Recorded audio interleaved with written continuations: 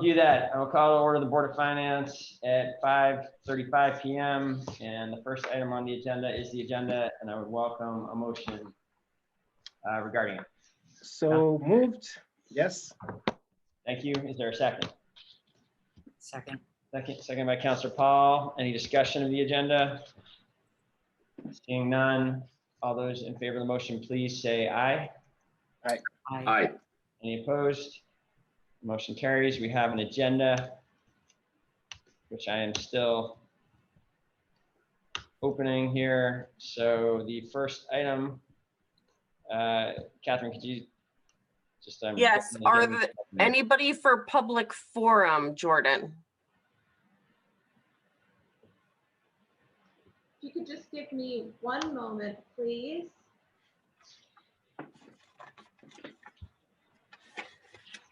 In the box, I'm not seeing any.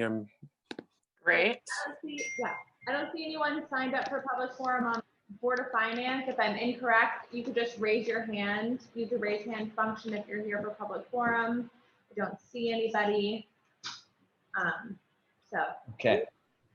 Given that, I will close the public forum and we'll move to the consent agenda, which is, we don't always have a consent agenda on the Board of Finance, but there are a number of minutes to approve that we want to try at least to see if they can be adopted in one motion.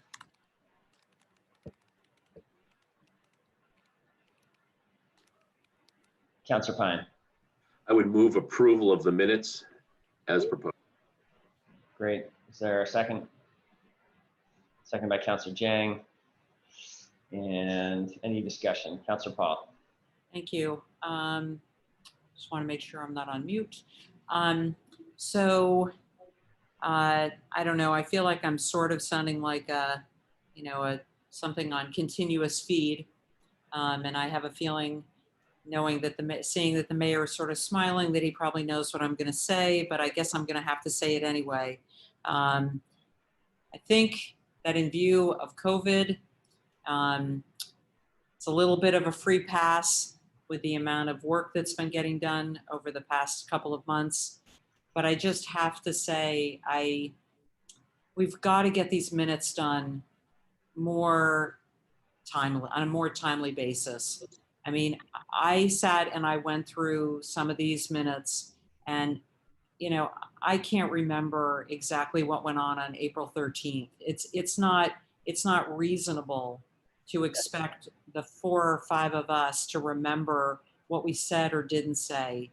And I mean, I'll go along with this, but we can't keep doing this. It's not fair to us, and it's not fair to the public.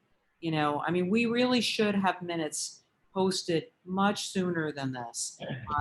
Yes. Same thing goes with the council. I'm not going to make like a big deal out of it, but we can't keep doing this. Catherine, did you want to speak to this?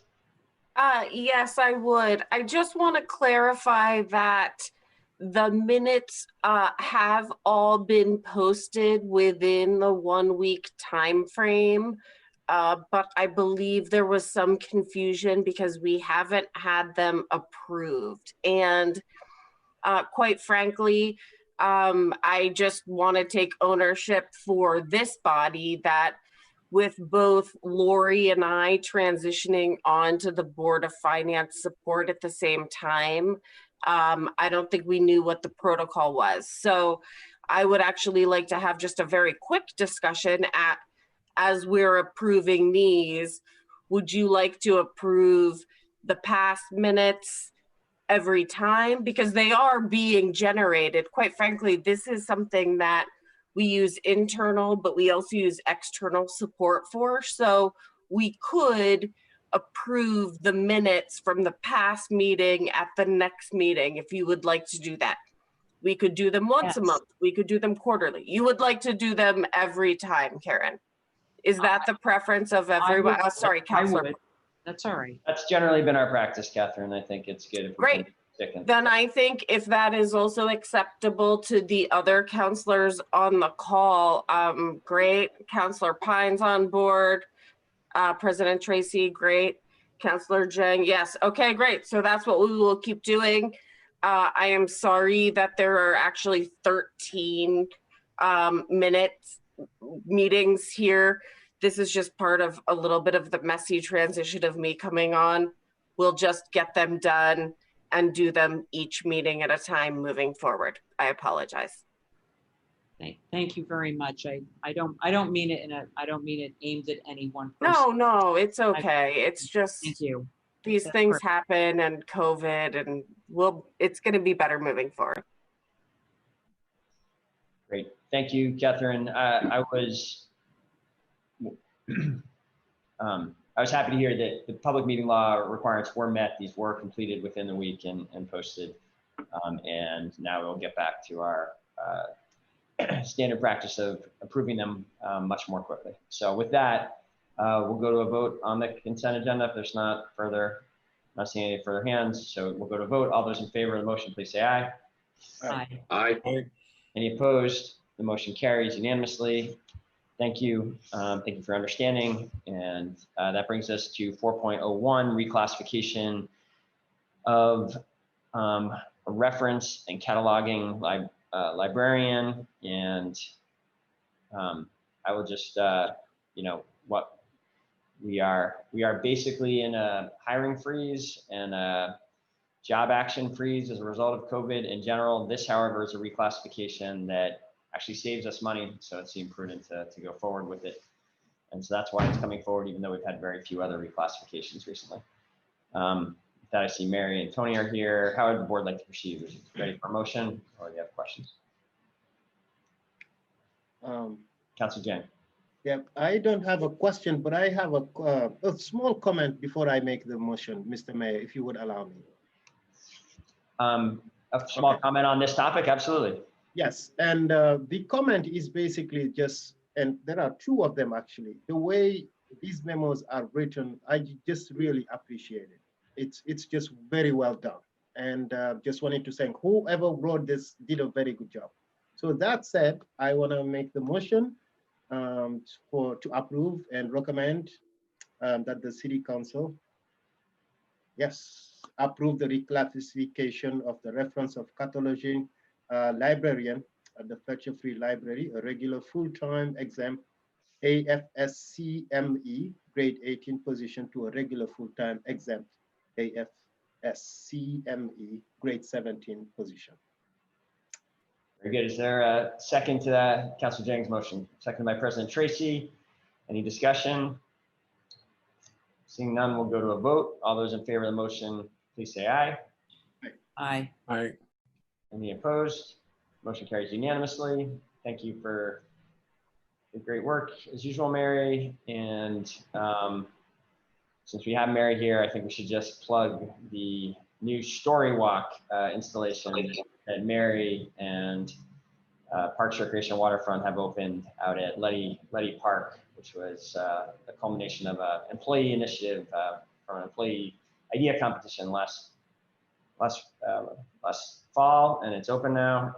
Anything else you want to share on that, Mary? So we don't have you here all the time. No, I know it's been great, and actually we've the media's picked it up, and we're getting a lot of media play, and people are out there using it, so it's great. So just park in the northeast corner of Letty, and the sign's right there. And there's a wonderful book, Pie is for Sharing. Local illustrator Jason Chin illustrated it, and it's a beautiful book, and it's a fun activity, and we're gonna have change the books out a few times a year. So awesome, great. All right, thank you, Mary. Councilor Pine. I should have asked this before we voted, but I still think it's a question that I'd like to ask, and that is, was this change discussed with the ASME local, and are they involved in the process of reviewing this type of change? yep, Tony, I think you want to answer that. Tony did talk to them. Yes, I had a conversation with Damien, the FCME president, and he saw the memo as well, and everything is good from the union side of things. Mostly, just nothing is really being taken away, in terms of a job. So they felt good about it. Thank you. All right, thank you, Tony and Mary. We'll move on now to 4.02, Parks Public buildings and downtown trash receptacles. I would welcome a motion if we're ready on this item, or how would the board like to proceed? Would you like a summary first? I think a summary would be helpful. Okay, great. Who would like to take the lead there? We have a full cast here. Could either be Derek or Lee. Do you want to take that? I'm happy to. Lee, you good with that? Welcome, Derek. Go ahead. Thank you.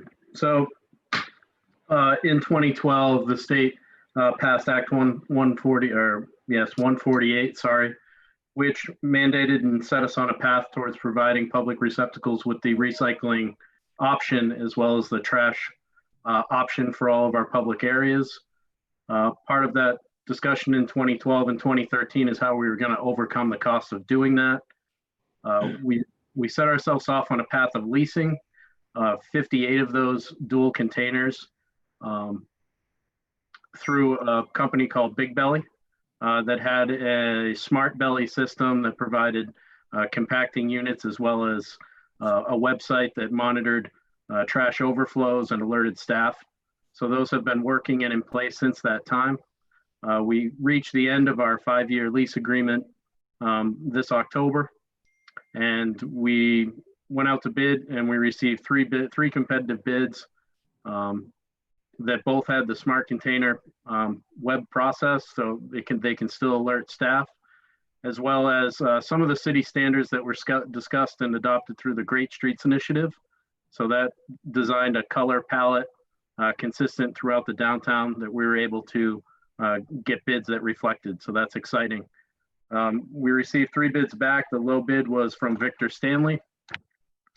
They came in at a little over $97,000, about $98,000 to outright purchase these containers, which made us feel good that we're setting ourselves on a path where we're actually acquiring some assets that will last longer than the 5 years, and we won't have to go through another process to, again, discuss whether we're leasing or purchasing in the future, and we're saving some money in that process. So the final bid. So these trash containers are located throughout the downtown, as well as in many of our parks throughout our park system.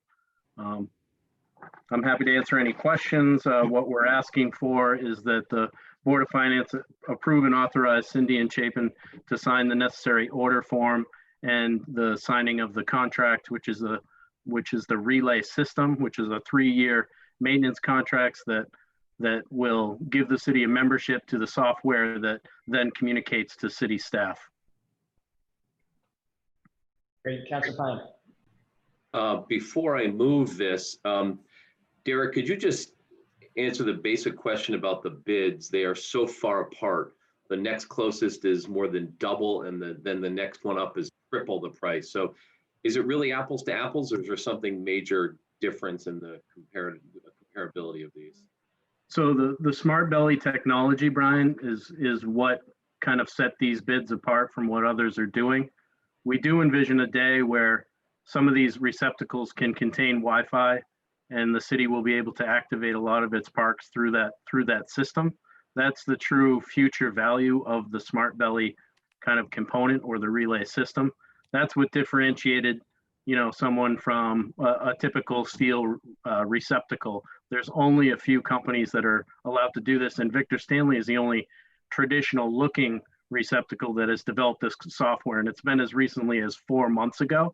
So they're really promoting and offering discounts to municipalities that are considering purchasing their receptacles. Thank you, that's helpful.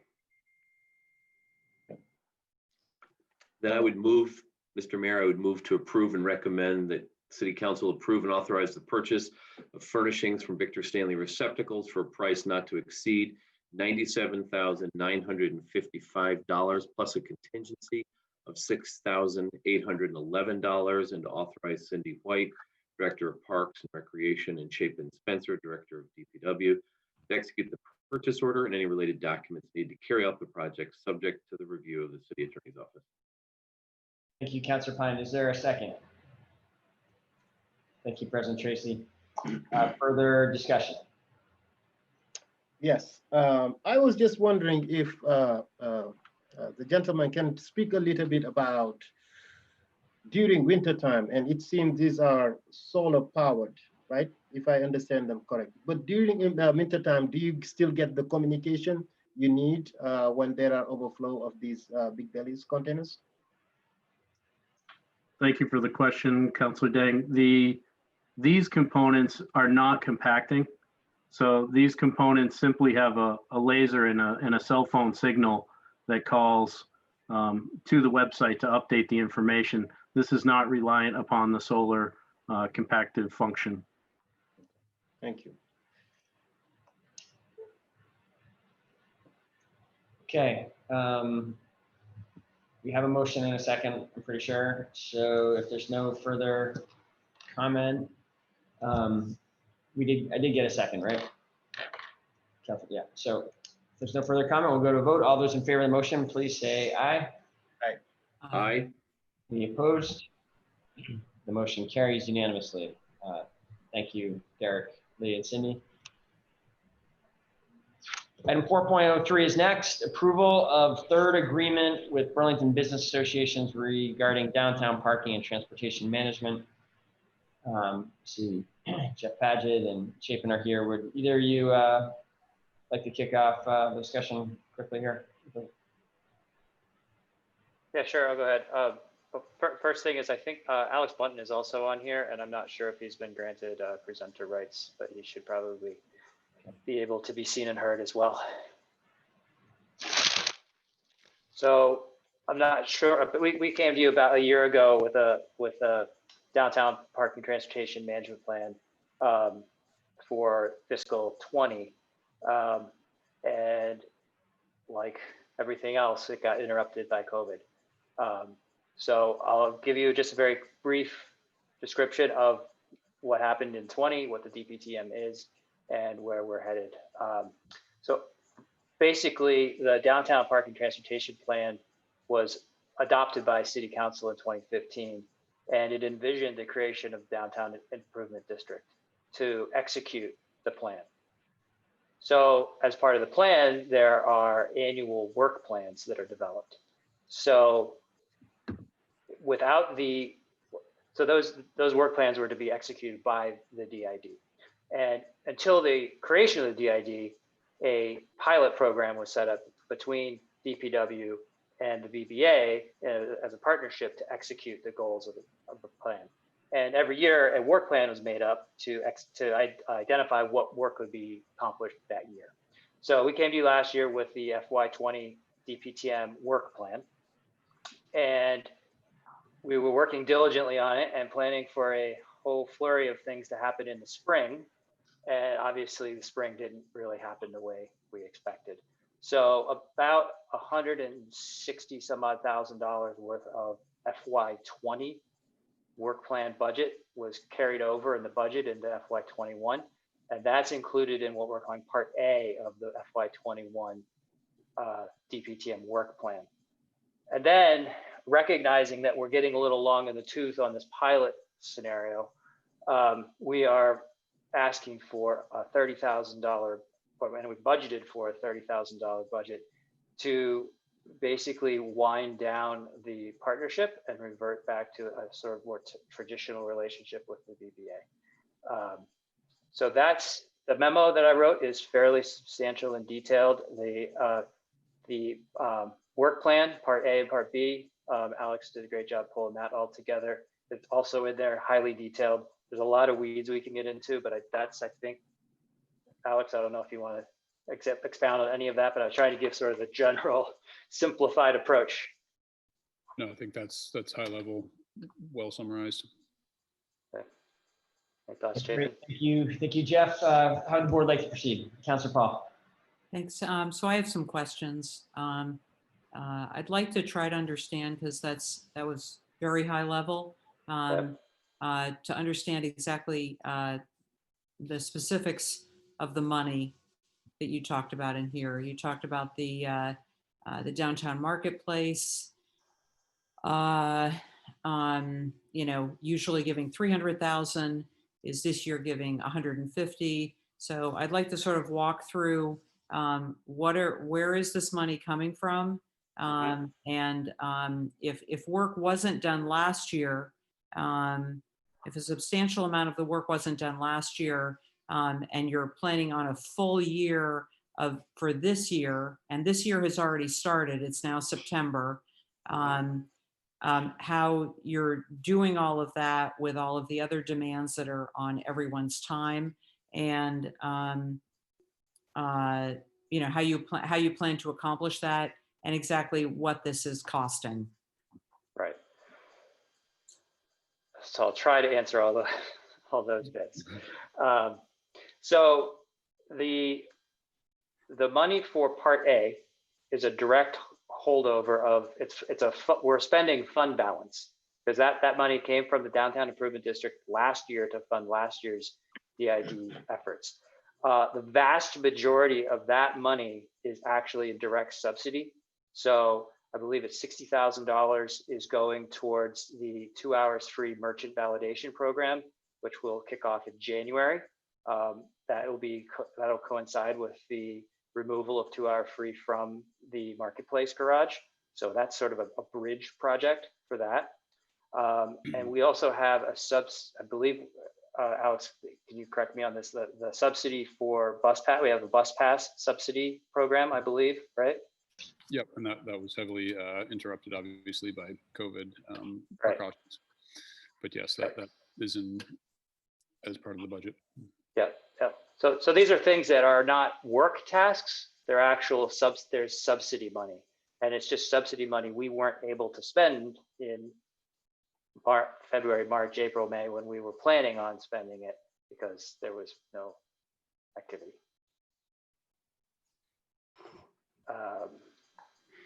What was the rest of your question? I'm sorry.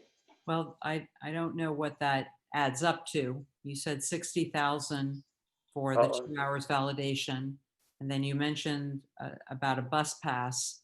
What's that cost? What are we into that? How much is that in there, Alex? We had, I think, 12 grand in there for the bus pass program for the TDM. Right. Okay, so that's $72,000. You had talked about 160,000 in the FY20 budget that was carried over for A. So where is the rest of the 90,000? Right. So that's Yeah, I can. Yeah, you want to speak to that, Alex? Yeah, if you want me to, I'm staring at the budget here, so I'm happy to roll through that real quickly. So yeah, there's 12.5 grand for a TDM program that we were working directly with CAPMA and GMT on. That would be direct subsidies. We also had 15,000 budgeted for improved bicycle parking, which included secure bike parking in Marketplace Garage and a variety of other recommendations that we got from a report we did with Local Motion a year or two back. There was 60,000 for the validation program that Jeff mentioned, and 40,000 for a branding and wayfinding project that's currently underway. That's been in order to improve signage in the municipal garages. And the remaining time, project management time for that on the BBA side was 35,000. So that roughly, those are obviously all high level numbers. There was 2 other aspects in there that included a small amount for CAPMA and their work on a survey, and some work we've been doing with the Transportation Research Center at UVM for data collection. And so 35,000 for project management, 8,000 for subcontractor, and 127,000 for subsidies for executing. So excuse me, thank you. It sounds to me like you put the $60,000 figure in twice. You mentioned it first, and then you mentioned it in reference to Local Motion. So I'm assuming that's the same 60,000. Nope, sorry. Yeah, maybe it got crossed with what Jeff said there. So it's single time, same thing that Jeff mentioned there. Okay. That's related to the validation. So the only of the 160,000, $35,000 is going to the BBA as an organization. That was all approved last year, correct? That's the Okay. remainder of our project management. All right, fee. so now we go to this year, and there's another 200,000. How is that being broken down? No. So No? Okay. yeah, let me jump in here for a second. So part A, which is the literal, we took FY20 work and put it in FY21. So it's the same exact work that just didn't get completed in Okay. FY20. So that adds up actually to $171,000. Okay, 127 of it is direct cash subsidy that's going to the buses and the 2 hours free and a couple other things. And okay, then $35,000 is going to BVA for their ongoing support with communication, the website, a whole host of PR type of stuff, for lack of a better word, not to be overly simplified.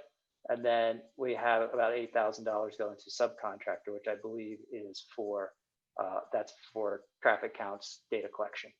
okay. Yeah. And then for FY21, $30,000 total. the total is 30,000. Total is $30,000. Okay, and of the 30,000, what of that is going into direct subsidies? None. It's going into BVA for basically transitional activities so that we can wind down the partnership. So working with us on the on communications related to the integration of parking services from the police department into DPW, that's going to require some outreach efforts by them. It's also working with us on communicating out the 2 hour free validation program. There's a whole variety of things that we need help with getting word out on.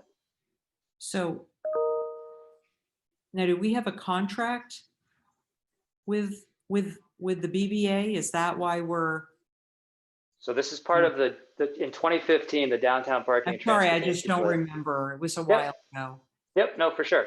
And this is not, I would agree, it's not typical. So I appreciate your question. So 2015, the DPTM, Downtown Parking Transportation Management Plan, articulated the vision of the DID.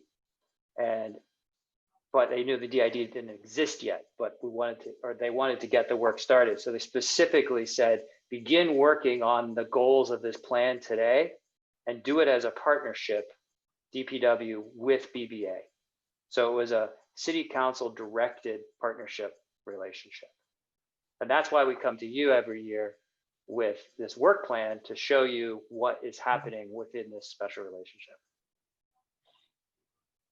Okay, well, I mean, obviously, I think, the idea of direct subsidies are what I think we all envisioned this would go for. It seems as though, 35,000 on top of 30,000 seems like a significant sum. And this is the last year that would be happening. That's right? Correct. Okay, all right. Thanks for the information. Sorry to take up so much time. Oh, I'm sorry. You also asked about DID money being cut in half. So the DID funding historically has been around $300,000. I believe it's 9% assessment. And they've cut that to 4.5%, basically yielding about $150,000.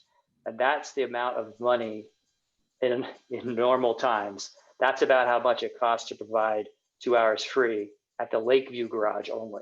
Mm-hmm. So this was part of the, it's always lots of moving parts, right? So one of the moving parts was, okay, we're going to keep DID money says you have to have a 2 hour free program. So we're maintaining the 2 hour free program at the Lakeview garage, but using the DID subsidy to help support the transition of the marketplace away from 2 hour free. Okay, thanks. I know there are others that have questions. Thanks so much. All right, I saw President Tracy a moment ago, and I see Councilor Jang and maybe Councilor Pine, but we'll go in that order. President Tracy. Thanks, Mayor. I have two questions. The first of which is about the expanded bike parking. Just wanting a little bit more clarity on what's going to be happening with that. I think we could stand to improve that. I think that even more so than with people driving. People want to have, when they bike, they want to have something that's really close. And if it's not there, then they just tie up to whatever it might be, whatever might be closest, resulting in some maybe not necessarily safe or obstructions. So I'm just wondering if you can clarify what you're thinking in terms of expanding bike parking, and if that will include any secure bike parking. Right. So we have already purchased $5,000 worth of bike racks that need to be installed, and we have a list that was provided by Locomotion of places where they would like to have where more parking would be needed. The challenge with the list that they provided was a lot of it is on private property, or the locations are challenging for some other engineering or situation. So we actually have a short list of locations to install new bike racks. And there's bike racks sitting at DPW right now. So it's just a matter of when this traffic crew has the manpower to get out and actually get those installed. So we have tangible hard assets getting ready to be installed in the right of way soon. With respect to secure bike parking, there is a specific task in the work plan for putting a locking. There is bike parking in the marketplace garage. There's those boxes, and there's a work plan item to make those smart, to put the electronics inside those. The cost of that exceeds what was budgeted in the DPTM. So we're looking at alternative options, maybe doing a cage system or something like that. But that's a little, so the secure bike secure bike parking is more of a challenge. Although it's in the scope and we're attacking it, there's a little more gray space around that than there is the bike racks. Okay, well, I'd encourage exploring maybe that cage system that may have a higher capacity amount than maybe those bins would. Right. Other issue that I had was just that there was expanded wayfinding in the garages. And one of the things about getting rid of the 2-hour free in Marketplace was that the other two garages, Lakeview and College Street, will continue with that. And so it seems like there would need to be a wayfinding to get folks to those garages in order to not only just let people know that that is there, but then also to deal with the issue of those garages continuously being undersubscribed, or at least people not using those garages. So I'm just wondering if the wayfinding is strictly for in-garage, or if there will be additional wayfinding to push people to get to those garages so that they don't circle around looking for parking elsewhere. Right. That scope of work is specifically for interior wayfinding and brand making for the insides of the garage to improve the visitor experience while they're in the facility. And part of it is specifically to graphically, cosmetically tie the garages together in a more uniform way and communicate to folks in the Marketplace garage that there is parking at the Lakeview garage, because the Marketplace garage in normal times does fill up quite frequently. So we do need a better way to communicate with folks that are trying to get into the Marketplace garage how to get to Lakeview and College. And we do have the green monument signs they've got the brains in them. They don't have the power yet, and they just tech services just put a scope of work out, and they got no bids on it. So we're having challenges getting those signs. Once those signs get up, that should help. And we are incrementally putting up smaller signs. We just modified the sign in front of City Market, and we've installed a couple of other intermediate wayfinding signs in the right of way to get people to Lakeview. We're just hesitant to go sign crazy. We're easing into it. So we fully understand that there's a directional problem getting to Lakeview. Yeah, and we have done some work putting up sandwich boards as well around town to try to lead people to those other facilities. Okay, thank you. Okay, Councilor Jang. Yes, it will be quick. And the one is about the signing actually. And was just wondering if it includes some French language into it. Does it exist so that it's welcoming to tourists and people like that? Yes. Yeah. Okay. Yeah, we're still working on that. They're still working on the design. But yes, understanding that we have to communicate with all of our customers is important. Okay. And now in downtown, at least we have some private parking spaces. And I wanted to know the correlation between the city and their work and also their involvement in DID, if any. Right. Well, one of the work plan tasks that's coming forward from FY20 is coordinating with private lot owners and coming to relationships with them so that we can in some way work together. So we are already doing that with Champlain College at 194 St. Paul Street. We split revenues there. They own it. We run it. We're working with parks right now so that I don't want to get in the weeds, but Park Mobile, we have a Park Mobile, they had a Park Mobile. So we're working with parks to move their Park Mobile zone into our Park Mobile. So we have one Park Mobile for the city, and then we administratively split the money. So that's sort of like that's a third party, let's say. It's not private. So as we work through these relationships and understand what it means to come together and run a parking operation, there are a number of lots downtown that we've got our eye on that we could explore these relationships. Relationships that seem like they should be simple, but are always more complicated than. Exactly, I completely understand. And lastly, this one is also for the mayor and both for you. With all that is going on currently in the city, I was just wondering if you still have an open line of communication or if you meet on a regular basis with BBA. Does it exist in your scope of work, and mayor as well? Do I meet regularly with the BBA? I do. I meet basically once a month with the BBA with leadership and try to make sure we're coordinated on downtown issues since there's such shared interests between the city and the downtown business community. So yes, we're in good touch. And Alex and I meet once a week, and I try to go to the Church Street Marketplace Commission somewhat regularly. So there's a real effort to communicate and share knowledge. Wonderful, thank you. Okay, Councilor Pine, and I am mindful we're starting to get a little bit tight. We have a ways to go. So Councilor Pine, and then hopefully we're ready for a motion. Oh, you're muted, Councilor Pine.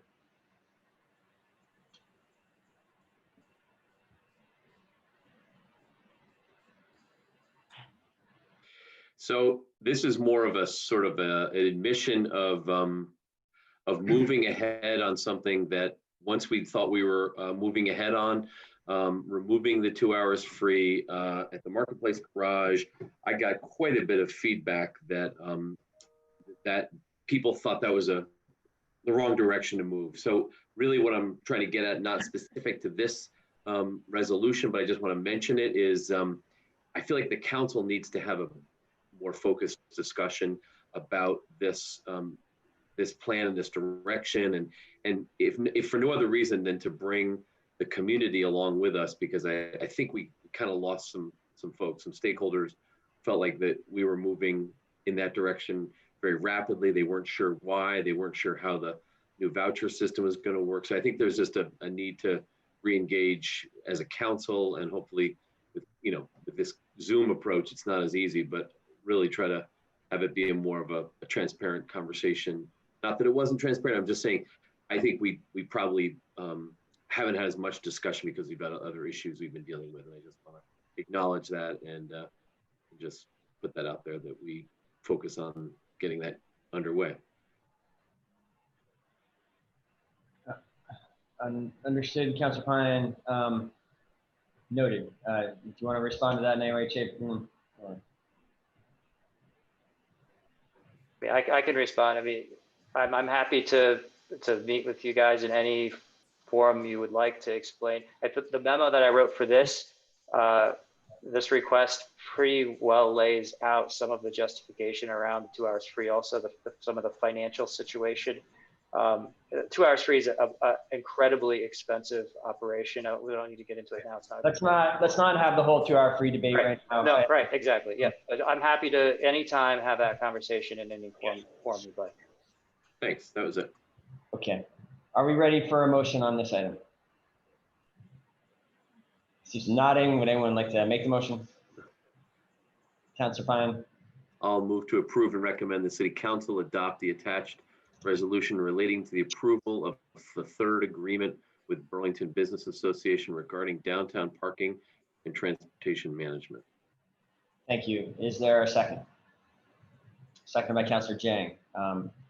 There's no further discussion. We will go to a vote. All those in favor of the motion, please say aye. Aye. Any opposed? Motion carries unanimously. Thank you all for the presentation. And I do know I think part of the complication with the conversation is that there was supposed to be an attachment to the memo that doesn't appear to have been posted on board docs. So I think it might help sort of retroactively, just for the record, to get that posted there that had some of that budget detail that was ended up discussing. So I'm going to move now to 4.04, increasing the solid waste generation tax for fiscal year 21. Another DPW item. Councilor Pine. Speaking of retroactively, that's what this is attempting to do, is to to approve and recommend. I would move to approve and recommend the City Council adopt the corrected amendment to Chapter 14, subsection 14.2B, to reflect that the FY21 solid waste generation tax be retroactively applied to July 1, 2020. Very good. Thank you. Is there a second? Second by President Tracy. Any discussion of this item? Seeing none, we'll go to a vote. All those in favor of the motion, please say aye. Aye. Any opposed?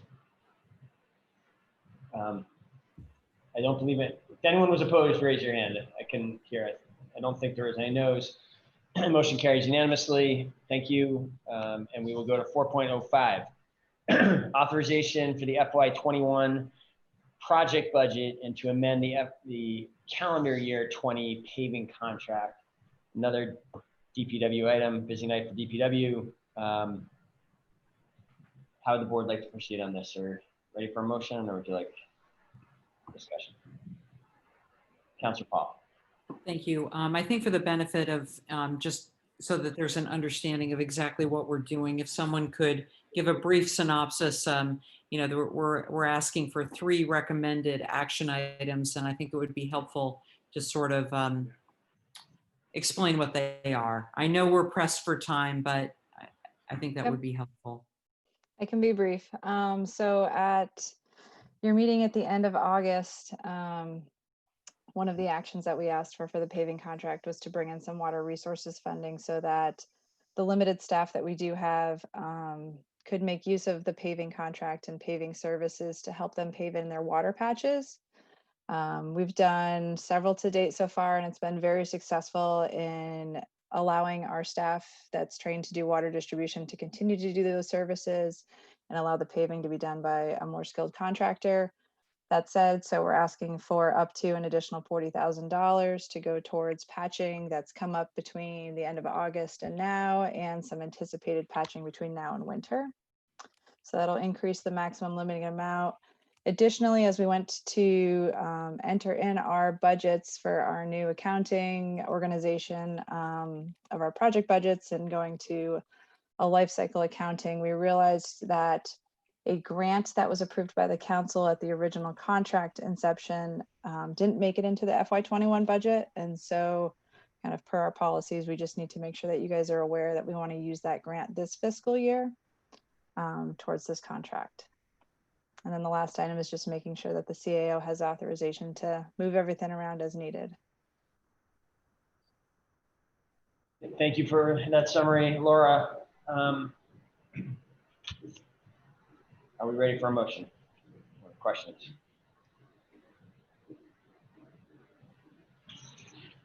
Councilor Paul.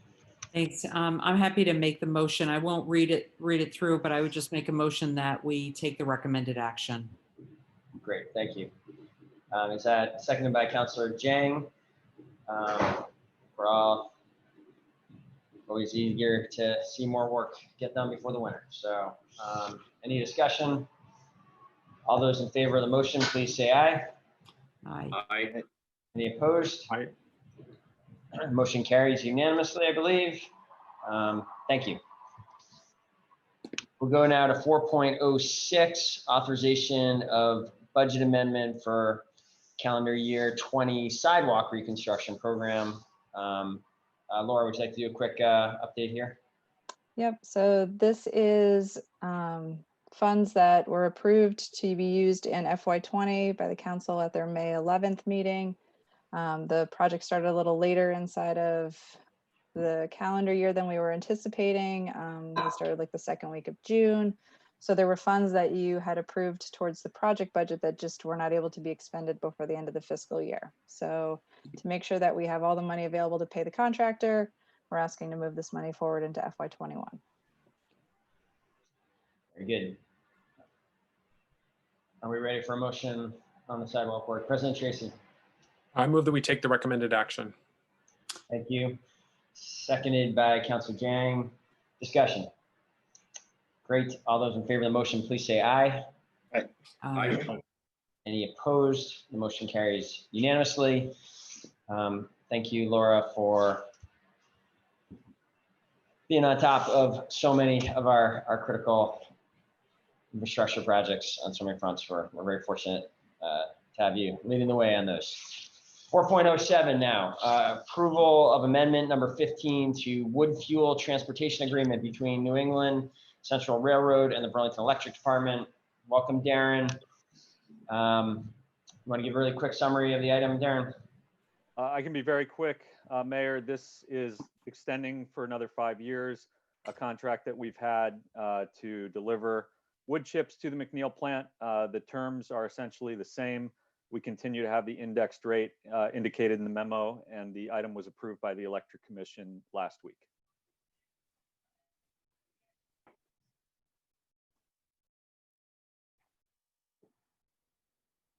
Thank you, Councilor Paul. Thank you. So I'll make the motion to recommend the City Council approve the attached resolution. Although I have to say, Darren, I can't believe it's been 5 years. That 5 years went by way too fast. Can't believe it's been that long, but with that said, I'll make the motion to approve the resolution and forward to the City Council for its approval. Thank you, President Tracy. I was just seconding. Okay, sorry, great, thank you. So we've got a motion, we got a second. Now, is there a discussion? Yes. Jane, go ahead. Yes, so thank you, Darren. I think this memo is great. But I was just wondering if you can speak to this agreement dated since, I don't know when, the 80s or even before. And it seems the price then is still the same as of right now, $4,100. Had there been any increase or no? Why did it stay the same? Or we? So I have some folks with me from McNeil who have more institutional knowledge and could probably better answer your question. So if Betsy or Dave want to jump in, or Paul Pickna, if they're on the line. Sorry, do you need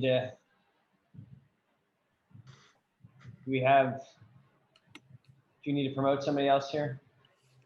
I'm sorry, Paul Pickney here. I was waiting for Betsy or Dave. Sorry for the delay. I don't have exact details. However, there have been increases over the years. It has not been static. Wonderful.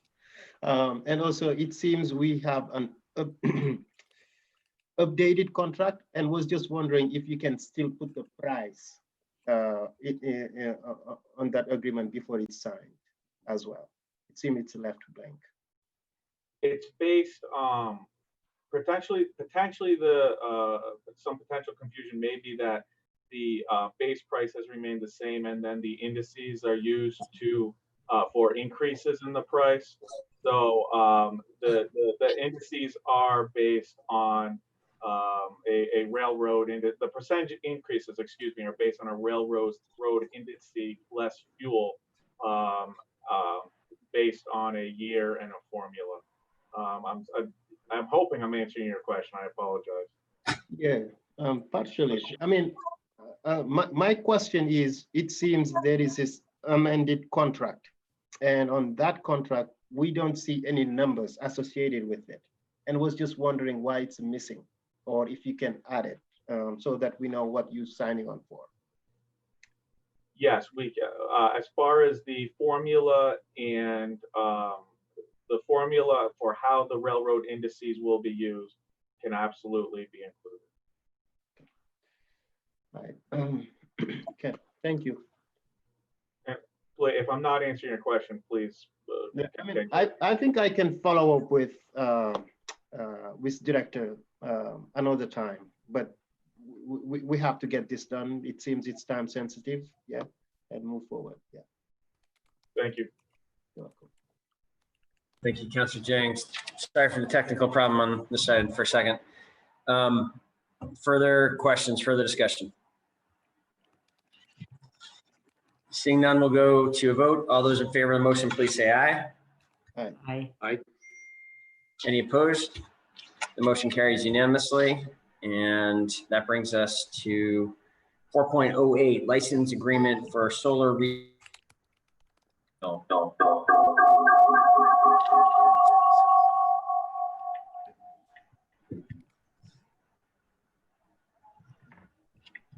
All right.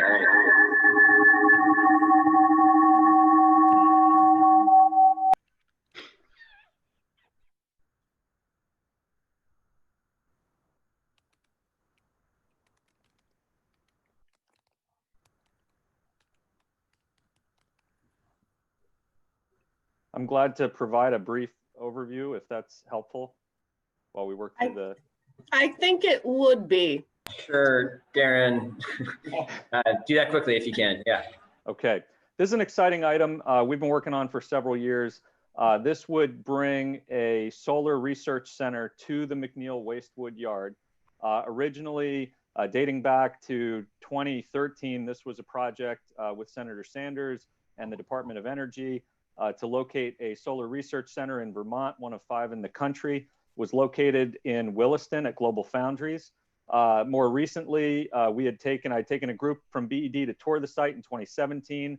And then more recently, the land on which the site was being used had a different purpose, a different underlying purpose, and the facility in Williston was being removed. And we worked with a coalition, including the University of Vermont as a key partner, as well as Senator Sanders' office, the Department of Energy, Solar Technologies Office, Vermont Technical College, and worked on a concept to bring at least a portion of the assets of this research center to Burlington. We've been successful, it seems, in getting the Department of Energy to agree to transfer these resources to the University of Vermont's custody. And the item before you is to license for 5 years the use of space at the McNeil Wastewood Yard to host this solar research center in partnership with UVM. And we have already received approval from our commission related to the power supply portion of this agreement on last week. And that will provide us a net benefit for BED from the solar power of between $1,200 and $2,400 a year in exchange for using the site at McNeil free of charge. Glad to answer questions if there are any. Great, thank you. Thank you, Darren. Councilor Jang. Yes, thank you, Mr. Mayor. And I think this is the memo that I was referencing to, how well it is written. All of them are, but particularly this one. And I was just wondering, there are a couple of things. They're more like comments. Instead, when you cut 4 trees, it is recommended to put 8 trees. You know what I mean? So it seems you will be cutting 4 trees, but you will be adding more trees. And this is maybe room for improvement. And also the other aspect is about how do we make sure the community know more about this outside of just this memo, but maybe through the NPA, because this is amazing, this is great. And the other aspect is also how do we bring BTC, because we see Vermont Technical Center, but how do we bring it back locally, involving Burlington Telecom, Burlington Technical Centers, as well as the City and Lakeside semester. I mean, I think those are room for improvement in the future, but this is something amazing that everyone needs to know about. Thank you so much for all you do. Thank you, Councilor. And we would love to form that partnership once we get this installed. Great recommendation. Councilor Pine.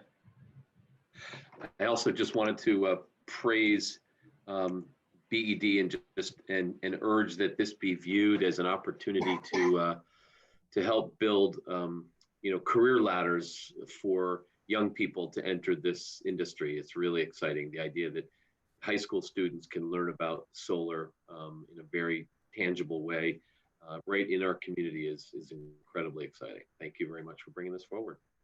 Thank you, Counselor. Is great. Are we ready for a motion on the item?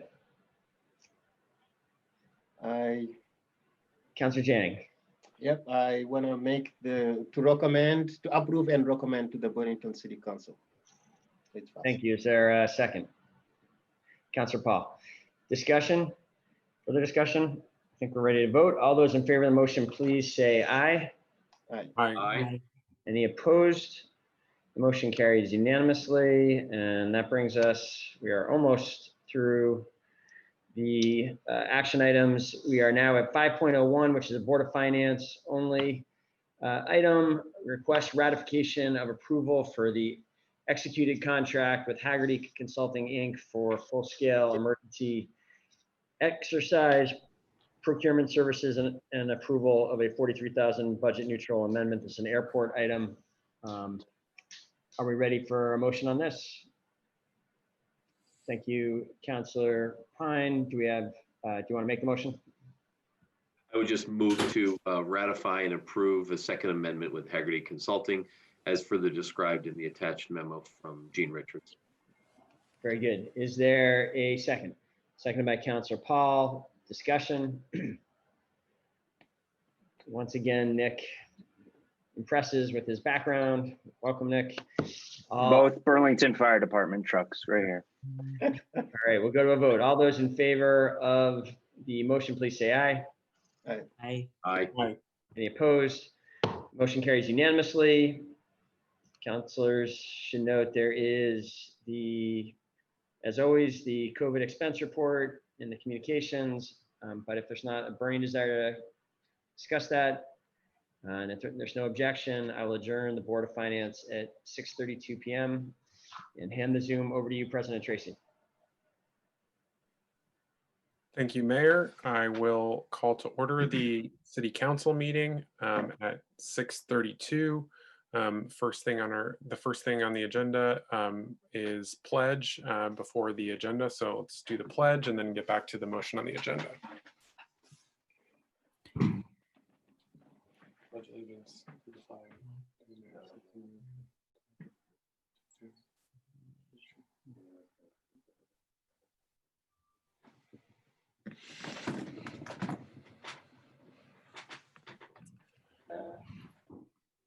All right, now let's dive into the next item on our agenda before we get into the conversation around City Place.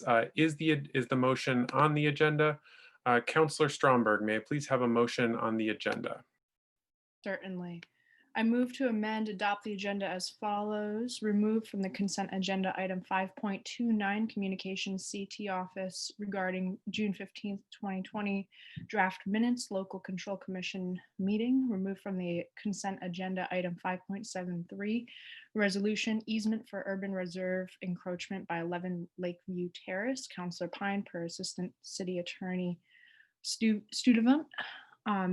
Note revised version of agenda item 6.02, resolution and analysis of establishing overdose prevention sites in Burlington. Revised councilors Paul, Tracy, Shannon, Carpenter, Hanson, Stromberg per city attorney's office. Add councilors Mason and Paulino as co-sponsors to this agenda item per councilors Mason and Paulino. Add Councilor Hightower as a co-sponsor for this agenda item per Councilor Hightower. Note proposed amendment for this agenda item per Councilor Hightower. Add Councilor Paulino as a co-sponsor, for the agenda item 6.06, resolution extending COVID-19 emergency order, limits on gathering size and alcohol sales per Councilor Paulino. Add to the agenda item 11.02, communication Eileen Blackwood, City Attorney regarding BPD personnel matters, verbal. Expected executive session per City Council President Tracy. Add to the agenda item 11.03, communication Eileen Blackwood, City Attorney regarding 7 days open meeting law complaint, verbal expected executive session per City Council President Tracy. Thank you, Councillor Stromberg. Is there a second to our motion on the agenda? Seconded by Councillor Paul. Any discussion of the motion on the agenda? Okay, hearing none, we will go to a vote. All those in Councilor favor? President Tracy? Yep. I did have a further amendment to offer. Sure, Councillor Shannon, go ahead. Thank you. I'd like to move up item 11.03, which is the communication from Attorney Blackwood on the 7 days open meeting law complaint. I think that's of public interest, and so I would like to move that up to item 2B. 2B. Right after the city place update. Okay. All right, so you would like to move it up there. Okay. Okay, so is everybody, so are you making that as a formal amendment to the motion, Councilor Shannon? Yes, I am. Okay, so we have a motion to amend the original motion on the agenda. Is there a second to that motion? I'll second. Seconded by Councilor Mason. Any discussion on the amendment? Okay, hearing none, we'll go to a vote on that. All those in favor of moving this item to right after the city place update, please say aye. Aye. Aye. Any opposed? Hearing none, that passes unanimously. We're back to the original motion on our agenda. Although, is there any further discussion on that? Okay, hearing none, we will go to a vote on that. All those in favor of approving our agenda, please say aye. Aye. Aye. Aye. Aye. Any opposed? Okay, hearing none, that passes unanimously, and we now have our agenda, and we'll move to item number 2, our 2.01, which is the update on City Place. I believe we have some legal counsel with us, Mr. Heath, as well, and I believe the administration was also going to be sharing on that. So, Mayor, I don't know if you wanted to go first, or if you wanted me to just turn it right directly to legal counsel. Thanks, President Tracy. I do think the update this meeting is primarily about the suit that was filed last week, and making sure, if councilors have any questions about that, this is a forum for answering them. So I would turn it over. I think Jeff Glassberg may have some minor additional updates. I'm not sure, Jeff, sorry if you do, but so did you guys, I actually wasn't sure should we send it to Mark first, or? Okay. We'll Mark first, yes. Yeah. All right, good afternoon, folks. Happy to meet with you again. So since we last spoke, we wrote to our BTC Mall Associates advising that they were in default of the development agreement. And we demanded that they proceed with providing the city with the public improvements that they had promised to do under the development agreement. We did not get a response to that letter. So we began working on a complaint on Friday, September 4th. We did get a letter from Mr. Sinex himself stating that he was attempting or was terminating the development agreement unilaterally. And he was also notifying the DRB that he was withdrawing or revoking his DRB permit. That was the only response we got to our letter. So at that point, we finished up our complaint. That was a Friday on September 4th, was a Friday. So the next business day, which was Tuesday, September 8th, we proceeded to file our complaint in the Chittenden Superior Court on behalf of the city against BTC Mall Associates. And we also filed a motion for specific performance via what's called a preliminary injunction, asking the court to order the developer to build the public improvements that it had contractually obligated to provide the city pursuant to the development agreement. We also added a request for declaratory relief. We want the court to rule that BTC Mall's attempts to unilaterally terminate the development agreement were ineffective. Our view was that BTC doesn't have the right to unilaterally terminate the agreement. And so we added a complaint for declaratory relief to our complaint as a result of the letter we'd received the previous Friday. So that was all filed on Tuesday, September 8th. Coincidentally, or not coincidentally, but at the same time that day, September 8th, BTC Mall Associates itself filed a complaint against the city in Chittenden Superior Court asking for a declaration that essentially it had effectively terminated the development agreement and it had no obligation, any further obligation to the city to build its public improvements. So they filed essentially an attempt to enforce the Mr. Sinex's letter of termination. So those are the legal steps that have occurred since we last met. I'm happy to answer any questions you have about the details. I think we kind of went over it last time, but our position is the development agreement is very clear that the developer has an obligation to provide the public improvements, and those are the connections of the streets, St. Paul and Pine Streets, to reconnect those and to make further improvements along Cherry and Bank Street. That's in the development agreement. That is irrespective of whether or not the private improvements are constructed. They're not, one doesn't follow the other, they're not linked. So his obligation to build the public improvements exists regardless of whether he is building the private improvements. We also, as I mentioned earlier, included in our complaint and our motion for preliminary injunction is we want it clear that the city's obligation to reimburse the developer for these public improvements is subject to very specific conditions, which it appears the developer is not going to be able to meet, and therefore the city's obligation to reimburse, in our view, no longer exists. So that's what's been filed.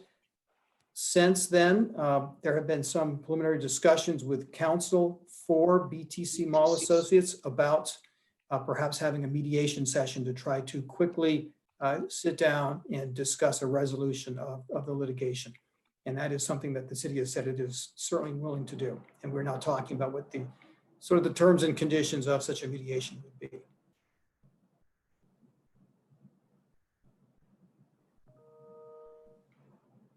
Thank you very much for that.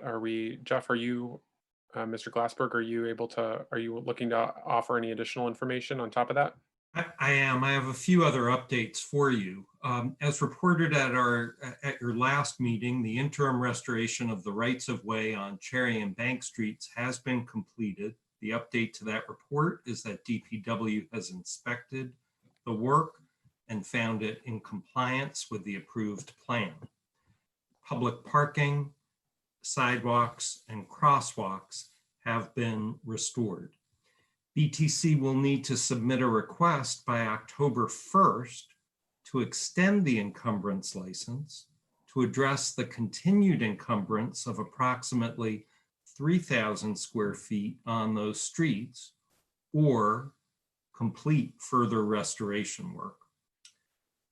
Secondly, representatives of BTC conducted a pre-application meeting with staff from the Departments of Permitting and Public Works to review the process and timeline for submission of revised plans for the project.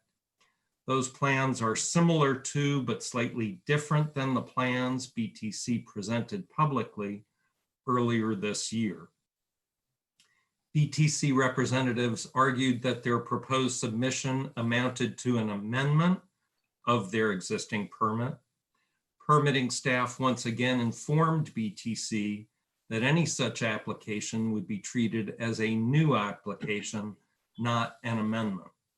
That meeting occurred on September 3rd. As Mark noted in his update, then on September 4th, Don Sinex, on behalf of BTC, sent a letter to permitting seeking to relinquish their existing permit. Further on that score, earlier today, the Department of Permitting responded to BTC, informing them that because they had commenced construction under the terms of their existing permit, and that construction was to accomplish demolition, BTC could not now relinquish that permit. Finally, Despite repeated requests, the representatives of BTC have failed to provide the city, one, documentation regarding ownership and control of the BTC entity, nor two, any financial information regarding BTC and its proposed project. As a result, the city cannot be certain who is authorized to act on behalf of BTC, nor even the elementary financial feasibility of their proposed plan. And lastly, I know I said finally, but I'll give you one more. There does continue to be unsolicited outreach from third-party developers seeking information about the status of the project. Okay. Thank you, Mr. Glassberg. Mayor, did you have anything that you wanted to add before we go to councilor questions? I do not at this point, President Tracy. Okay, wonderful. So I had Councilor Jang in the queue first. If other councilors want to get in the queue, okay, I see Councilor Carpenter and Pine. I have you. Others, if you're interested, let me know. Go ahead, Councilor Jang. Thank you, President Tracy, and thank you, Mark, for being here. Jeff, thank you as well. And City Attorney, please cut me off if my questions are not appropriate for the public, okay?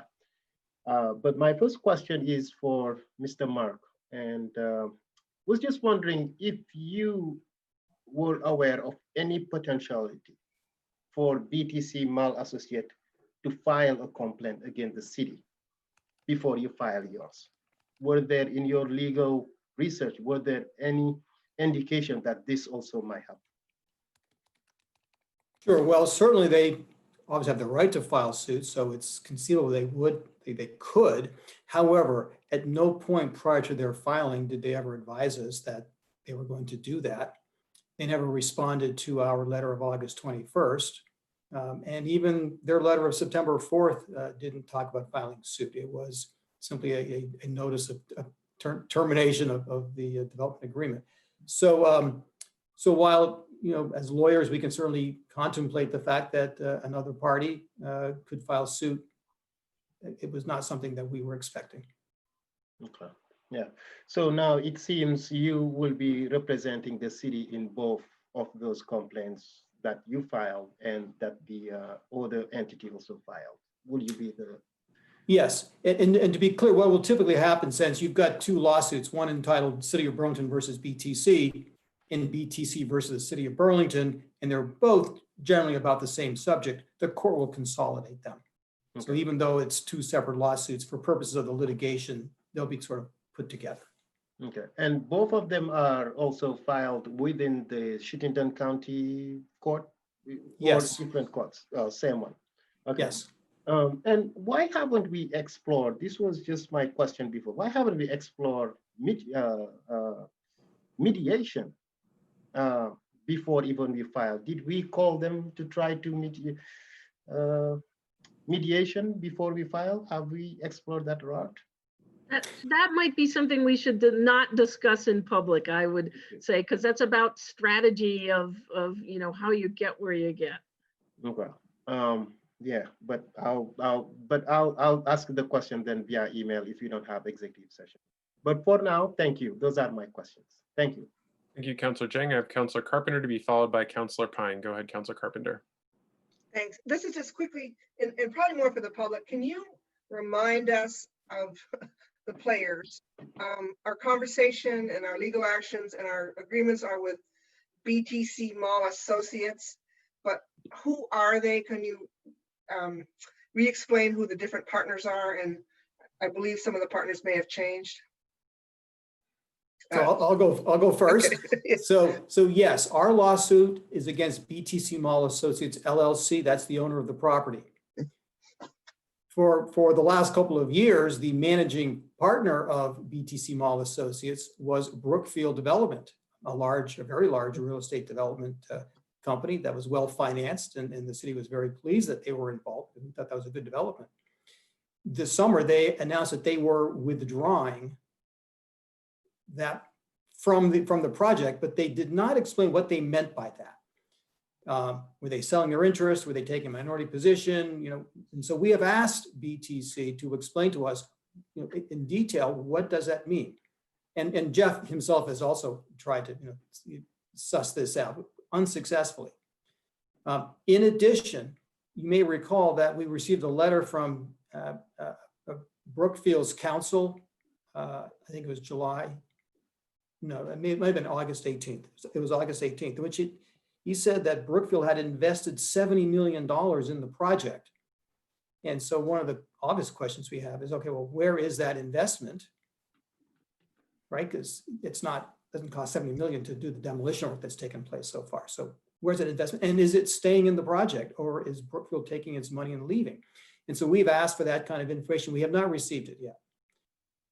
In addition, and this is again what Jeff was talking about, there are 3 local businesses that have expressed an interest in participating in this project. They've referred to themselves as in various ways, but we have not really gotten a clear statement of what their role is, you know, what's the organization look like, you know, things like that. So part of the concern we have is we need that information before we can actually have a meaningful mediation. We need to know who we're dealing with and what their stake is. Has Devonwood, and I understand Don Sinix is managing partner of Devonwood, he is also a partner? So his company is, yes, Devonwood. Okay. That's my understanding. Thank you. Okay, I have Councillor Pine in the queue. If anyone else is interested, let me know. Okay, Councillor Shannon, I see you. Is that Councillor Freeman? Are you looking to be recognized? Okay, okay, go ahead, Councillor Pine. Let me just check before I ask, Eileen. Much like Councillor Jang, I don't want to go down that path. It's confidential, but I want to just say the legal, or I should say, the nexus between private development and public improvements is core to the whole notion of TIF. That's factual. That's not confidential. Correct. How do you then say that they could build the public improvements without the private development? I feel like we coupled them, and then we're decoupling them. So how do you do that? I mean, Mark, I'm happy to let you explain, but the concept is, as Mark sort of said, they made an agreement to perform the public improvements, and they would get reimbursement under TIF under certain circumstances. Those circumstances, because of their delays, probably can't get met. So we're saying, hey, you still have the obligation to build those public improvements. Just because now you've done some other kind of delay, you might not be TIF eligible, which is where the nexus would be required. You may not be if you don't perform your private development in time to meet the TIF deadlines. But that's going to be your risk, and is in essence our argument. And I would add additional thought to that. Keep in mind that these public improvements were always going to be funded by this project, right? So if TIF financing was to be used, that was going to be paid back from, of course, the increase in taxes from the project, right? The project essentially is generating the revenue to pay for these public improvements. If they don't have TIF financing, then they're going to have to use the revenue from the project anyway to reimburse themselves for the public improvements. And then maybe this is Jeffrey, a question for Jeffrey. I want to just throw this idea out. Just because I'm looking forward, I'm looking to the future. And if we were to develop something with other partners and this moved forward, but we lost to the TIF, would it not be possible for the city to take just the city portion of the future growth increment in taxable value, and capture that to service debt, to service bonds? Is that possible? Yeah, I've been thinking about that as well, Councillor Pine. Obviously, it would generate less revenue, and we'd certainly need to go through that with the CAO and staff to determine what that might look like, but that would be a piece that might still be available. Okay, thank you. That's it. So Shannon.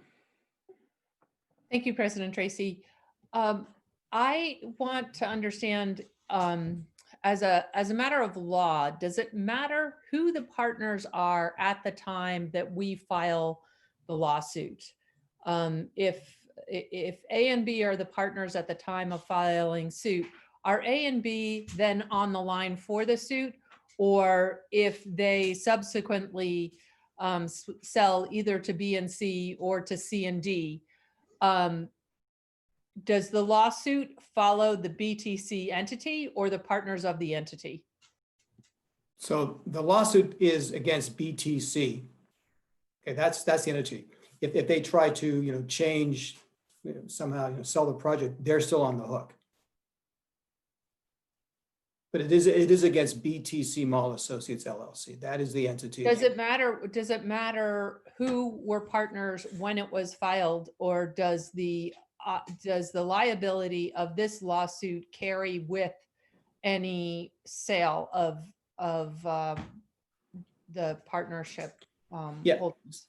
So the liability, of course, accrues when they enter into the development agreement, right? That agreement was entered into in 2017. This lawsuit is essentially a breach of contract claim, right? This is a written agreement that BTC Mall Associates entered into with the city, which we are claiming it is not in compliance with. It is, in fact, in default of that agreement. So our suit's against that entity. Maybe just to clarify just a little, no, it does not follow. If partners leave, it doesn't necessarily follow them. That may depend upon their individual deals with each other, whether somebody's on the hook later. But as far as we're concerned, just that entity, no matter who are the partners in it. And technically it's a limited liability company. And that's part of why that this may be confusing. If we had a deal with that named Devonwood as one partner and, Joe Schmo as another, then, they might each have their separate liability. But when you have a limited liability company, you have a company, it's what's in charge. It doesn't matter who owns it. They could have their own independent, like when somebody buys in, they might say, but you still have to pay me for this lawsuit. Then if the entity BTC Mall Associates declares bankruptcy, can they protect themselves by declaring bankruptcy and going on with their business and protect the partners in that way? Is that the purpose of limited liability partnerships? Is that how it limits liability? Can they all just walk away from this entity? Well, they limit themselves by being a member of a limited liability corporation, and that's the benefit of that corporate form. And people have the right, or business have the right to engage in that type of a business transaction. So they can limit their liability that way. As far as filing for bankruptcy, again, that would be for the LLC itself. Keep in mind, it is the property owner, though. It has a fairly substantial asset on the line here it can't just pick up and move. So there would be a lot of cost. But the only asset held by BTC Mall Associates, as far as we know, is the property itself. And so that is as far as the liability of the organization that we're suing. The limit of their liability is the value of the asset that they hold. Is that correct? I think that's fair to say, but keep in mind, this isn't really a lawsuit for money. I don't want to get into too much detail here. So this isn't a case where we are suing them for a big judgment. This is a lawsuit in which we are seeking to compel it to comply with its contract agreements, right? It's called specific performance. That is the main part of this case. Okay, so it's not about money necessarily. It's about forcing them to comply with their contractual obligations to build the public improvements. Yes, I understand that. I just kind of want to understand the limit of the value to them. So thank you. Okay, I do not have any other counselors in the queue. Is anyone else looking to ask questions? Counselor Mason, go ahead. You're on mute. Sorry. Thank you, President Tracy. I have two quick questions, one for Mark. Mark, when are you envisioning the mediation, or what time frame are you looking at for purposes of scheduling the mediation? Well, we're thinking fairly soon. I should say, typically mediation occurs halfway through a litigation after a lot of discovery has taken place, and then parties get together to try to settle the case.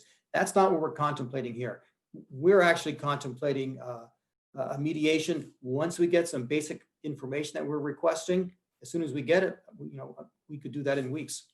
Okay, so I don't know when our next meeting is, but my hope is that we would have, as counselors would have an opportunity to maybe go into executive session and provide our own input in terms of a potential strategy. Okay, I see Eileen shaking her head, so good. Absolutely. My second question is for Jeff or Mr. Glassberg. I'm trying to understand what's going on with the Macy's site. They're all along, the conversation has been development of the Macy's site first, before the mall facility. My assumption is the permit they're proposing to submit or in pre-application relates to the mall site and not the Macy's site. Am I correct in that, or am I? You're correct. What was reviewed on September 3rd with permitting and public work related only to the mall site. And do we have any sense? So there's no permits been filed for Macy's as far as we know. That's stagnant? Correct. Okay. There have been representations to us that the ownership interests in the partnership that owns the former Macy's site, there had been a transfer of Brookfield's interest, but there again, we've received no documentation or confirmation of any of that. Is there any publicly available information relating to conversations with the tenant? I mean, we've always been told, UVM was sort of in a desire to move forward expeditiously. I don't know what has been said publicly, but obviously that concerns me. I don't know what's going on in terms of those conversations. I'm not able to shine any light on that. Certainly, the developers have made no representations about the potential reuse of that building, still including UVMMC. Okay. And further, just to shed more light on that, when I indicated that the plans they presented on September 3rd in this pre-application session with permitting and DPW were slightly different than what they had revealed to the public earlier this year. The change was the south building, which had been proposed as a hotel earlier this year, is proposed as a mixed-use building to include residential and office space. Am I correct? If the hotel comes out, does that take them out of Act 250 again? That's my understanding, correct. Okay. Thank you. Thank you, Councilor Mason. Councilor Jane, go ahead. Thank you. The first question is again for Mark. And we know the timeline in which, this litigation, they can take years, 2 or 3 years maybe. And would you recommend for the mayor or the administration to approach the developer around using the Macy's building for other purposes, knowing that there are already litigations going on? If the city, the community wanted to use the Macy's building, would you recommend us to approach them with ideas, or would you recommend to not even bother doing that? Actually, I don't have a recommendation one way or the other, to be honest with you. I haven't really thought about that particular question. It's a great question, and I don't really want to give up off the cuff. Okay, but would you look into it, maybe with the city attorney? Okay, thank you. All right, thank you. And yeah, the other question is for Mr. Glassberg, and it is specific to the other developers that approach the city. Are they the former developers that were working with Don Cinex, or these are new people? complete new. These are new entities that are aware of the project opportunity and aware of its current status and are seeking information about what may be the ultimate disposition. Thank you. Okay, I don't have anyone else in the queue. Any other counselors interested in asking questions on this? Counselor Paulino, go ahead. Hi there. My question is more for, I think, the public. If you're the developer, have you gotten any sense from them, from their suit, from the paperwork they filed, about whether they plan to argue about any what I would say is unanticipated change in circumstances, such as, COVID, to me, financing or lack thereof, or those seem to be like normal project things. Changes in demand for malls because of COVID or something like, the reduction of the effect of quarantining. Can you speak to that if you're thinking about risk here? I can certainly tell you what their allegations are in their complaint, and it does not include those types of arguments. Their basic argument is that construction hasn't begun, and therefore under the development agreement, they have the right to basically back out of the project. Our view is that construction has begun. And in fact, in the development agreement, there is a specific provision that talks about that once structural demolition occurs, they have to complete construction of the entire project. And so our view is that, of course, construction has begun. You can go out there and see it. It's just been halted. So that's really their primary argument to try to get out of the development agreement.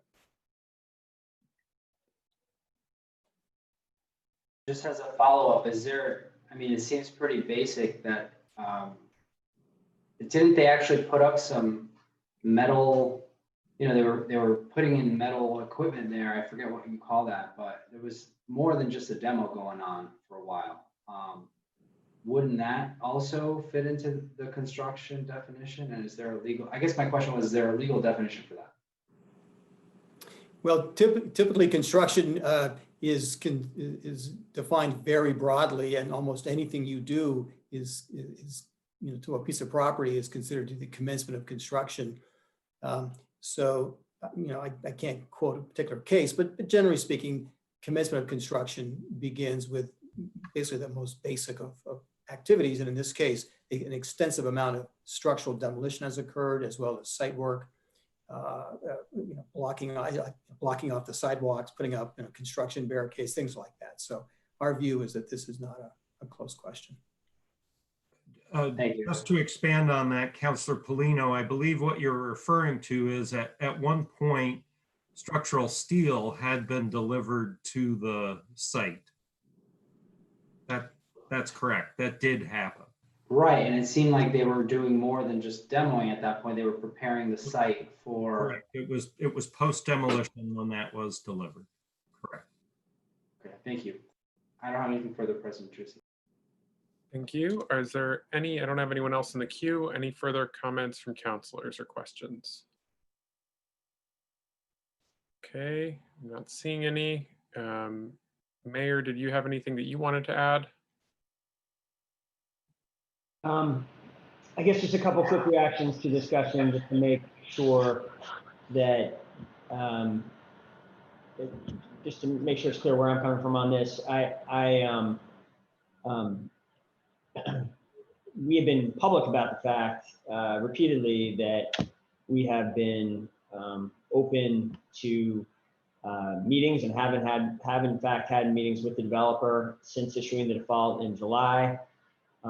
And our statement last week was further clear that we are open to mediation and would welcome mediation. Our demand, if we are going to go into mediation at this point, given that we are this far down the road, is that that significant information be provided to the city that has not yet been provided. and we believe we should be working in terms of an amended agreement. The conversation should start from the development agreement, which is, we believe, still is in place and binding on both parties, not from some brand new starting point. When we have some of that additional information, I think that would be a good time for us to have an executive session with the council and to discuss our position and what we'd be seeking in such a discussion. I think at this point it's premature to have that until we receive that information. The other thing I just wanted, I think we should just leave it at that, and that's really the point I want to make. So thank you for the chance to comment, President Tracy. Okay, wonderful. All right, let's go ahead and close that item down. I just want to thank Mr. Heath and Mr. Glassberg for joining us and answering our questions this evening. I look forward to continued work with you in resolving this matter. We will now move on to the second item under number 2, which had to do with the 7 days open meeting law complaint. I'm going to go to Attorney Blackwood first on this item. If you could provide a bit of context in open session, Attorney Blackwood, as much as you're able, and explain that if there is a need for executive session, where that comes from in order to address or find remedy to this complaint. Sure. Under the open meeting law, and I'm just want to make sure I have it in front of me to speak to it. But under the open meeting law, if an individual wishes to, or if somebody, an individual organization, provides written notice of an alleged violation of the open meeting law, the public body is required to respond publicly to that violation within 10 calendar days in one of two ways, either by acknowledging the violation and stating an intent to cure it within 14 calendar days, or stating the public body has determined that no violation has occurred and that no cure is necessary. So what you now have that a written notice of an alleged violation that was received on, forgotten if it was Thursday or Friday, but you have 10 calendar days to decide that and respond publicly one of those two ways. So you all need to have a discussion about that. My recommendation to you has been that you go into executive session to receive some legal advice in response to the allegation so that you can consider and think about how you want to respond to it before you respond publicly. Thank you, Attorney Blackwood. I have Councilor Pine to be followed by Councilor Freeman. Go ahead, Councilor Pine. I have a point of information, but we can wait until Councilor. Okay, Councilor Pine, go ahead. You're on mute, Councilor.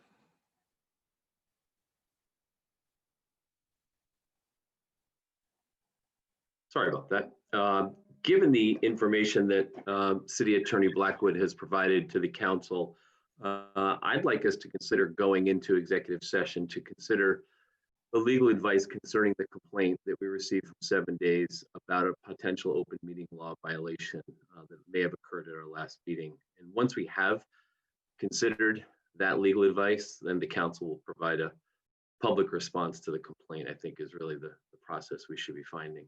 So I move that we make a finding that premature disclosure of the legal advice before the council has had time to discuss and consider it and decide how to respond would clearly place the city at a substantial disadvantage.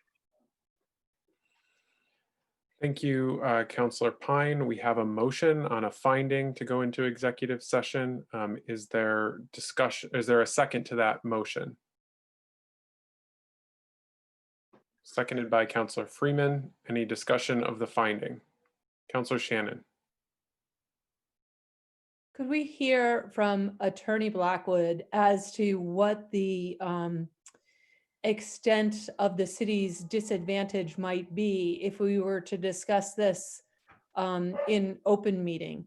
As the discussion here is about a violation of the rules around going into executive session, and it doesn't seem like a good cure is to go back into executive session. So I'd like to know, what kind of liability does the city have in this case? So Attorney the, Blackwood? yeah, sorry. The penalties associated with this, and again, I'm pulling up the statute to look at this. So what, if you have a discussion and all of, let's say, I mean, the liability is the same as it always is when you're looking at legal advice, is that you should have a chance to listen and think about it and ask your questions and have some debate among yourselves about it without necessarily having admissions that could be used against the city or in future litigation, that you don't have a discussion about legal advice and then make a decision that you, often legal advice will give you multiple choices about how you proceed. And you should be able to consider those and discuss those among yourselves without having to do all of that publicly. And then usually what I have recommended and what you have done in the past is that you then decide, okay, after we've had time to discuss it, we will authorize the city attorney to explain the legal advice in public, or explain why whatever we're deciding is legally appropriate, so that the public has a right to know how you came down that decision. And that's the same process I would recommend anytime somebody's making a legal claim against the city. Councilor Shannon, you Can saw I the floor. continue? Yep. Thank you. Can you tell me, there's a liability to the city when it comes to personnel issues. There is a city policy, we cannot disclose those kind of personnel issues. Typically, when we talk about putting the city at a disadvantage, we're talking about putting the city at a financial disadvantage. So I wonder what the limit of liability for this type of thing is, as it seems from my understanding of the law, as you have told it to us, that ultimately what's being sought after here is justice in whatever form that may take. We can acknowledge and we can cure, or we can take it to court and the court can decide how we must cure this, or they can find that there was no violation. But what exactly is the financial liability to the city of discussing this in public? So lots of the legal cases we talk about aren't necessarily financial liability. They can be liability of all kinds. So I would contest that we're always talking about financial liability, but in this situation, I'm looking at this. This is not a section of the law that luckily that we deal with very often, what the penalties are for violation of it. But there is a person who's a member of a public body and who knowingly and intentionally violates the provisions can be held can be found guilty of a misdemeanor and fined not more than $500. And then the biggest cost would be that if a matter went to court and the court found a violation, that it could assess reasonable attorney's fees and litigation costs against the city. Let me see if there's anything else. Any other relief, injunctive relief, declaratory judgment. That's the kinds of things we've just been talking about with Burlington Town Center. That's what I see in the law there. In my judgment, the financial liability to the city in this case is minimal, and this speaks specifically to the public interest, and this is something that should be debated in public. So I will not be supporting going into executive session. Okay, thank you, Councilor Shannon. We have Councilor Jeng to be followed by Councilor Mason. Again, remember, we're discussing the motion on the finding to go into executive session. So let's try and keep our comments to that finding and commenting on that. Councilor Jeng, go ahead. Yes, I mean, I think I just wanted to invite my colleague city councilors to brief, to take it easy, and to also stay away from calling this a violation. I think Councillor Pine made it very clear, potential violation. We don't know yet. And I would be supporting us going to executive session and putting our thoughts together and getting the legal advice. Now, City Attorney, this is a question for you. This is not about one person specifically, but this is about the body. And we know that the body was divided. So if we are found that we violated the open meeting law, will it apply to the full body or to simply a couple of the members who voted in support of bringing people in executive session? If I'm reading my reading of the law is that if you're asking about the violation would run against the public body. The issue of a misdemeanor would require that somebody intentionally knew that they were violating and did it anyway. And my feeling is the risk of that is pretty low here, that a court would find that against anybody. Thank you. Thank you, Councillor Chang. I have Councillor Mason, to be followed by Councillor Paulino. Go ahead, Councillor Mason. Point of information, can we go, what is the underlying motion? Just, I'm not sure whether to make my comments now or based on the finding to go into executive session. Councillor Pine, or you read it back, what? Yeah, Councillor Pine, are you able to share what the motion you made on the finding? Yeah, that we make a finding that premature disclosure of the legal advice before the council has had time to consider it and decide how to respond would place the city at. Yeah. Thank you. That is helpful. So I will make my comment now then. For some reasons that have been articulated, I do not feel that there is anything, for which premature disclosure would put the city at substantial disadvantage. If the council votes that there has been a violation and remedies, there are no consequences. It's only if the council takes the position that there has not been a violation. The potential exposure is merely reimbursement of attorney's fees. I respect, we often go into executive session in order to receive unfettered legal advice, but this is a matter from my perspective that the public has great interest. And I do think we can modify our comments and the advice in order to have this conversation in public. So I do not support the finding. Thank you. Thank you, Councillor Mason. I have Councillor Paulino in the queue. Go ahead, Councillor.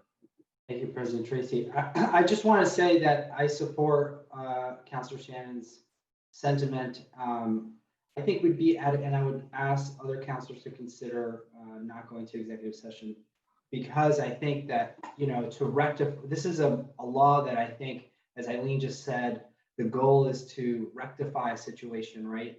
To allow the public access to a situation that wasn't, that they feel, and having that public debate would do that, would contribute to that. I think that also the difference here being that we're talking about a specific law with categories, all of which are public. So it's really a categorical analysis here, whether they fit or don't fit, and what the next steps will be. Thank you. Thank you, Councillor Paulino. I don't have any other councillors in the queue on the finding. Councillor Hanson to be followed by Councillor Pine. Go ahead, Councillor Hanson. Yeah, so I guess in terms of the finding itself, I think sounds like there's merit there. And so I think I'll likely support that, but the actually going into executive session, I'm pretty conflicted about for the reasons stated, and probably won't support that, but I can speak more to that when we get to that point. The finding, I'm not really sure how to vote, but it sounds like based on what the city attorney said, there would be some risks. So I guess that seems legitimate for the finding. Thank you, Councillor Hanson. Go ahead, Councillor Pine. I'm asking for the city attorney's opinion. I know that once we've moved and an item's been seconded, the maker does not have the right to withdraw the motion. Is there any other option available to us at this point that would essentially table, or I mean, can we move on without necessarily voting on this motion at this point? I don't know what you mean by move on. What do you think? Councillor, What are you asking?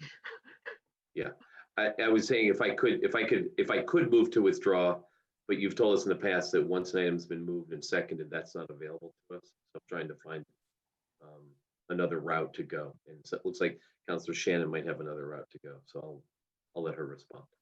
Okay, I have Councillor Freeman in the queue ahead of Councillor Shannon. So I'm going to go to Councillor Freeman. Councillor Freeman, are you able to speak to this? Or did you want to speak to something different? I just would agree with being able to withdraw it if the council sort of unanimously is okay with not voting on it and continuing to have this in open session.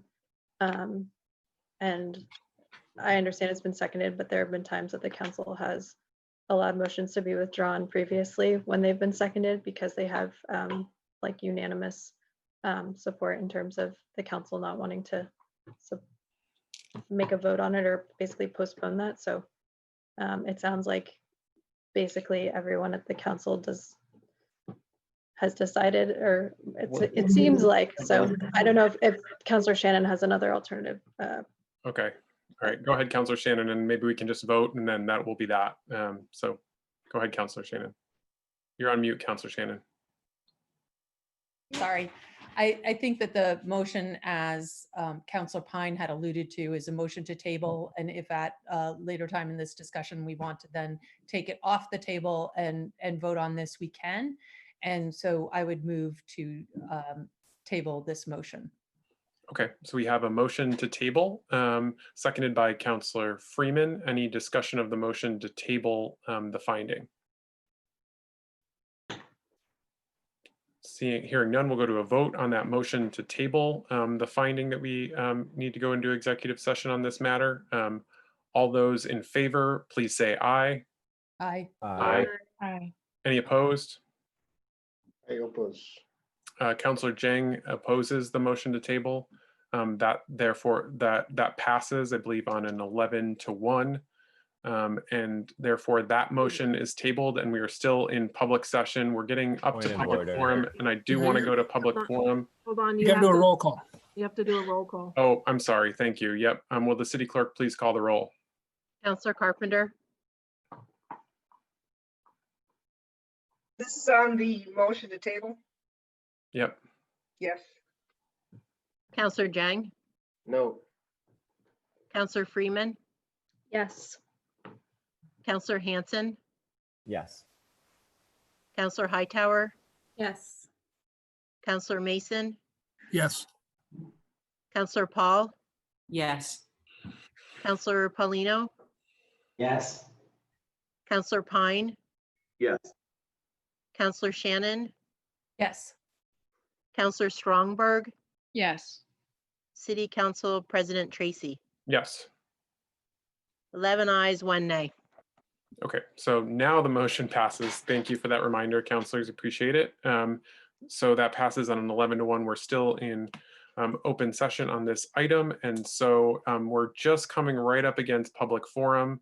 What I would suggest for us, given that we did have a time certain public forum at 2 hours, and I know we have quite a few folks on the line, that we just hold this conversation for now. I don't want to go further into the conversation for a couple minutes and then cut it off, and then we'll come back to it after we get through the public forum, and we will continue on that issue.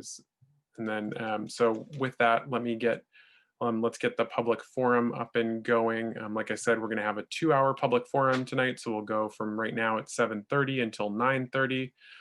Within that forum, given that it is a limited forum, there are legal constraints around the progressive stack that we've done in other situations, though I have though within the first grouping of people who would be able to speak regardless of the time constraint, I have prioritized within that. I've also put all of the prioritized Burlington residents. So Burlington residents will be going first in this conversation, and if we have time, we'll get to non-Burlington residents. So that's how we're gonna how I'll be managing the forum tonight. Folks will have 2 minutes, and again, just please try and direct comments towards the chair, and very much appreciate all the folks signing up. If we could just please get the timer up on the screen just so that folks know how much time they have. Wonderful. Thank you, Clerk Bovee. Very much appreciate your assistance with the timer this evening.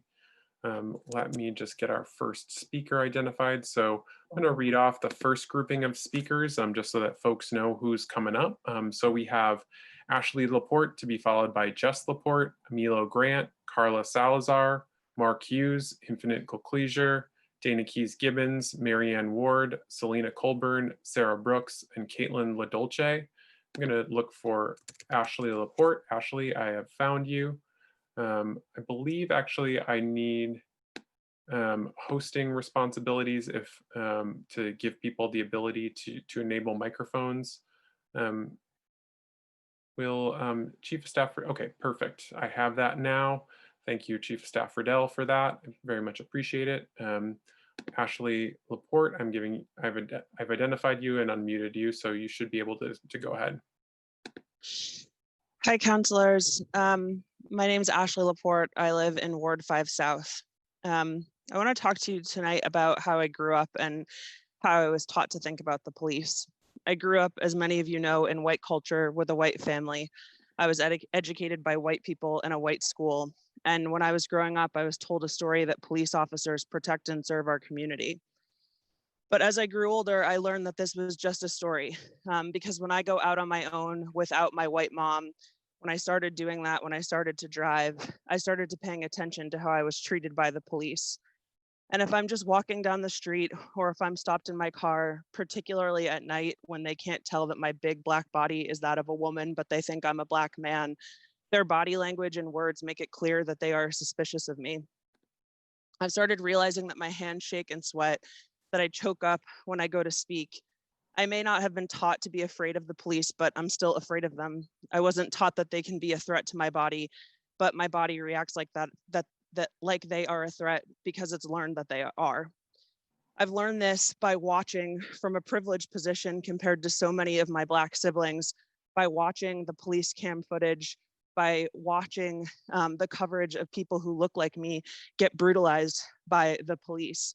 So I have a natural bodily reaction, and then I've been taught this over and over again.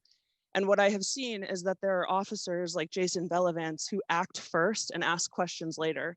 So no amount of my white rhetoric and any of the white lessons that I have learned can save me when it comes to being around police officers who have been not only taught to behave this way, but their behavior has been reinforced through years of people telling them that they've done nothing wrong.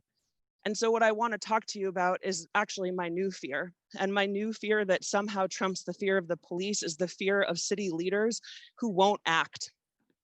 It's realizing that no amount of evidence is good enough to uncoil all of the protection that these police officers have been able to wrap around them. Because no matter how much power I try to gather from one ally here or there in city leadership, it's not enough to break through all of those layers. And so I'm now afraid of something new. I'm afraid that the media coverage and that the mayor can spin stories to say that there is a small group of us who care about this in our city. I'm afraid of VT Digger articles that don't use real facts, but are able to basically portray a story that says that there's just a few of us who are afraid. I'm afraid that no matter how many people sleep out in Battery Park, how many city council calls I call into, and how many of you I plea with, that action won't be taken. And so I am asking you to push through whatever legal and financial hurdles you think are in front of you and help us, help me. Thank you. Thank you. Our next speaker will be Jess Laporte. Jess, I'm enabling your microphone now.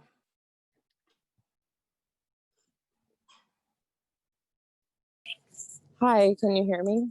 Yep, go ahead, Jess. Hi, I am testifying from in front of City Hall with hundreds of people who have come out in support of our demands tonight. There is nothing that surprises me about the fact that it has taken such repetitive action and 21 days of active protest to even begin to have a semblance of being heard. This doesn't surprise me because this is why racism is a public health issue, because systemic racism is so ingrained in how every part of government and offices like the police department function. They're protected on so many levels, which is why it is not readily apparent how we can destruct them.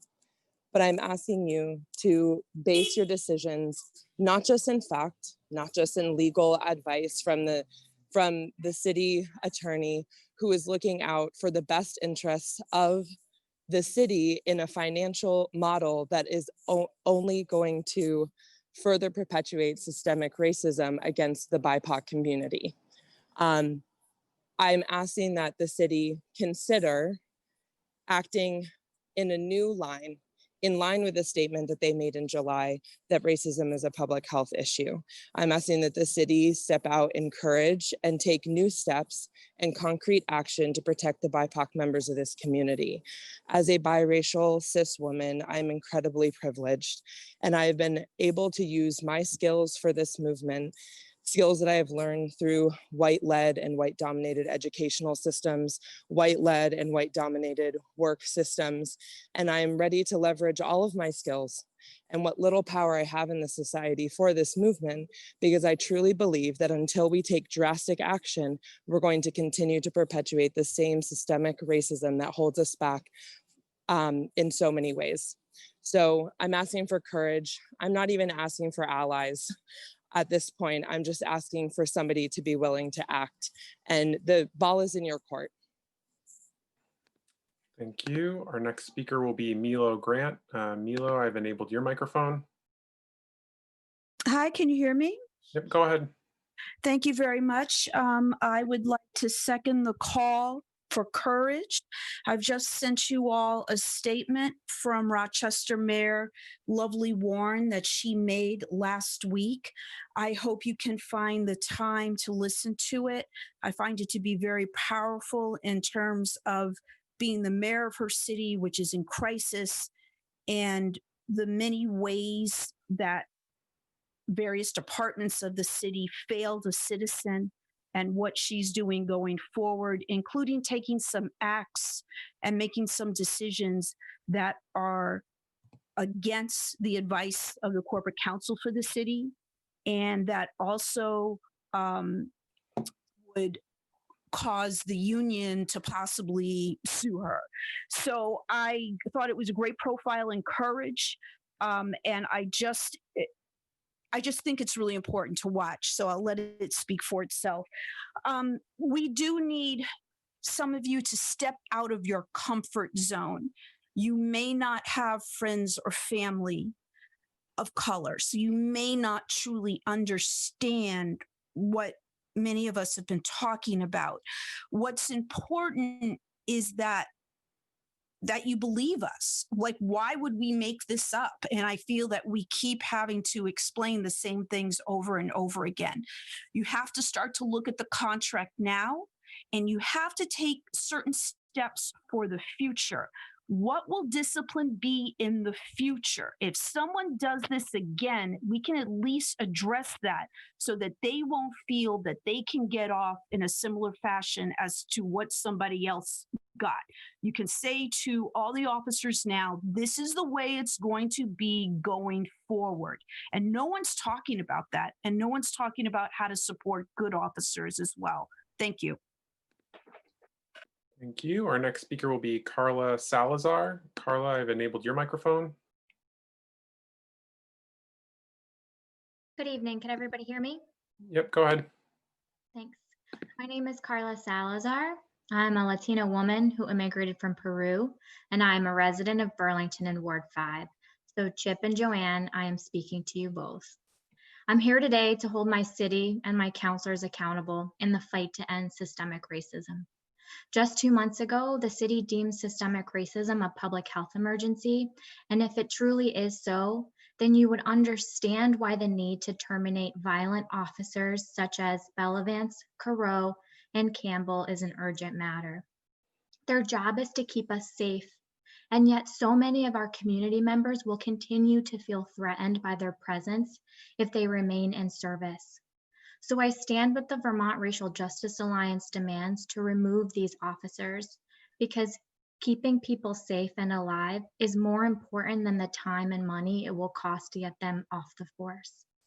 As this demand is being met, I implore you to begin working on the charter change to allow the role of firing police officers to be a duty that is not under the sole authority of the police chief, but that is also within the authority of the city council.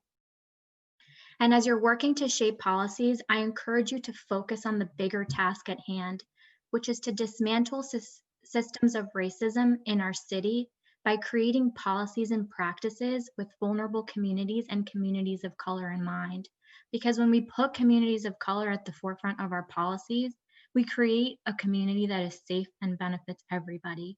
So Councilors Chip and Joanne, I'm asking that you listen and represent your community that has been persistently speaking out and marching day in and day out in the fight for racial justice. People have been sounding the alarm, and yet you don't hear them. It's time to put your personal agenda aside and commit to creating real and lasting change. Thank you for listening. Thank you. Our next speaker will be Mark Hughes. Mark, your microphone is enabled.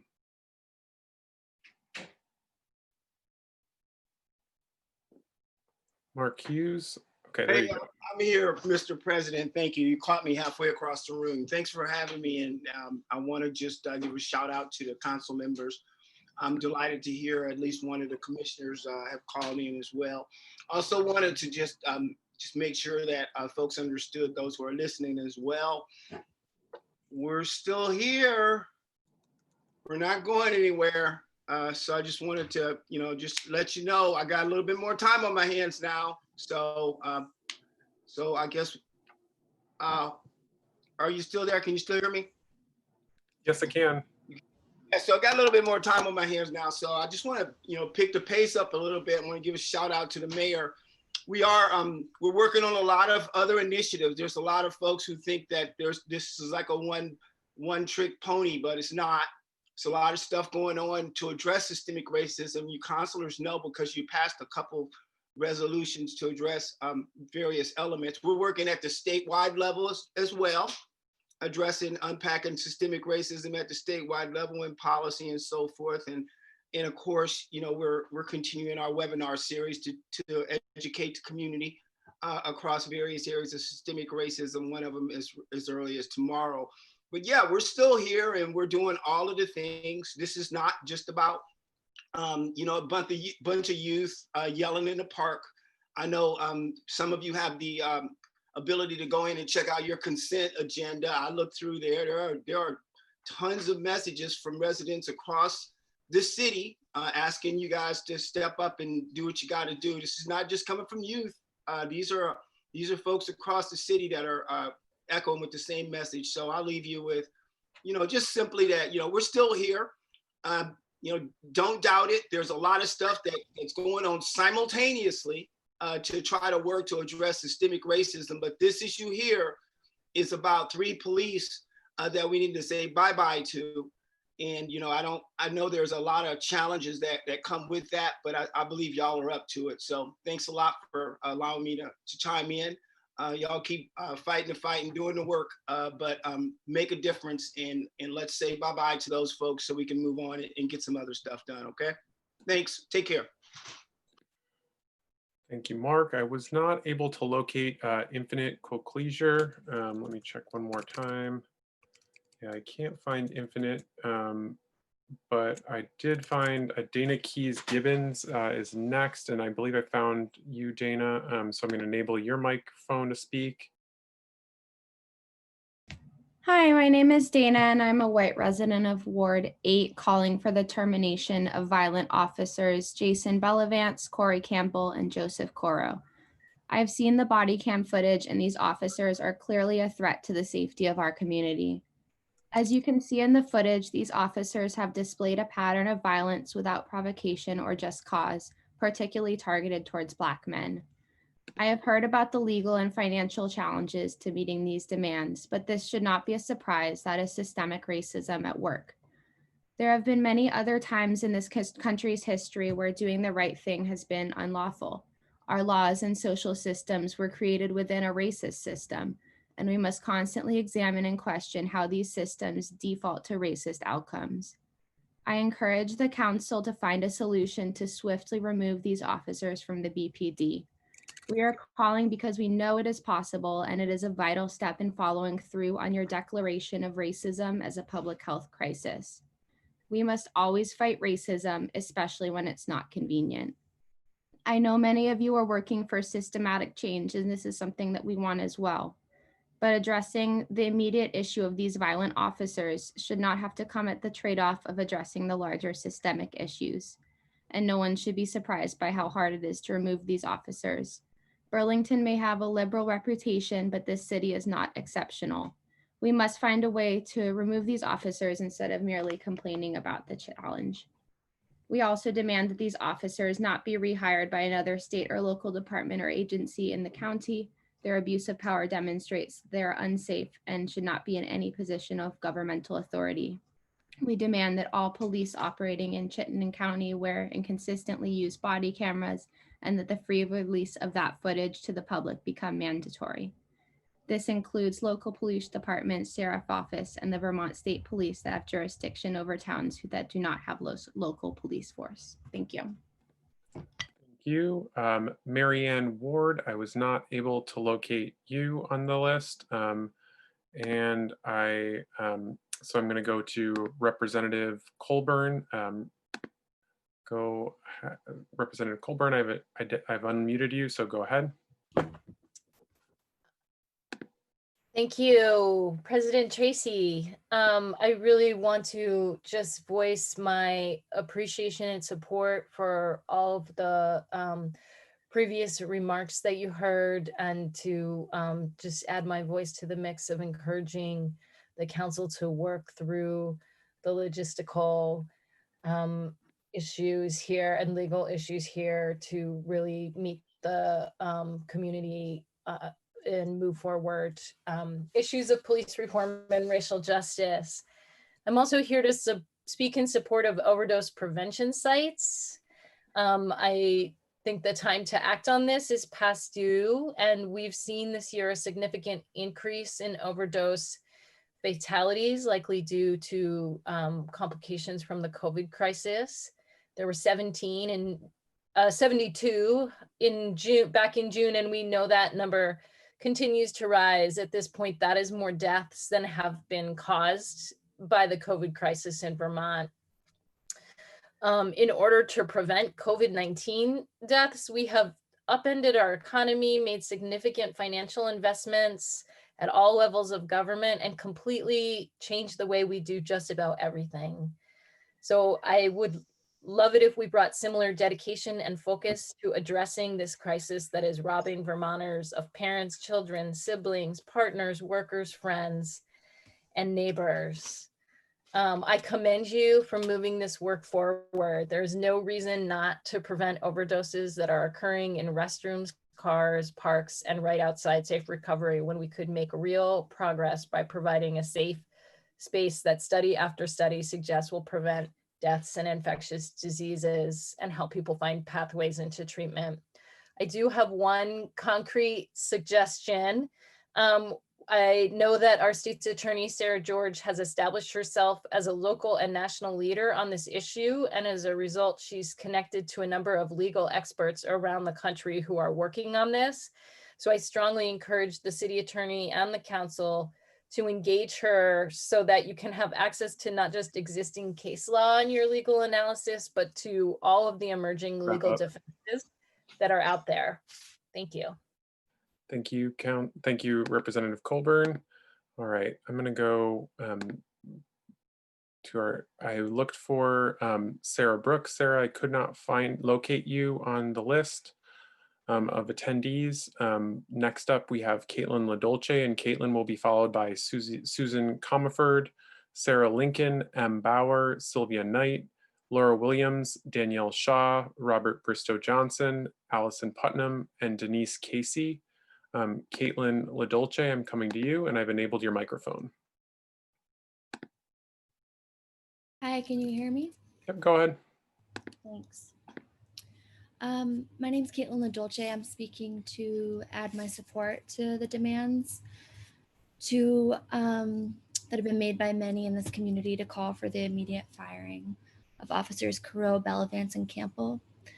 I would really urge you counselors who have not yet voiced support for firing these officers, Sarah Carpenter, William Mason, Karen Paul, Ali Diang, Franklin Paulino, and Joan Shannon. Please do what you must know on some level by this point is the most reasonable thing to do and fire these officers. Express your support for firing these officers. We can't afford to have these three men who've all shown patterns of racial bias, impulsivity, and unprovoked violence policing our communities with loaded guns. This is a moment in time when the people are finding a voice and speaking out against systems that we don't believe in. The people of Burlington are saying that we do not believe in systems that put our families and our neighbors at risk at the hands of violent police officers. If we don't like what we see in the world, we need to start by building our communities and homes the way we want the world to be. If the mayor believed what he said when he announced racism as a public health issue, then firing these officers is an imperative step in the healing process. Joseph Carreau, Jason Bellavance, and Corey Campbell have proven themselves incapable. Please listen to the people that elected you, and please do the right thing in this historic moment. Thank you. Thank you, Caitlin. I was actually able to identify Infinite Colcleisure. Infinite, I'm going to come to you before going to our next speaker. Infinite, I've enabled your microphone.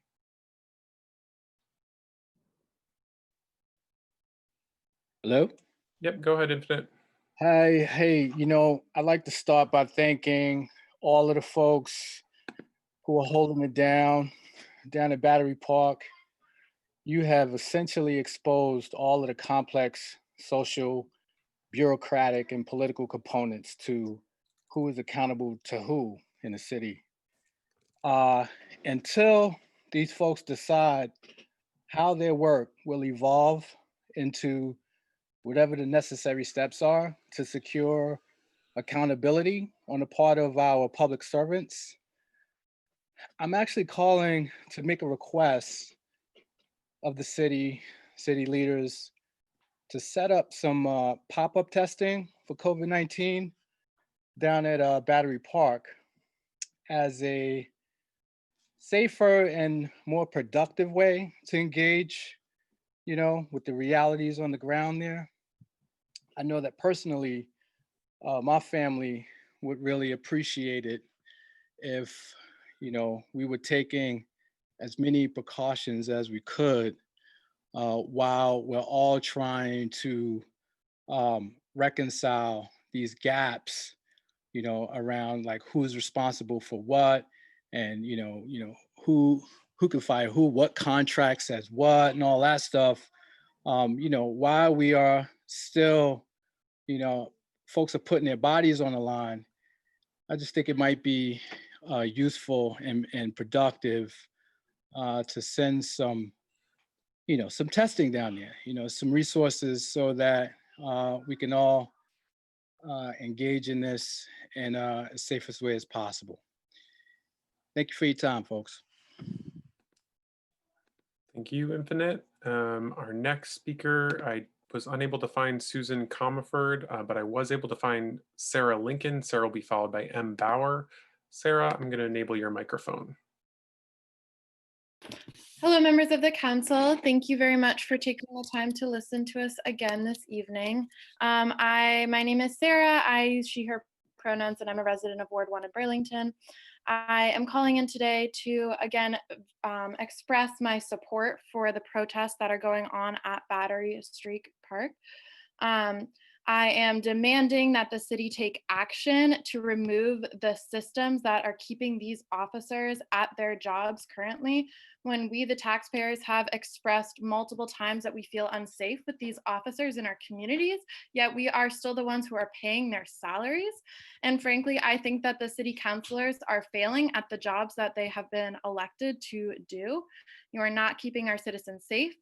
I encourage you to listen carefully to the BIPOC voices in our communities, and specifically work with the Racial Justice Alliance more closely. I know you already do, but I'd encourage you to work more closely with them and listen more carefully to the demands that are being expressed here.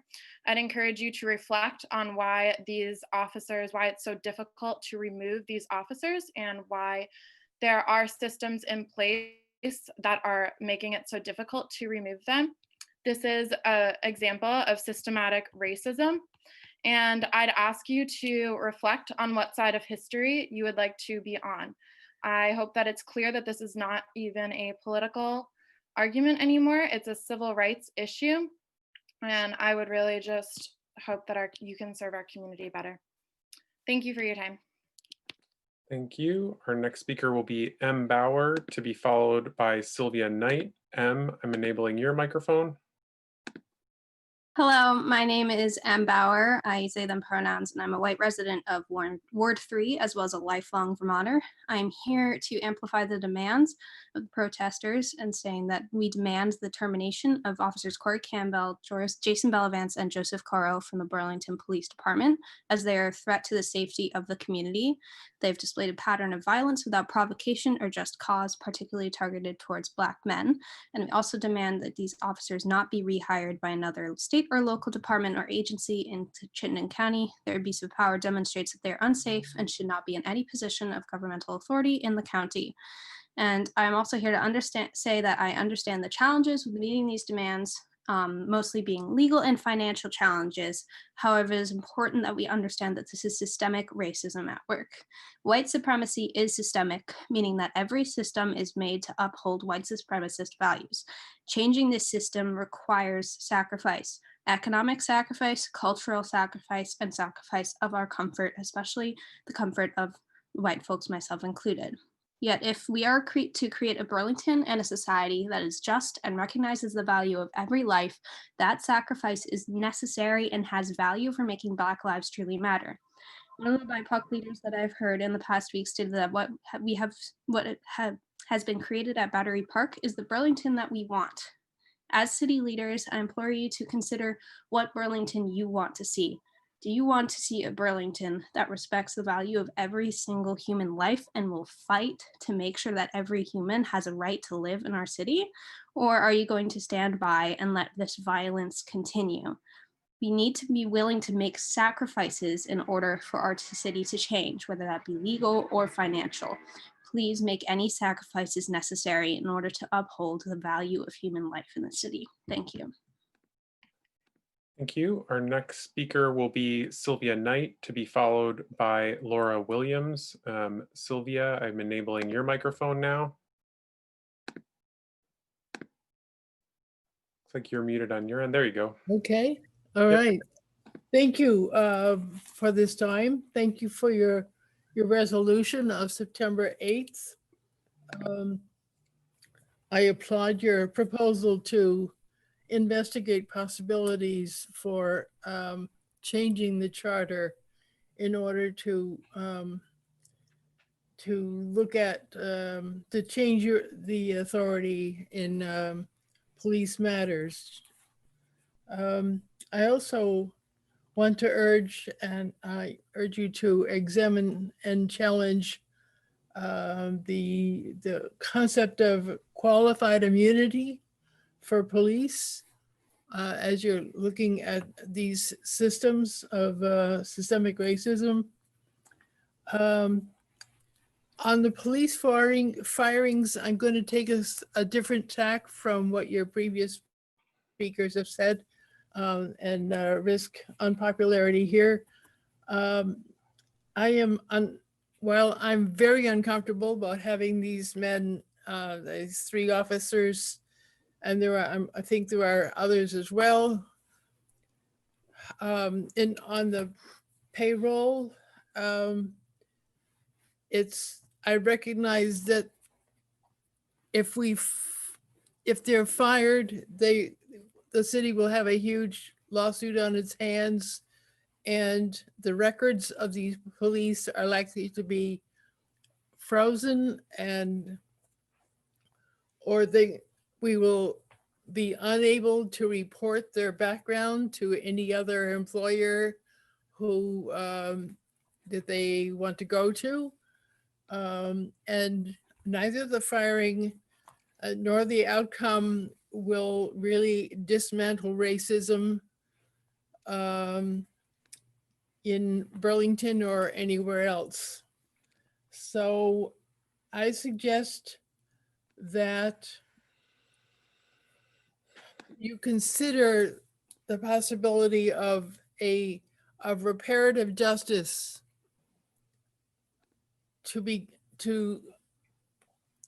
and I don't know how, if we can even do this legally, but reparative justice is more constructive than just firing somebody. We might actually, we need to help some kind of reconciliation and healing. If you could please wrap up. Thank you. Thank you. Our next speaker is Laura Williams, to be followed by Danielle Shaw. Laura, I'm enabling your microphone. Thank you. Hello, my name is Laura Williams. I'm a resident, a homeowner, a parent, and a teacher in Ward 6. And I'd like to call for Coro, Bellavance, and Campbell to step down from the police department, or call on the mayor and city council to execute a separation agreement for the violent officers, Coro, Bellavance, and Campbell. I'd like to also call on the mayor to ensure that the release of these 3 officers doesn't distract from the task of dismantling systems of racism in our city as outlined in the racial justice resolution.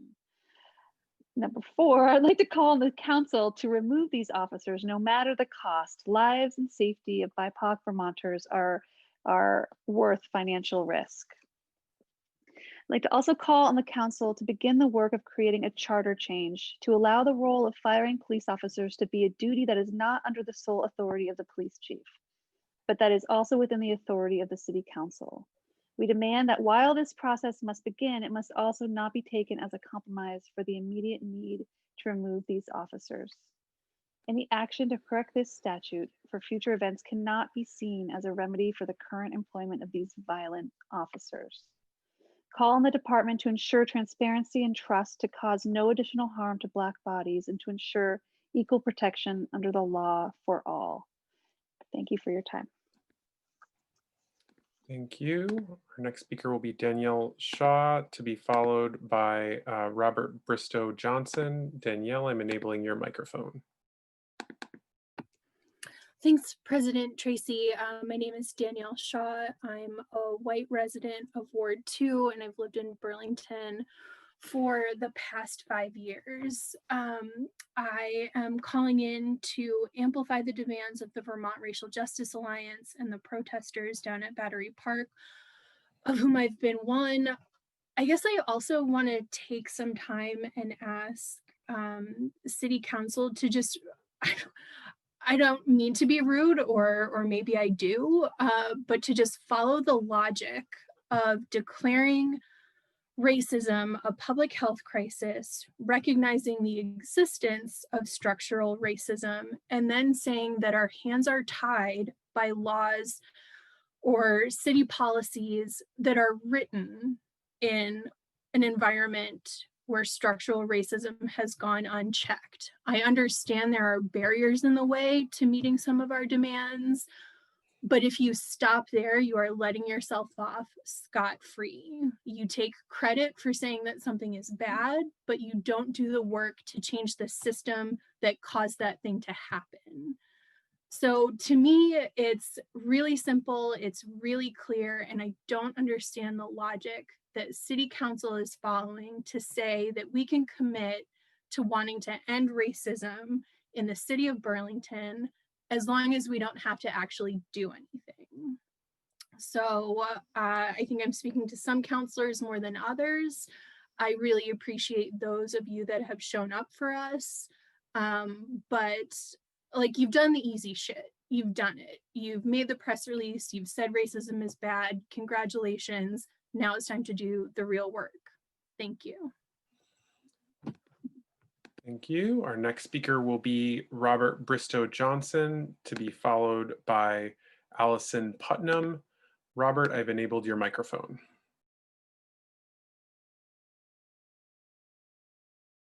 Robert Bristow Johnson, looks like you are muted on your end. If you could just unmute yourself, you should be able to go.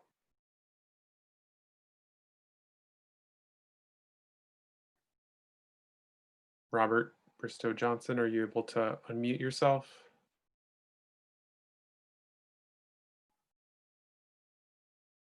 Okay, not seeing it.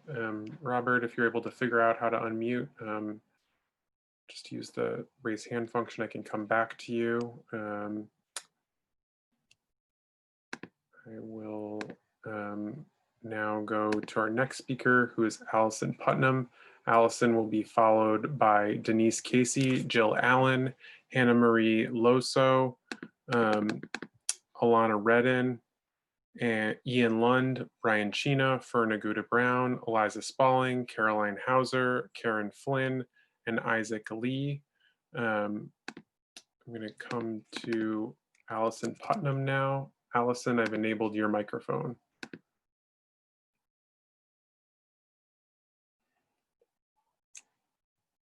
Hi, my name is Allison Putnam, and I'm a resident of Ward 2 in Burlington. And I'm speaking today really from my role and my perspective as an educator in the community. I work with a population of students who, for many reasons, often has involvement with the police. And I'm really coming from a place of wanting all people in our community to be safe. I work with a really vulnerable population of students. And I recognize that the liberation of my white students is wrapped up with the liberation of their peers, just like my liberation as a white person is wrapped up with the liberation of my Black neighbors. So in order to achieve this, it truly looks like reimagining policing, and that looks like taking steps now to uphold the demands of the Vermont Racial Justice Alliance, which looks like firing the violent officers, Caro, Bellavance, and Campbell, and really taking a critical look at our systems of why is it so difficult to remove violent officers from the police force? How are we prioritizing the safety of our community and of our neighbors? And how can we change this system in order to promote safety for all? So there are current roadblocks that are based on policy and based on finances, and those are things that can be removed and changed. And so I just want to add my voice to the chorus of folks who are calling for the City Council to abide by the demands of the Vermont Racial Justice Alliance to take these systemic roadblocks out of the way and allow justice to actually move forward. Thank you.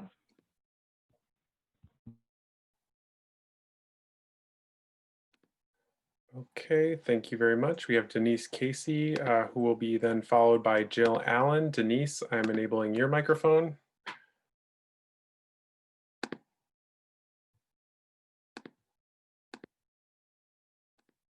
Denise, it looks like you're muted on your end. Hello. There you go. All right. Yep.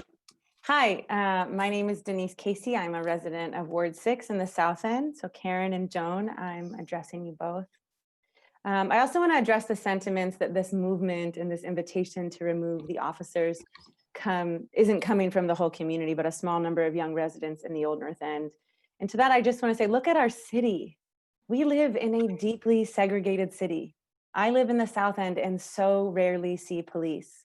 So of course, South Enders aren't knocking on your doors or your emails or your phones because this isn't a problem for them. This is a predominantly white middle-class population that isn't policed in the same way that people of color or low-income people are policed. So for them, it's not an issue because of white supremacy. And I understand that the officers have been adjudicated, and here you all say that because of this, you can't legally fire them in the existing framework. But the existing framework is not set up to be fair and partial. It is not set up to support the community's best interest. We wouldn't have a battery park full of protesters if it were. It's set up right now so that a police chief, one who created a fake account to harass residents that were critical of the police department, had sole authority to decide the justice of these officers. That's who we are putting to protect our own safety. The law in this instance is actually getting in the way of transformative justice and healing for our community. Police are public figures who are supposed to be acting in the public interest, and for the public to lose faith in them, they become not only less effective, but extremely harmful. And I understand this is big change. I know what we're asking, and I know that it's not easy. I understand that, but you have this choice. I hear a lot of you saying that you want to move forward into the ethers of change where it's not messy. I understand that it's messy, but big change comes with some cost. And I want to move forward to the Charter Change Committee, which I totally applaud and support, to help us look at the ways we review police officers' discipline. But as long as we leave this festering wound in our community where people of color and other people do not feel safe and it's unattended, then we won't be able to move forward with integrity. So I please ask you to sit with this into the quiet of the night. You have an opportunity to make a real impact and a real change right now. Thank you so much for your time. Thank you. Our next speaker will be Jill Allen, to be followed by Hannah Marie Loso. Jill, I'm enabling your microphone now.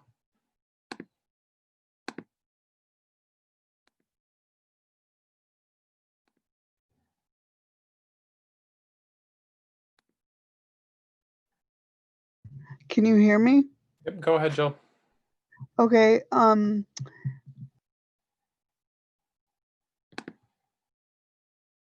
Disabled resident of Ward. Looks like you're on mute now.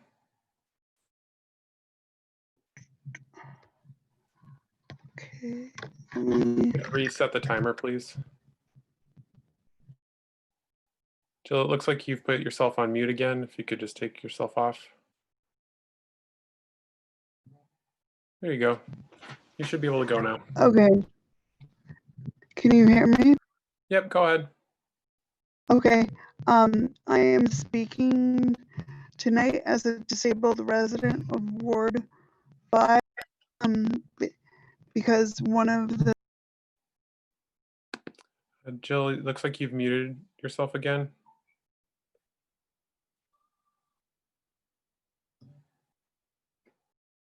Jill, I'm unable to hear you at this point. Looks like you've muted yourself again.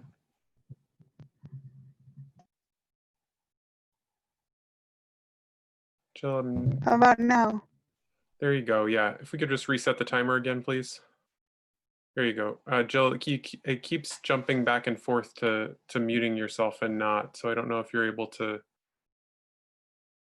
keep it from doing that, but it keeps going back and forth between muting yourself.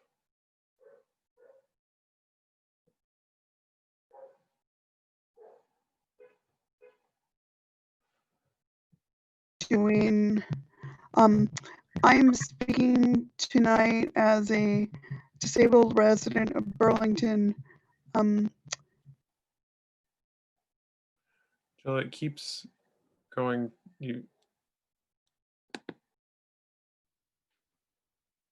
You're muted again, Jill. Okay, how about that? There you go. Go ahead. Okay, I'm speaking tonight as a disabled person. Douglas Kilburn was disabled before he killed by police. Albin Melly and Jeremy Melly who have Jill, you're muted again.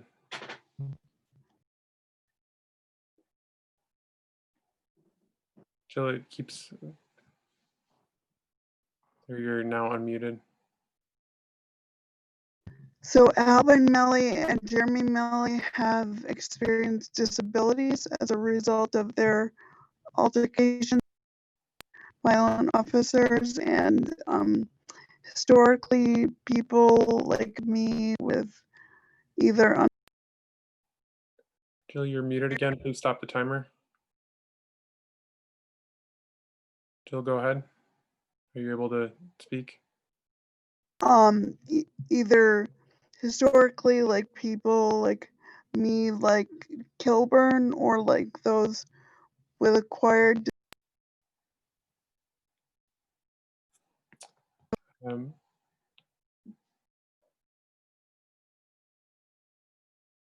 also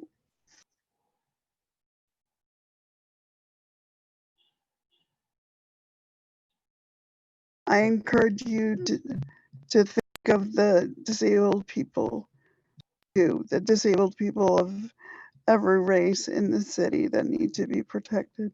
Thank you. Okay, thank you very much, Jill. Appreciate that. Apologies for any technical difficulties on our end. Hannah Marie Loso is next, to be followed by Joanne Callis or Calise.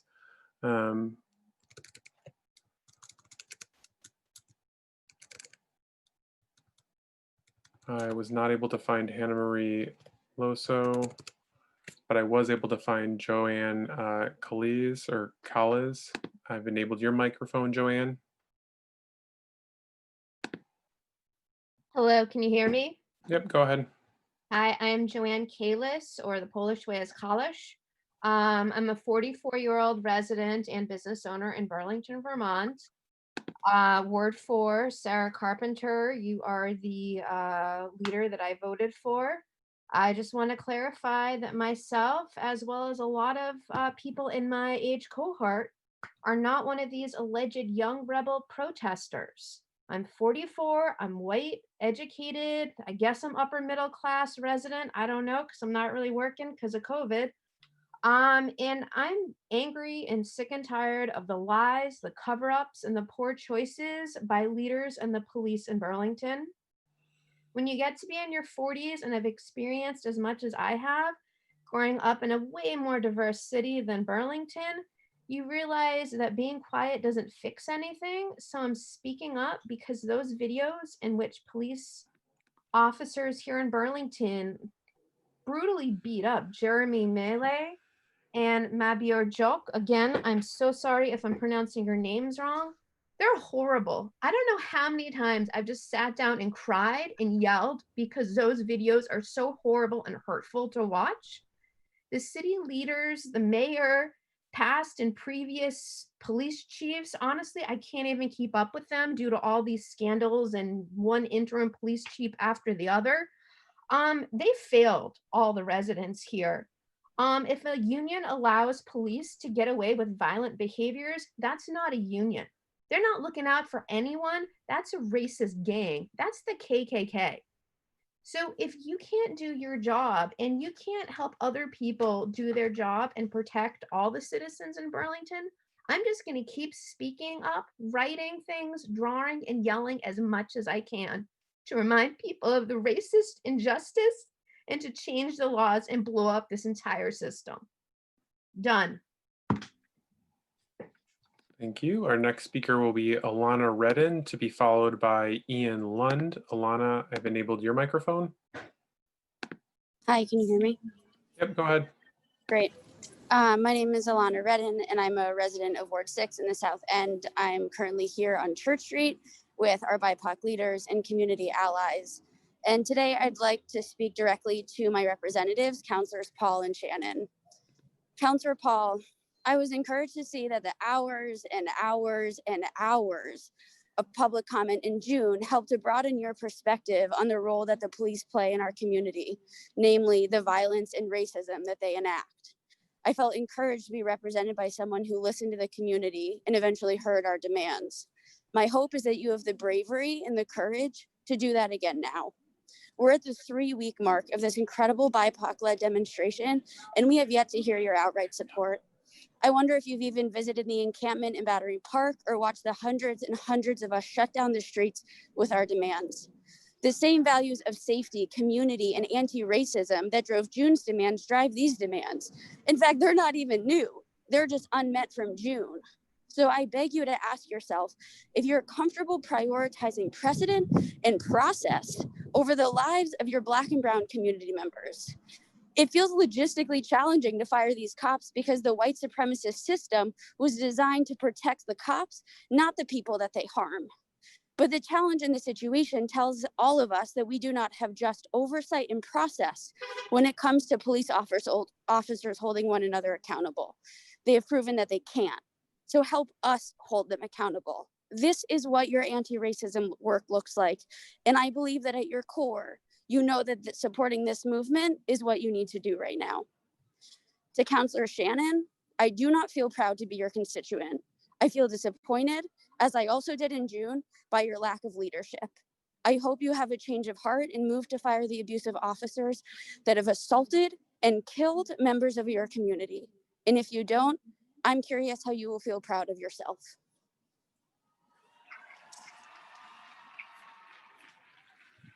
Thank you. Our next speaker will be Ian Lund, to be followed by Brian Chena. Ian, I'm enabling your microphone. Hi, my name is Ian, and I've been living here in Burlington for 7 years now in Ward 6.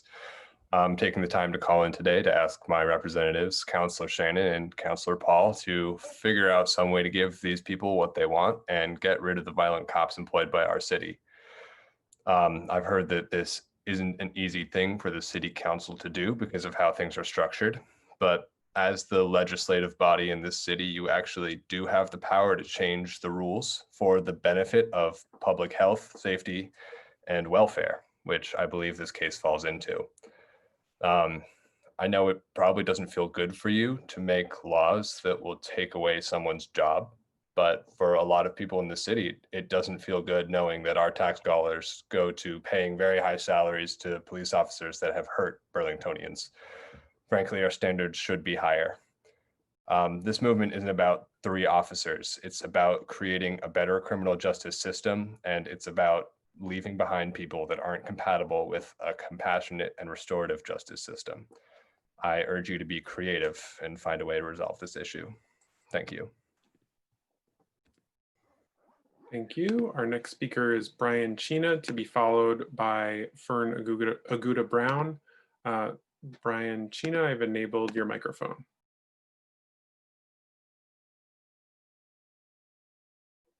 Collective liberation.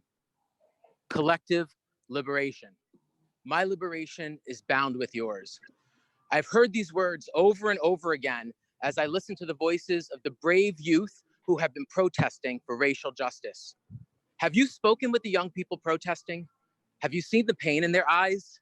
Have you heard the anger and disappointment in their voices?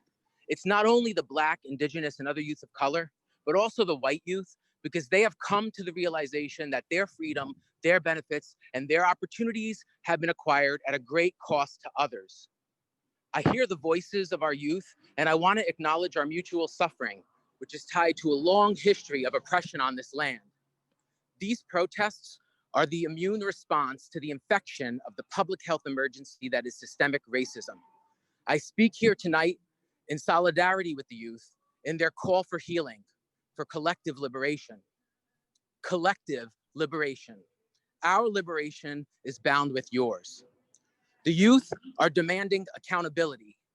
The repeated violations of 3 specific police officers has led to a loss of public trust. I understand that there are legal barriers in the way of terminating these officers.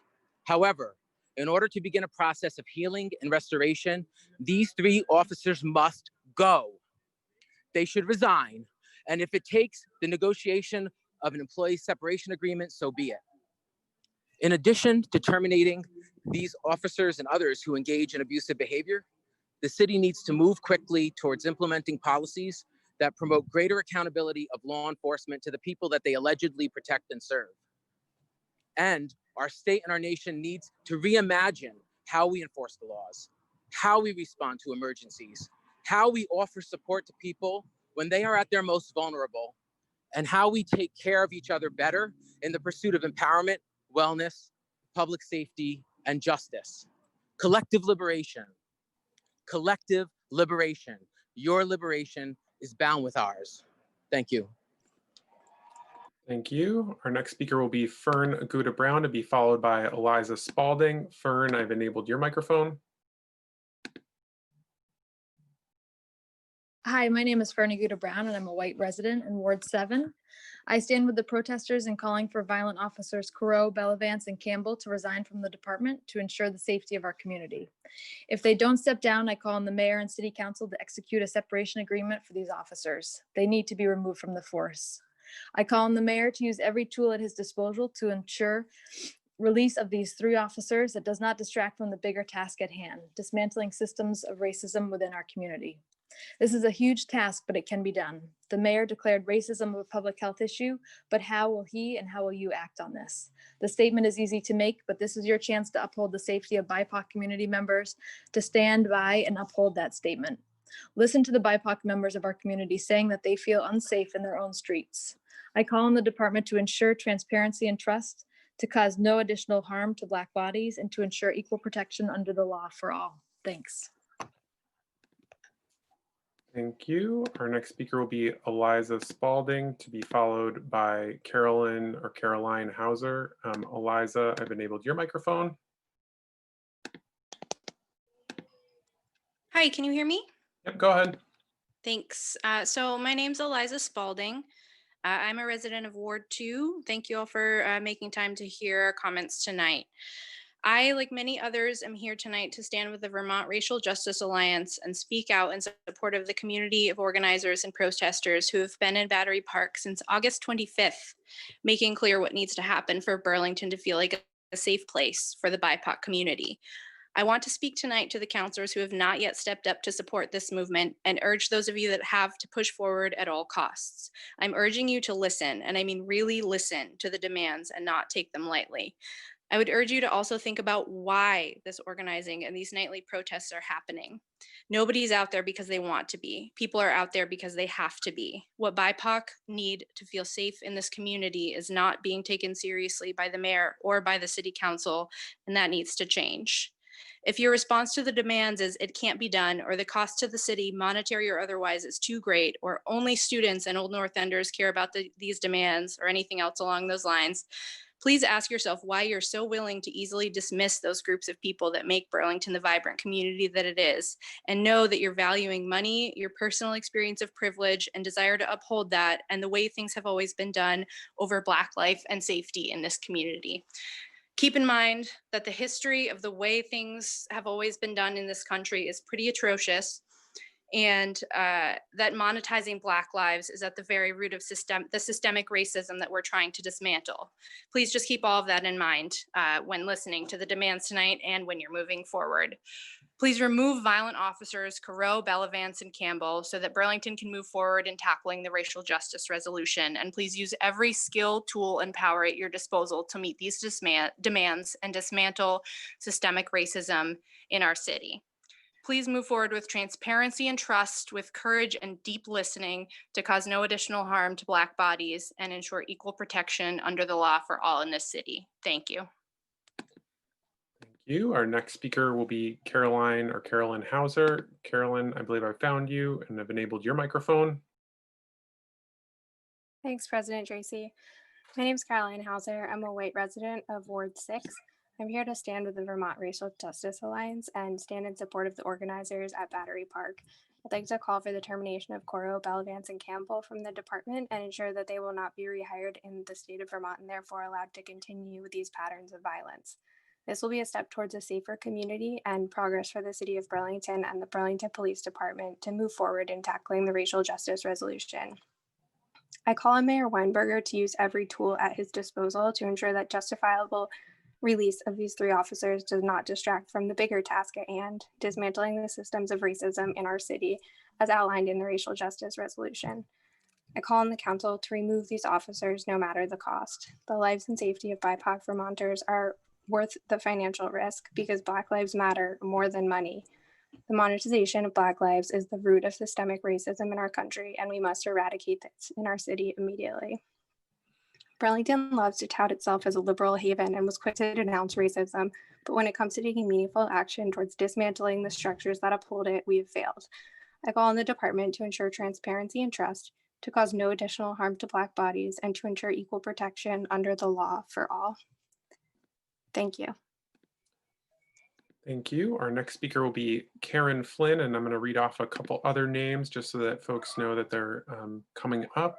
I might have Isaac Lee, Mackenzie Marsacci, Emma Redden, Liv N, Rosalie LaCroix, JF Carter Newbeezer, Eliza Fairs, Alexis Monty, Steffi Drago, Lee Terhune, Patrick Murphy, Marsha Johnson, Alexander Lavin, Alexandra Karambulis. I'm going to come to you, Karen Flynn, right now, and I've enabled your microphone, so go ahead. Just need to unmute on your end. With you. Thank you. Perfect. There you go. My name is Karen Flynn. I'm a resident of Ward 5 South. I would like to weigh in tonight and initially applaud the City Council for framing the systemic racism as a public health emergency. With that said, I feel like there are continue to be issues that need to be addressed so that we can come together and take action to address that emergency. I call for Officers Coro, Bellavance, and Campbell to step down to ensure the safety of our community and to allow the city and the BPD to move forward in taking action towards the racial justice resolution. I call on the mayor and the city council to execute a separation agreement for these officers. I call on Mayor Weinberg to use the tools in his toolbox to focus on the tasks of dismantling racism as outlined in the resolution. Our community is worth the risk and the work. And I leave you with a quote from James Baldwin: "Not everything that is faced can be changed, but nothing can be changed until it is faced." Thank you. Thank you. Our next speaker will be Isaac Lee, to be followed by Mackenzie Marsacci. Isaac Lee, I've enabled your microphone. Hello? Yep. Go ahead, Isaac. All right. Hi, my name is Isaac Lee. I'm a resident in Ward 6. I grew up in Vermont, and I'm an advocate and an ally with the protesters at Battery Park. As a person of color who has suffered from racism all my life, it astonishes me that the mayor, as well as some of the members on this council, say they support the elimination of systemic racism and yet have shown no intention to fire racist and violence cops Jason Bellavance, Corey Campbell, and Joseph Coro. How can you say that you wish to eliminate systemic racism when you yourselves are the very epitome of it? As much as I wish to commend your actions, you have been complicit in allowing these 3 cops to roam free. You have made it clear that you care more about your finances and upholding the status quo than you do care about the BIPOC in your community. You have shown that there is a cost too great for Black lives. It should not take a Black man dying at the hands of the police for you to justify that cost. It should take the already far too many years of beatings, detainings, discrimination, and humiliation. It should take the fact that Black people have to fear for everything being taken away from them in an instant by any of the officers at the Burlington Police Department. It is wildly hypocritical that you say that Black Lives Matter, hang a flag that says Black Lives Matter, declare racism a public health crisis, and yet like the slave masters in the 1800s, you continue to trade Black lives for your own financial self-preservation. Your actions have said that despite your flags, your mural, and your words, that you do not believe in a Burlington that is safe for Black people. And I will warn you, unless you do everything in your power to fire these 3 officers, then know that things are only going to get louder and louder from here. I see you, Church Street. Thank you for your time. Thank you. Our next speaker is Mackenzie Marsacci, to be followed by Emma Redden. Mackenzie, I've enabled your microphone. Hello? Yep, go ahead. Great. Hello, my name is Mackenzie Marsacci, and I use she, her pronouns. I was born in Burlington, and I'm a current resident of Ward 3. I'm speaking to you today to support the ongoing action in Battery Park and to support the demands of 1, removing Jason Bellavance, Corey Campbell, and Joseph Coro from the Burlington Police Department, and that they not be rehired by a state or local agency in Chittenden County. 2, requiring that all police operating in Chittenden County wear and consistently use body cameras, and that the free release of that footage to the public become mandatory. This includes the local police departments, the sheriff's office, and the Vermont State Police that have jurisdiction over towns that do not have a local police force. And 3, follow through on the racial justice resolution of June 2020 that called for the restructuring of public safety through the defunding of the Burlington Police Department, limiting the number of uniformed officers, and investing in the BIPOC community and alternative services. Also, as someone who has spent time at the encampment, I would like to address some of the quote unquote concerns about protester safety that have been brought up.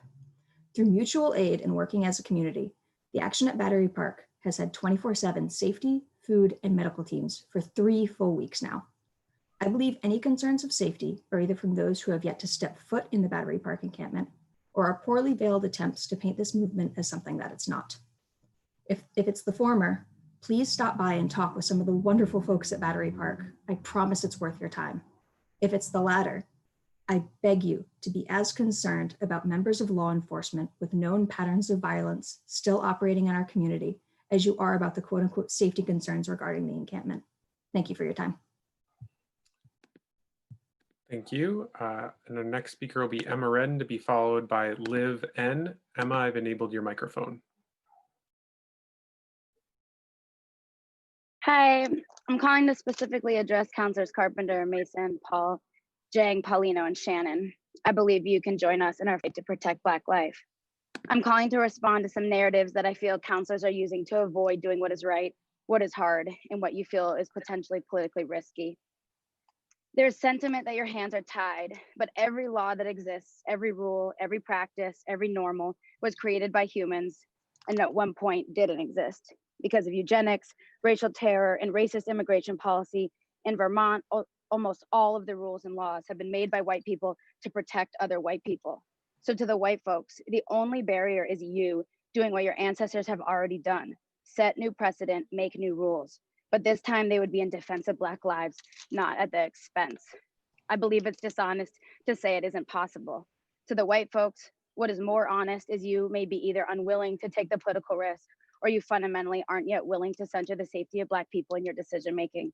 But I believe you can be willing and interested in the safety of Black people. Secondly, I'm concerned and confused by the notion that 25 hours of public testimony and thousands of folks strong 24/7 protest is some marginal minority of the city. I worry that what you really mean is that the police union, who doesn't even need to be on these calls because they have your personal phones on speed dial, is a constituency that you are either not courageous enough to challenge or you fundamentally don't believe needs to be challenged. But I believe you can choose Black lives over white jobs. You are public officials serving in historic times, both historic levels of pain and uncertainty, as well as unprecedented courage, organizing, and visioning. I hope you see this moment as a gift, an opportunity to accept the invitation to do what I know will take courage and reckoning. As philosopher Fred Moten said, I believe in a world and I want to be in it. I want to be in it all the way to the end because I believe in another world and I want to be in that. Other worlds are possible when white folks learn from and listen to the imaginations of young Black people. Help make that world possible. Use your imaginations to figure out how to ensure Corey Campbell, Jason Bellavance, and Joseph Coro no longer have access to hurt anyone, especially the Black people we are so blessed to be in community with. Thank you. Thank you. Our next speaker will be Liv N. Liv, I've enabled your microphone. You should be able to speak now. Liv will be followed by Rosalie LaCroix. Can you hear me? Yep, go ahead. Hi, my name is Liv. I'm a resident of Burlington, and I'm calling to support the demands of the Battery Park protesters. We are calling for the violent officers Coro, Bellavance, and Campbell to step down from the department to ensure the safety of our community and to allow the city of Burlington and the Burlington Police Department to move forward in tackling the racial justice resolution. We are calling on the mayor to use every tool at his disposal to ensure that justifiable release of these 3 officers does not distract from the bigger task at hand, dismantling systems of racism in our city as outlined in the racial justice resolution. We are calling on the council to remove these officers no matter the cost. The lives and safety of BIPOC Vermonters are worth the financial risk because Black lives matter more than money. The monetization of Black lives is the root of systemic racism in our country, and we must eradicate it in our city immediately. We are calling on City Council to begin the work of creating a charter change to allow the role of firing police officers to be a duty that is not under the sole authority of the police chief, but that is also within the authority of City Council. We demand that while this process must begin, it must also not be taken as a compromise for the immediate need to remove these officers. Any action to correct this statute for future events cannot be seen as a remedy for the current employment of these violent officers.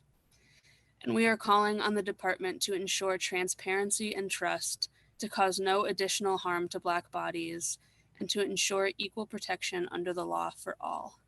Thank you. Thank you. Our next speaker, I have Rosalie LaCroix on deck, but I was able to find Robert Bristow Johnson. Robert, I'm going to try you again. Robert, if you can unmute on your end, I'll give you another chance to go. Robert, if you're able to unmute on your end.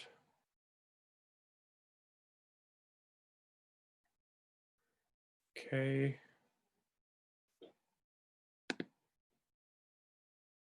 Okay, wasn't able to get you on. I'm going to go to Rosalie LaCroix. Rosalie, I'm enabling your microphone. Go ahead. Hi, can you hear me? Yep, go ahead. Hello, my name is Rosalie LaCrosse. I use she, her pronouns, and I am a member of Ward 1. I stand in support of the protesters at Battery Park. I call for violent officers Corot, Bellavance, and Campbell to step down from the department to ensure the safety of our community, and to allow the City of Burlington and the Burlington Police Department to move forward in tackling the racial justice resolution.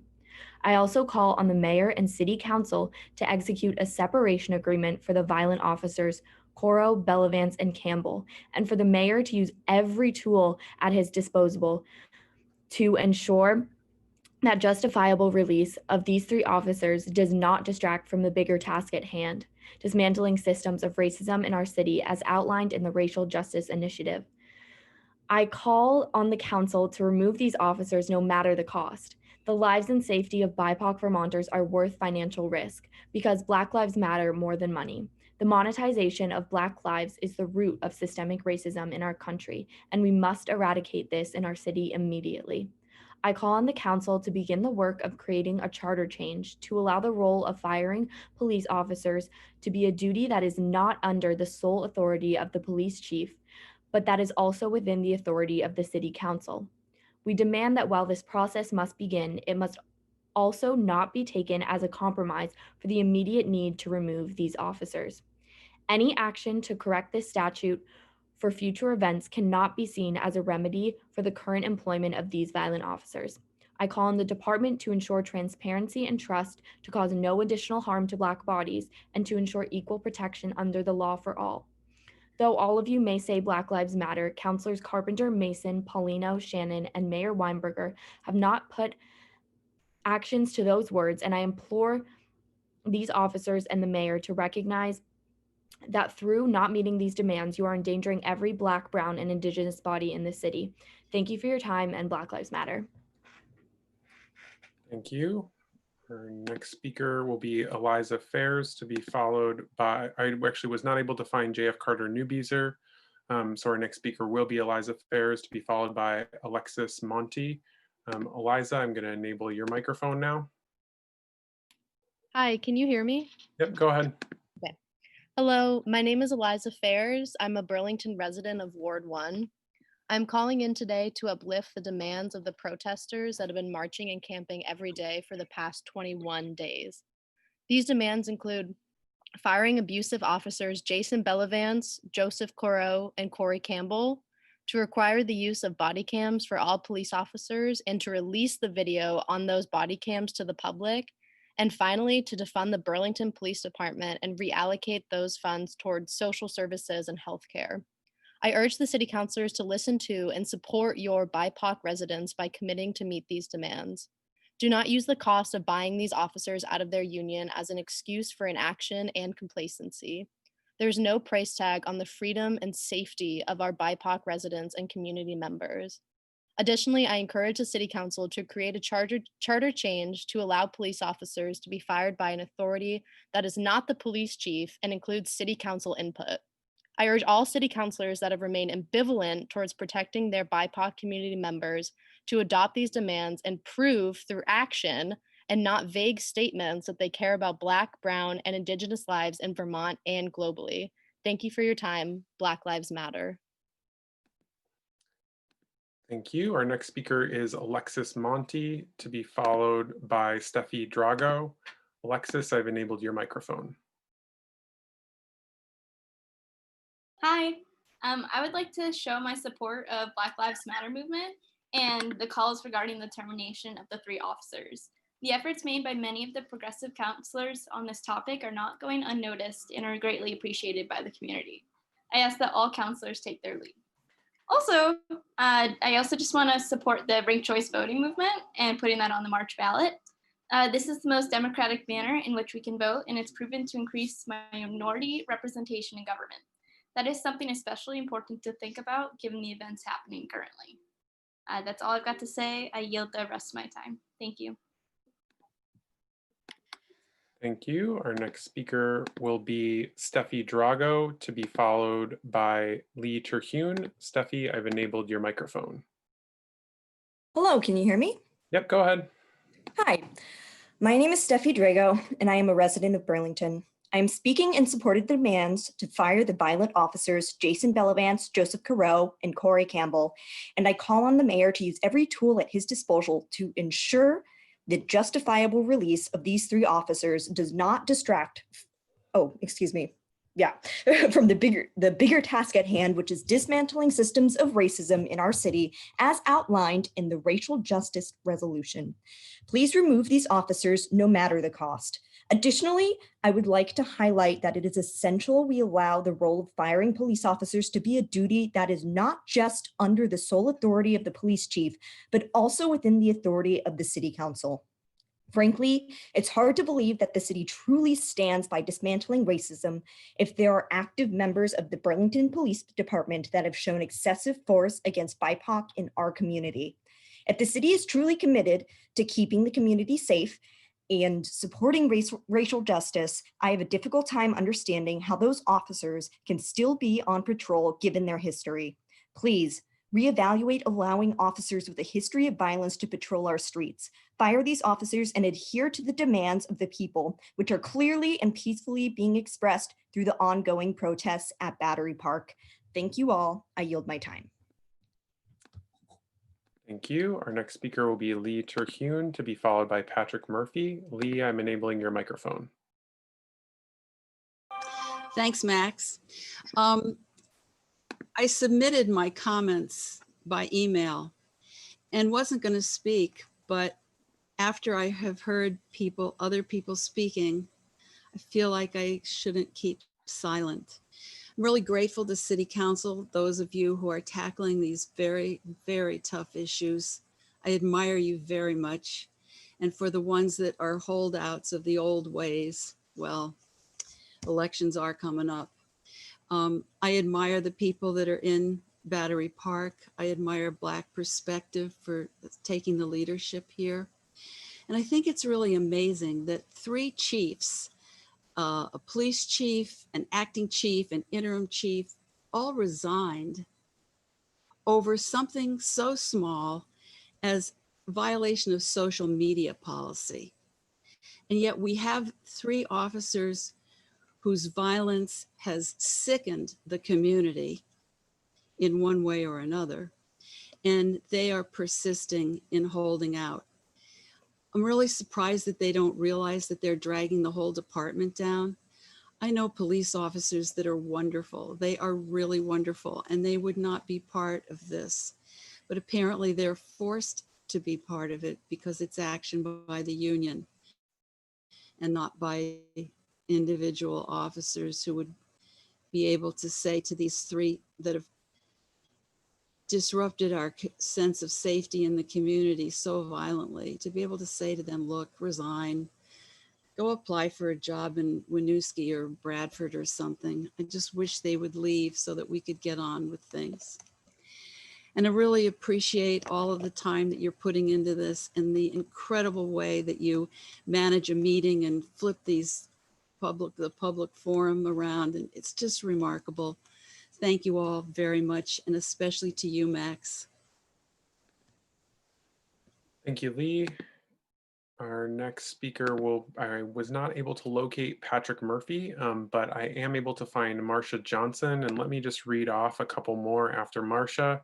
I have Alexander Lavin, Alexandra Carambelis, Maisie Wormser, Tom Proctor, Hazel Civalier, Dee Bouchard, Kate Seitz, Jimmy Martucci, Adria Sir, and Todd Jemison.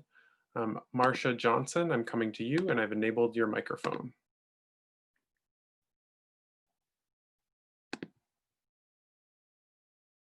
Hi, can you hear me? Yep, go ahead. Hi, I'm calling, like many others, to voice my support for the protesters and to call for violent officers Coro, Bellavance, and Campbell to step down from the department to ensure the safety of our community and to allow the City of Burlington and the Burlington Police Department to move forward in tackling the racial justice resolution. I want to call on the Mayor and City Council to execute a separation agreement for the violent officers Coro, Bellavance, and Campbell. Call on the Mayor to use every tool at his disposal to ensure that justifiable release of these 3 officers does not distract from the bigger task at hand, dismantling systems of racism in our city, as outlined in the racial justice resolution. I call on the council to remove these officers no matter the cost. The lives and safety of BIPOC Vermonters are worth financial risk because Black lives matter more than money. The monetization of Black lives is the root of systemic racism in our country, and we must eradicate this in our city immediately. I call on the council to begin the work of creating a charter change to allow the role of firing police officers to be a duty that is not under the sole authority of the police chief, but that is also within the authority of the city council. We demand that while this process must begin, it must also not be taken as compromise for the immediate need to remove these officers. Any action to correct this statute for future events cannot be seen as a remedy for the current employment of these violent officers. I call on the department to ensure transparency and trust, to cause no additional harm to Black bodies, and to ensure equal protection under the law for all. I also just wanted to say, I'm also worried about the protesters' safety, and I've heard a lot of that kind of talk from the mayor. And I think it would be really, really helpful if you would issue some kind of a statement, just like condemning any kind of violence against them by people who might not agree with their points of view. I think that's really important. So I would really like to see that come out. Thanks a lot. Thank you. Our next speaker will be Alexander Lavin, to be followed by Alexandra Carambelis. Alexander Lavin, I've enabled your microphone. Hi, Max. Can you hear me? Yep, go ahead. Good evening. Thanks for listening. You're doing a great job moderating. I called in this evening to express once again my support for ranked choice voting. I'm a big fan of democracy here in Ward 3. And we've seen from the numbers that ranked choice voting only enhances democracy. And we're looking at a world where so many people feel frozen out of the democratic process when you only get the choice between, say, Coke and Pepsi. You want to bring in people whose tastes might be just a little bit different. So I assure you, just as a practical matter too, this is probably not going away anytime soon. And, since it's clearly the issue of the day, I have to speak on something else that's not going away. I went past the encampments earlier today. I went past City Hall during the protests. I'm not seeing fewer tents than I did before. And I'm not seeing fewer people outside City Hall than I did before. I'm seeing more. I'm not hearing in the national media landscape that Black Lives Matter is a marginal preoccupation of young ideologues. I'm hearing that it's gone mainstream. This is clearly not going away. Remember when we were never going to take down the mural last year, and then it came down, the mural's down. Remember when so many things seemed impossible? One of the old adages we hear is that for 10 years, nothing happens, and then one night, everything happens. Well, this is that night, it sounds like, and I assure you, no matter who goes out for mayor next time around on town meeting day, no matter whom we appoint for police chief, no matter what happens, this is not going away. And the bravery that people of color have shown coming forward and saying, you know what, you can't do this to us anymore. It speaks for itself. So things need to change. Thanks. Thank you. Our next speaker will be Alex Karambalis, to be followed by Maisie Wormser. Alex, I'm enabling your microphone. Hi, my name is Alex Karambalis. I'm calling to you today as a resident of Ward 4 to stand in solidarity with BIPOC leadership demanding the removal of violent officers Caro, Bellavance, and Campbell by any means necessary. Councillor Carpenter and Councillor Paulino, I want to specifically address you to hear me as your constituent and reaffirm that there is widespread support for this action across the entire city. We understand that you face logistical hurdles in removing these people, that this is difficult because union, city, and state contracts and laws, many of which you signed into action, give cops more legal protections than the rest of our citizens. That this is difficult because currently the police are allowed to decide for themselves whether their own officers violated rules that they primarily control. We understand the legal and logistical barriers here, but we would like to remind you that this is a systemic portion of systemic racism. People are out here on the streets screaming for you to hear them. And you are using these systems as something to hide behind instead of joining us and fighting them. How do you think others eroded the systems of racism in this country? It was by imagining the unimaginable. And it was by choosing to act when every legal counsel and every power structure told them that there was nothing they could do. Your constituents don't want to hear that there's nothing you can do because that is the coded language of modern day racism. That is the code for saying Black lives don't matter enough for you to try everything at your disposal. We know that we have 3 racist police officers who committed acts of violence towards people of color. For certain, we know one of them is capable of killing somebody. We also know that Burlington law enforcement released a report in recent years indicating that 18% of its use of force was directed against Black citizens, even though Black citizens represent 3.8% of the general population. We can't look away from this anymore. We can't wait to address these officers until their next offense because that is the exact road we go down that leads to tragedy. The lives and safety of BIPOC Vermonters are worth the cost of financial risk because Black lives matter more than money. Thank you. Thank you. Our next speaker will be Tom Proctor, to be followed by Hazel Civalier. Tom, I've enabled your microphone.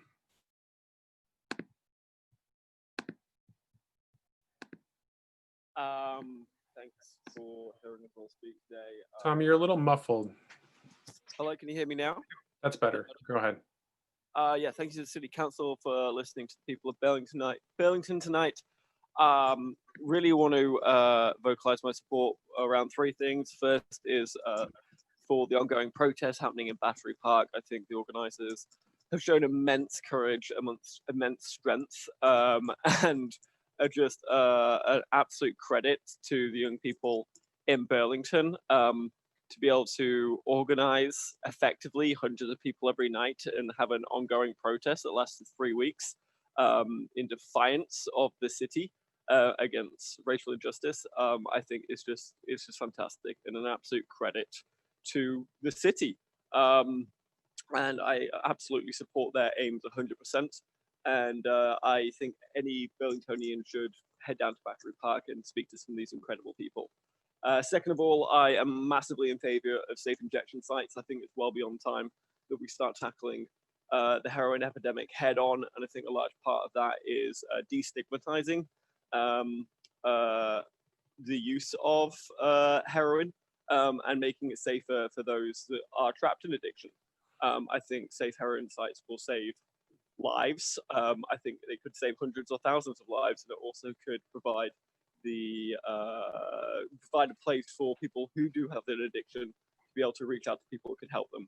And lastly, I really want to throw my support behind ranked choice voting. I think this is the most democratic way that we can hold an election. I think it's high time that we relook at the way that we currently have our elections and pivot to a fairer way of doing it. And I think ranked choice voting is the best way.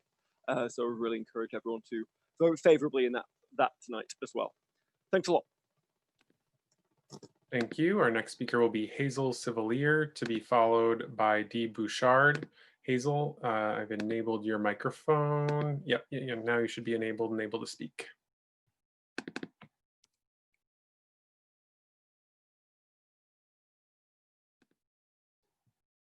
Hazel, are you with us?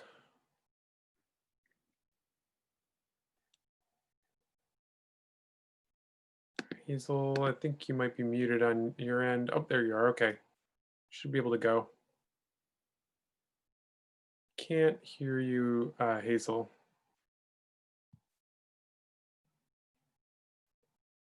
Sorry, I can't. I think you're muted on your end. There you go. Still can't hear you. I'm so sorry. Can try a little bit longer. I'm sorry. We can come back. I'll come back to you in a second. We can try again. I'm sorry about that. I'm gonna then go to Dee Bouchard. Dee, I'm gonna enable you to speak. Hi, can you hear me? Yep, go ahead, Dee. Can you hear me? Yep, go ahead. Hello, my name is Dee Bouchard. I am a Ward 2 resident. While I am not in these counselors' wards, this message is directed to Counselor Carpenter, Paulino, and Paul. Please join us in the fight to protect Black lives. We are not going away. White people created these laws that have always been in favor of white people. You have the power to make laws that will help protect Black lives. Burlington is speaking loudly. Are you committed to supporting racial justice? Your actions are saying otherwise. Are you listening to your constituents? Your actions are saying otherwise. We have made it clear that we are calling for the firing of violent officers Carreau, Bellavance, and Campbell to ensure the safety of our community. Do you value the safety of your community? We are calling for a separation agreement for these violent officers. You do have the power. We are asking you to use it. You need to be creative. We are calling for the council to begin the work of creating a charter change to allow the role of firing police officers to be a duty that is not under the sole authority of the police chief, but also within the authority of the city council. We demand that while the process must begin, it must also not be taken as a compromise for the immediate need to remove these officers. Any action to correct this statute for future events cannot be seen as a remedy for the current employment of these violent officers. Black lives matter more than money. Show your support for Black lives. Support and listen to your community. Thank you. Thank you.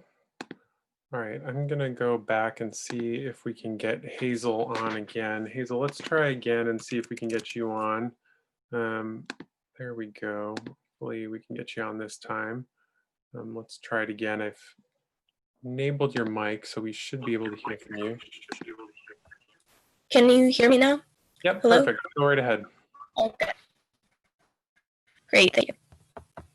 Hello, my name is Hazel Sabalier, and I'm a white queer resident of Ward 4 of Burlington. I'm joining hundreds of other community members who have spoken before me in the call for the violent officers Joseph Crow, Jason Bellavance, and Corey Campbell to step down from the Burlington Police Force. I urge the City Council to execute a separation agreement for these violent officers to ensure the safety of our community, and to allow the City of Burlington and the BPD to continue the work of dismantling the underlying systemic racism in our city, as outlined by the Racial Justice Resolution. Today is the 21st day of the occupation of Battery Street Park in protest of the continued employment of these officers. The duration of these demonstrations alone shows the broad public support for the protest demands. While these three violent officers remain at the BPD, I am extremely worried about the safety of our community, particularly BIPOC community members who are disproportionately affected by police violence. These officers are a direct threat to the safety of our community. We cannot wait and allow them to harm another community member. They must be removed regardless of the cost. The life and safety of BIPOC Vermonters are worth the risk of a lawsuit. Black lives matter more than money. The monetization of Black lives is the root of systemic racism in our country, and we must eradicate this from our city. Please also do your utmost to ensure that the justified release of these three officers does not distract from the greater task of dismantling systems of racism in our city. This work must include the creation of a charter change allowing firing police officers to be within the authority of the City Council, not under the sole authority of the police chief. While these processes must begin, it does not negate the immediate need to remove the violent officers. Finally, I urge the City Council to hold the police department accountable for ensuring transparency and trust, causing no additional harm to Black bodies, and ensuring the equal protection under law for all. Thank you. Thank you. All right, I did hear from Carter Newbeezer that he was able to get back on. So Carter, I'm going to come to you. Yeah, thanks so much for letting me speak. My name's Carter Newbeezer. I am currently in Ward 4 in Burlington. Just wanted to add my voice supporting what folks from the Vermont Racial Justice Alliance and the Battery Park encampment have been advocating. Also wanted to express my support for the ranked choice voting and overdose prevention sites, which I believe are before the council today.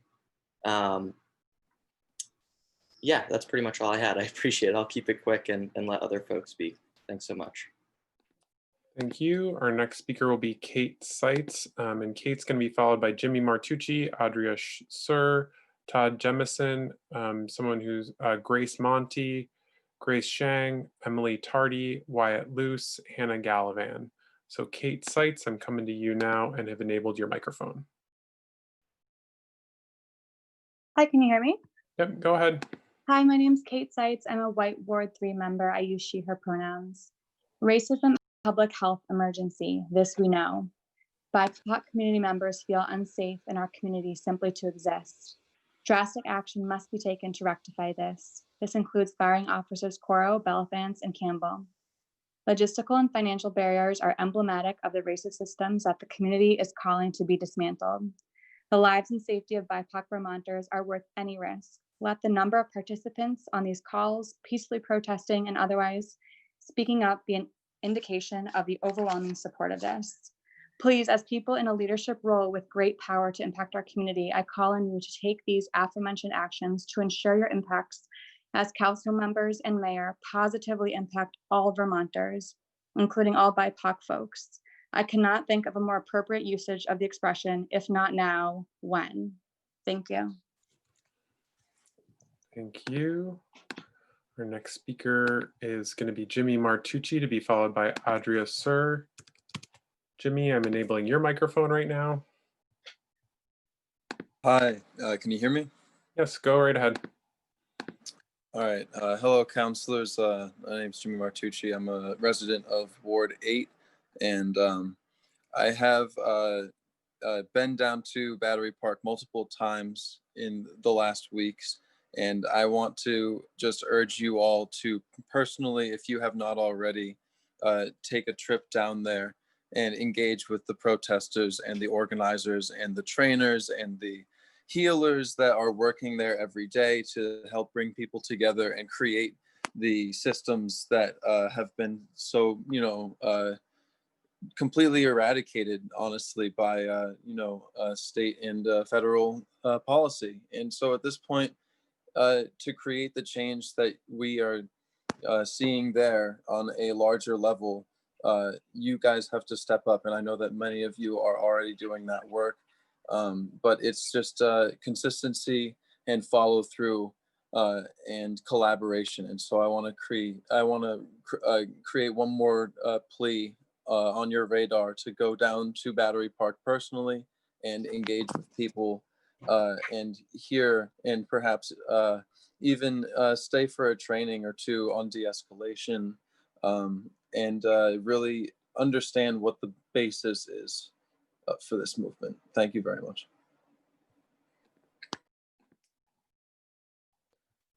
Thank you. Our next speaker will be Adria Sir. Adria, I've enabled your microphone. Hi, can you hear me? Yep, go ahead. Hi, thanks so much. And it is Adria. Thank you for correcting yourself. I am a Ward 1 resident, and I want to thank you all for being here tonight. I understand that you don't make the big bucks. This is a lot of hours, this is a lot of time. So thank you for listening to everybody. I do want to just continue the push to have Campbell, Coro, and Bellavance have some police accountability, have them fired, have it not be able to be rehired. At this point, I mean, we are putting in so much effort and energy for 3 officers who have failed. I mean, frankly, they didn't do their jobs correctly. and they shouldn't be protected excessively, because obviously our BIPOC community members aren't being protected.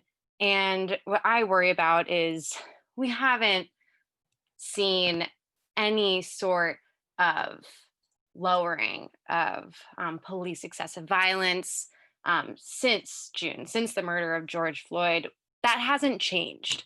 So at this point, we've just been lucky. And at this point, the counselors have just been lucky that we've woken up every day and it hasn't been even worse than it already is. And it can be, because there is nothing stopping it from happening. There is no laws, there is no legislation that is strictly stopping police from using excessive force. And there's no accountability. So I don't want this to be something that continues happening. And I know, Paulino, this is exciting that you're getting the 2 more social workers. And I know the commission is good to have, but it's not enough. It is not enough. It's not a certain knowing that our Black community members and our Black Vermonters are safe. And that's what we need. We need to know that they'll be safe. Thank you. Thank you. Our next speaker will be TJ Jemison, to be followed by Grace Monty. TJ, I've enabled your microphone. Thank you. Can you hear me? Yes, you're a little soft, so maybe you can adjust your position or. Sure. Is that better? Yes, go right ahead. All right. So my name's TJ. I live in Ward 4. Sarah and Franklin are my representatives, and I thank all of you for your time, because I know this is volunteer position. My pronouns are he, him, his. So I heard someone speak earlier who said she didn't agree with something someone said and she would be unpopular for that. So a couple things. One, I want to voice my support for ranked choice voting. I think that's really important, and I'm glad that it's not going to be on the November ballot, costing us more money in the middle of the pandemic when we don't need to be charged extra things. 2, I think as a whole community, we should all be embarrassed by the state of our police department. I've seen videos of how they've treated people. It's unacceptable. Now, that's great if we can get them to resign. I would support that. I do not support, however, using all funds, anything available to try to go after this. I think that's a distraction from the issue. The issue here is ending systemic systems. And the system that's systemic and that's bad, that needs to end, is the police chief should not be the one in charge of these things. That is, like, I don't think anyone should disagree with that. That's like the cookie monster guarding the cookie jar. So I absolutely support a charter change. And I don't think, as a taxpayer in Burlington, because I have to have a taxpayer hat, I do not think it's wise to go down a path of putting all our resources into trying to hire 3 people. I think that's not wise. I don't think that's best for our community. I don't think that's best for moving forward. I appreciate people who have said at all costs, but I just wonder how many taxes they pay. So that's all I have to say. Thank you so much. Thank you. Our next speaker is Grace Monty, and Grace will be followed by Grace Shang, Emily Tardy, Wyatt Luce, Hannah Gallivan, Jessica Shevitz-Rauch, Maura Lynch, Jimmy Lees, Laura Waters, Kate Lapp, Michelle Levine, Hannah Sadek, and Jonathan Silverman. Grace Monty, I'm coming to you and have enabled your microphone. Hi, can you hear me? Yes, go ahead. Hi, my name is Grace Monty, she, hers, a current resident of Ward 1. I am calling to speak in support of ranked choice voting. In this current political climate, I find it imperative to support a system that is designed for the modern day. It increases democracy and allows the unheard to be represented. I also want to take the rest of my time to support the racial justice resolution and the Black Lives Matter movement. The protests at Battery Street, is not a threat at all. It's freedom of speech and necessary. A threat is the 3 officers, Campbell, Crow, and Bellavance. I thank the Progressive Party of the City Council in supporting these 2 just causes in the past, and urge the rest of the City Council to continue or in general work towards getting these 3 officers off of our streets. Thank you so much, and I yield the rest of my time. Thank you. Our next, I was not able to locate Grace Shang, so I'm going to go to Emily Tardy, who I was able to find. Emily, I'm enabling your microphone. Hi, yeah, my name is Emily Tardy. I stand with the Black Perspective of Vermont and their demands to remove violent police officers Jason Bellavance, Corey Campbell, and Joseph Coro from the Burlington Police Department, and that they not be hired again anywhere else in the state, or really in Chittenden County, but anywhere in the state or the country as law enforcement officials. Violence in any other profession without qualified immunity precedents would result in termination and loss of a license, like that of a healthcare worker or a teacher. So the standard of not being violent and causing harm to other people should be upheld in the instances of these officers as well, to ensure the safety of Burlington community members. I also stand with the demand that body cameras are to be required by the Burlington Police Department and all other police organizations in Chittenden County, as well as for this recorded data to be available to the public.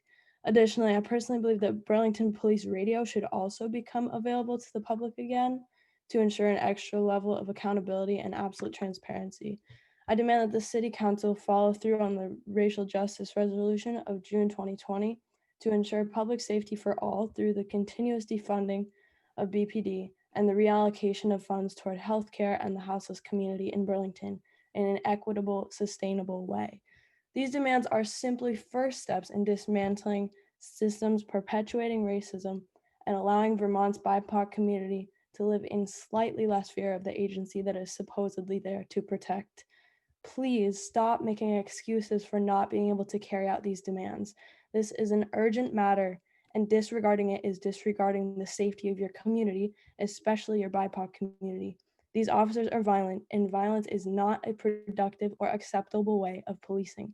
I'm here to tell you this is not about politics or money. This is about people, the safety of people, and it is your duty as elected officials to do what is best for all of the people that you represent. Racial disparities in traffic stops and police violence are strong, not only across the country, but very much so in Vermont as well. You represent a diverse body of people whose safety and lives should come far before money or anything else. I'd like to use the encampment at Battery Park as an example of how a community should operate, through that of understanding, love, mutual aid, and actionable ideas to improve the wider community as a whole. These young leaders need you in power to take action to dismantle systemic racism and ensure safety. Change the rules, do your job, take calculable action. Thank you. Thank you. Our next speaker will be Wyatt Luce, to be followed by Hannah Gallivan. Wyatt, I'm coming to you and have enabled your microphone. Can you hear me? Yes, go ahead. Can you hear me? Yes, go ahead. Can you hear me? Yes, I can hear you. Oh, okay. I don't believe I can hear you, though I can see the time on the screen, so I'll just keep that in mind. All right. Councillor Dieng and other councillors interested in progress surrounding the police force and racial justice, I address this to you. Momentum has gathered. Councillor Dieng, you touched on this in a recent statement when you called for a pause in the Battery Park protests. You did not call for a halt in progress, only a more efficient use of energy addressing broader aspects than these specific officers. What I wish to point out to you is that momentum has gathered around these officers in specific.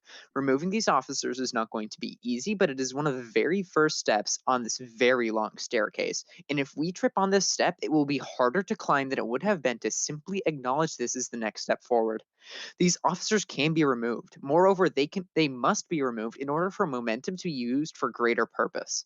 Otherwise, the waves will continue to crash upon this specific subject, wasting time and effort which many amongst you would more efficiently utilize for broader change. Until these officers are removed, people will continue to camp out. Until these officers are removed or action is taken against them, people will continue to spend effort and precious momentum on these officers. Maybe giving these officers the boot isn't something you feel comfortable with for one reason or another. You side with the people on everything else but firing these officers. But removing these officers, or at least the beginning the action to do so, if nothing is, if nothing else, a first step. Be sure you do not waste too much momentum resisting this one step. Otherwise, you may find that there is not as much as you were hoping when it comes to systemic change. People get burned out, counselors. Our current demands will be met, but the amount we accomplish after that may be hindered by your actions now, at least until election time comes. I stand with the demands of the Vermont Racial Justice Alliance to remove these officers and implement broader systemic change within Burlington, included but not limited to creating a charter, the mayor using his executive power to obey the demands of those who gave it to him, and the removal of these officers. Thank you. I yield my time. Thank you. Our next speaker will be Jessica Shevitz-Rausch, to be followed by Maura Lynch. Jessica, I've enabled your microphone, so you should be able to go. Hi. Hi, thank you, Council President Tracy.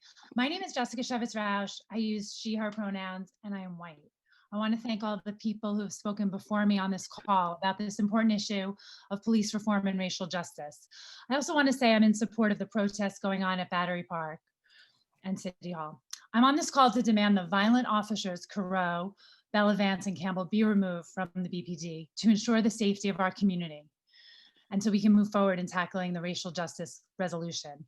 I call on the council to remove these officers no matter the legal or financial costs. The lives and safety of BIPOC Vermonters are worth financial risk because Black lives matter more than money. The monetization of Black lives is the root of racism in our country. We must eradicate this in our city, our state, our country immediately. There is widespread support for this all over the city of Burlington. Act in line with what was put forth in July. Racism is a public health crisis. Nothing is more important than protecting the health of our fellow citizens. Thank you. I yield my time. Black Lives Matter. Thank you. Our next speaker is Jimmy Lees. I was not able to find Hannah Gallivan or Maura Lynch. So I'm going to come to you, Jimmy. I've enabled your microphone. Hello. 3 violent, abusive cops are still on the beat, still threatening people after they got away with some intense brutality. And there's no prosecution for them. They don't even get dismissed from their job. Their treatment by the city illustrates unqualified impunity. A policy implemented by the city official who signed the contract with the union. That city official and that union are in lockstep now. They're waving this union contract at us, saying nothing can be done. But the contract was signed by the mayor. And the mayor signed it 4 months after the brutal assault implemented by Carreau and Bellavance. He knew what he was doing. He knew that signing that contract would not be good for safety in Burlington. He created the contract problem. He is the reason the 3 cops are still on the beat. 10 days ago, the mayor sent justice protectors occupying Battery Park a letter threatening them with police action, citations, and prosecution. I hope the time has come for the mayor to recognize that doing the right thing is always the right thing. Cancel the bogus contract, fire the vicious cops, and stop threatening the heroic justice protectors in Battery Park. Thank you very much. Thank you. Our next speaker is Laura Waters. Laura, I'm enabling your microphone. Hey, can you hear me? Yes, I can. Go Okay, ahead. great, thanks. My name's Laura Waters. Thank you for your patience this evening. As you're all aware, the DRB unanimously approved the Burton Higher Ground conditional use permit that includes allowing a 1,500 person, 500 vehicle venue. I live very near this proposed venue and as a concerned neighbor have followed and participated in the various presentations to the DRB. My significant focus has been traffic and the road conditions surrounding and leading to this venue. There are a number of city plans, declarations, and state standards specific to bike walk safety and sustainable transportation that should have been incorporated into this DRB approval. None of these were given even a single mention under the approved project and added DRB conditions. These include Act 34, which is a Vermont act relating to transportation policy that considers all users, including motorists, bicyclists, public transportation users, and pedestrians of all ages and abilities. Plan BTV goals says it wants to emphasize alternatives to the single occupancy vehicle. The goals provide for the quality and capacity of public infrastructure, including pedestrian, bicycle parking, and/or transit-related facilities necessary to support new or expanded commercial development. Moving forward together, transportation plan for the city of Burlington states safety is of critical importance, particularly where walkers and bikers interact with cars and trucks. The transportation plan envisions a fully walkable city and supports a complete bike network as a transportation choice that is non-polluting, energy efficient, and promotes good health. Finally, I found it ironic that the next item on the agenda is the climate emergency reports. The city's September 2019 climate emergency declaration states, be it further resolved that the City Council and the City of Burlington issue a call to action for all Burlingtonians to take steps to reduce and eventually eliminate fossil fuel use. Reduce vehicle miles traveled through walking and biking and public mass transportation.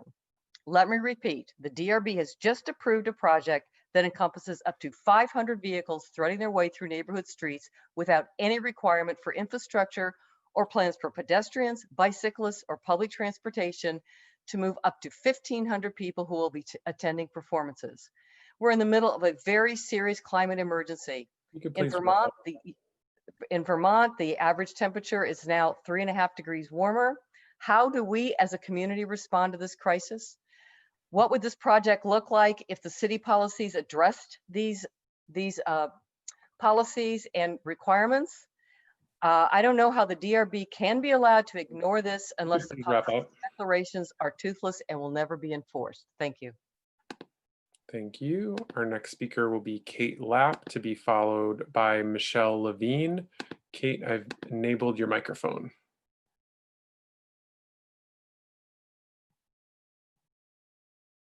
Kate Lapp.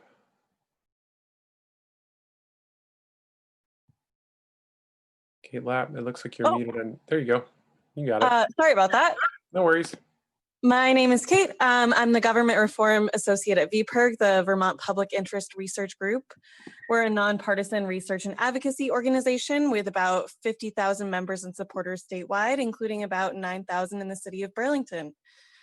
By now, I'm sure that you're aware that VPRG supports ranked choice voting as a fair way to ensure that citizens feel free to vote for a candidate that they like best, and that our elections produce winners who have the support of a majority of voters. We believe ranked choice voting has been proven effective, that it's only grown increasingly popular in the decades since it was last used in Burlington, including its first use in presidential primaries, 4 of them, plus 2/3 of votes in Nevada. Its first use for all congressional and state primaries in Maine, and the subsequent passage of presidential use there.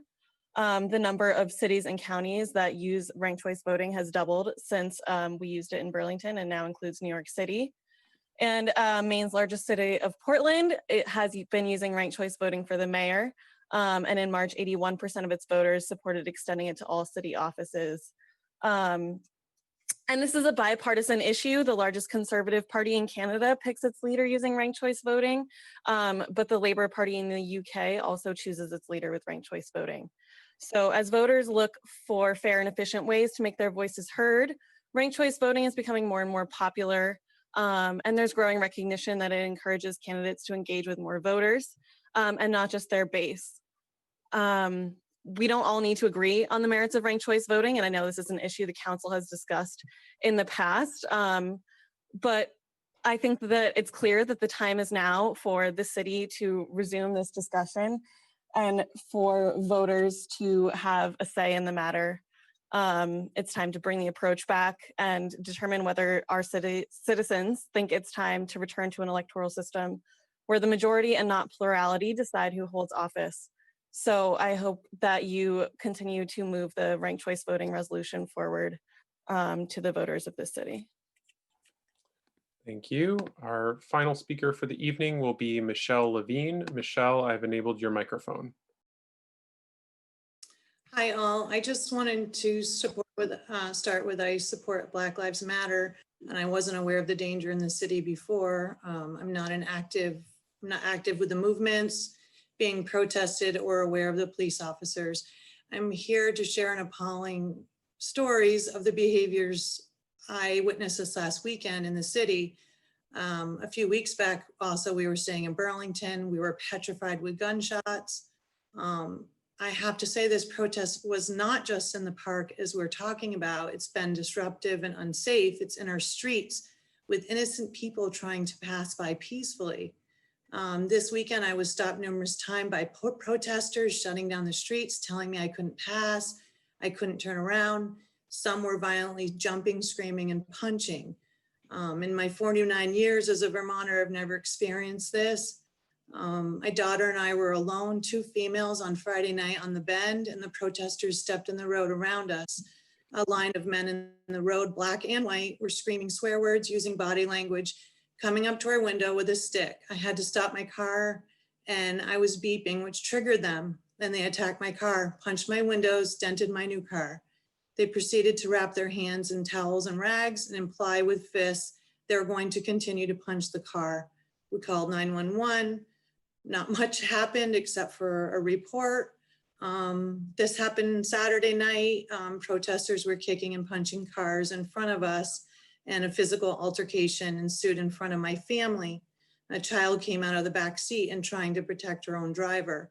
My special needs child at that time was in the car with me. She was severely traumatized watching this and hearing me call 911. Twice I had to call 911 in less than 24 hours with extreme fear of my safety with my family. You know, I just want to say that this didn't come up, and maybe this isn't the right call, but I'm worried about the safety of our public here, and how are we to protect ourselves at this point if we don't have protection from the police, who I've always felt protected by. But like I said, I don't know what's going on until I'm on this call tonight, so I have a lot to think about. But I won't be taking a trip to Battery Park again. Thank you. Thank you. That will conclude our public forum for tonight. We will now move back into our deliberative agenda. Thanks to Amy Bovey, the city clerk, for operating the timer tonight. I very much appreciate that assistance. Helps to make things a lot easier on my end, so appreciate that. And we will go back into our agenda we had before the public forum. A couple hours ago, we were talking about the open meeting complaint from 7 days. We had just gotten to the point where we decided to table the finding with regards to executive session. So we are still on that item as a discussion item in open session. So the floor is open. I don't have anybody in the queue. So if counselors wanted to get into the queue to speak. Not seeing anyone. Councilor Carpenter, go ahead. I thought we'd ended, or we had somewhat of a discussion of City Attorney Blackwood had sort of started to review the law with us. And so I guess I would like her perhaps to continue about how can we address this complaint? What are the actions, or how to proceed? Okay, Attorney Blackwood, are you able to weigh in on Councilor Carpenter's question? Well, how you would proceed is that you would, under the state statute, you need to determine if you believe there was a violation, and then decide what whether or not you want to cure that violation and basically how you would want to proceed.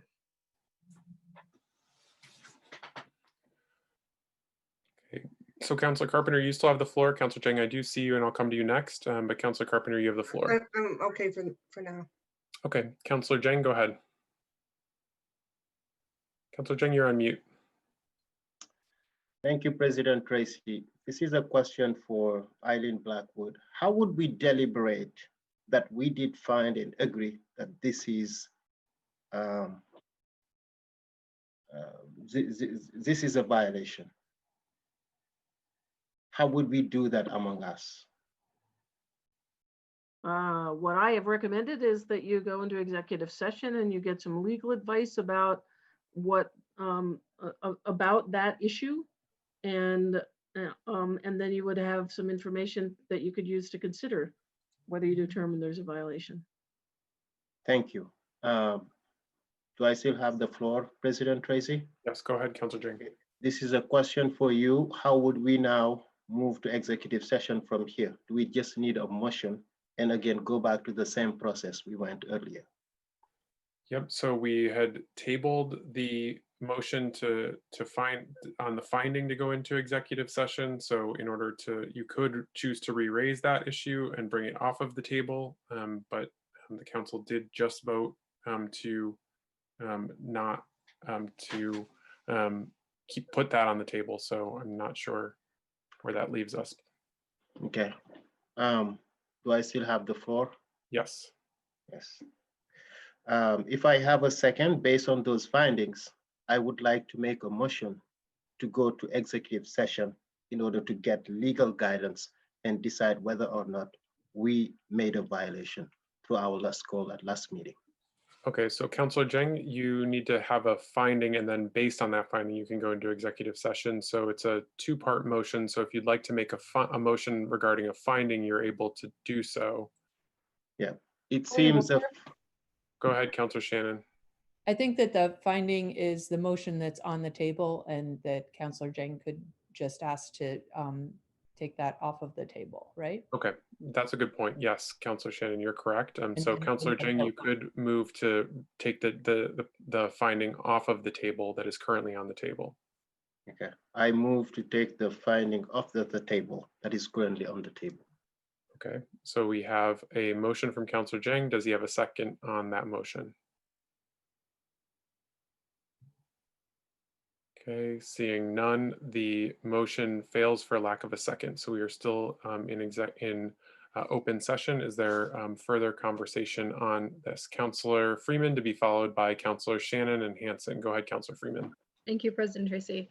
My understanding of this is that, like with certain policies and processes, that there is, at least to some degree, a level of interpretation. And I think that's what we're finding, is that some people are interpreting it quite rigidly. And I think I'm more in that camp in terms of open meeting law. And I very nearly voted no to go into executive session at our prior meeting. And I think there's just sort of, to me, it has an interpretive, or it can be open to interpretation, because I think some of the qualifiers legally for what allows open meeting, at least based on the memo that you sent Attorney Blackwood,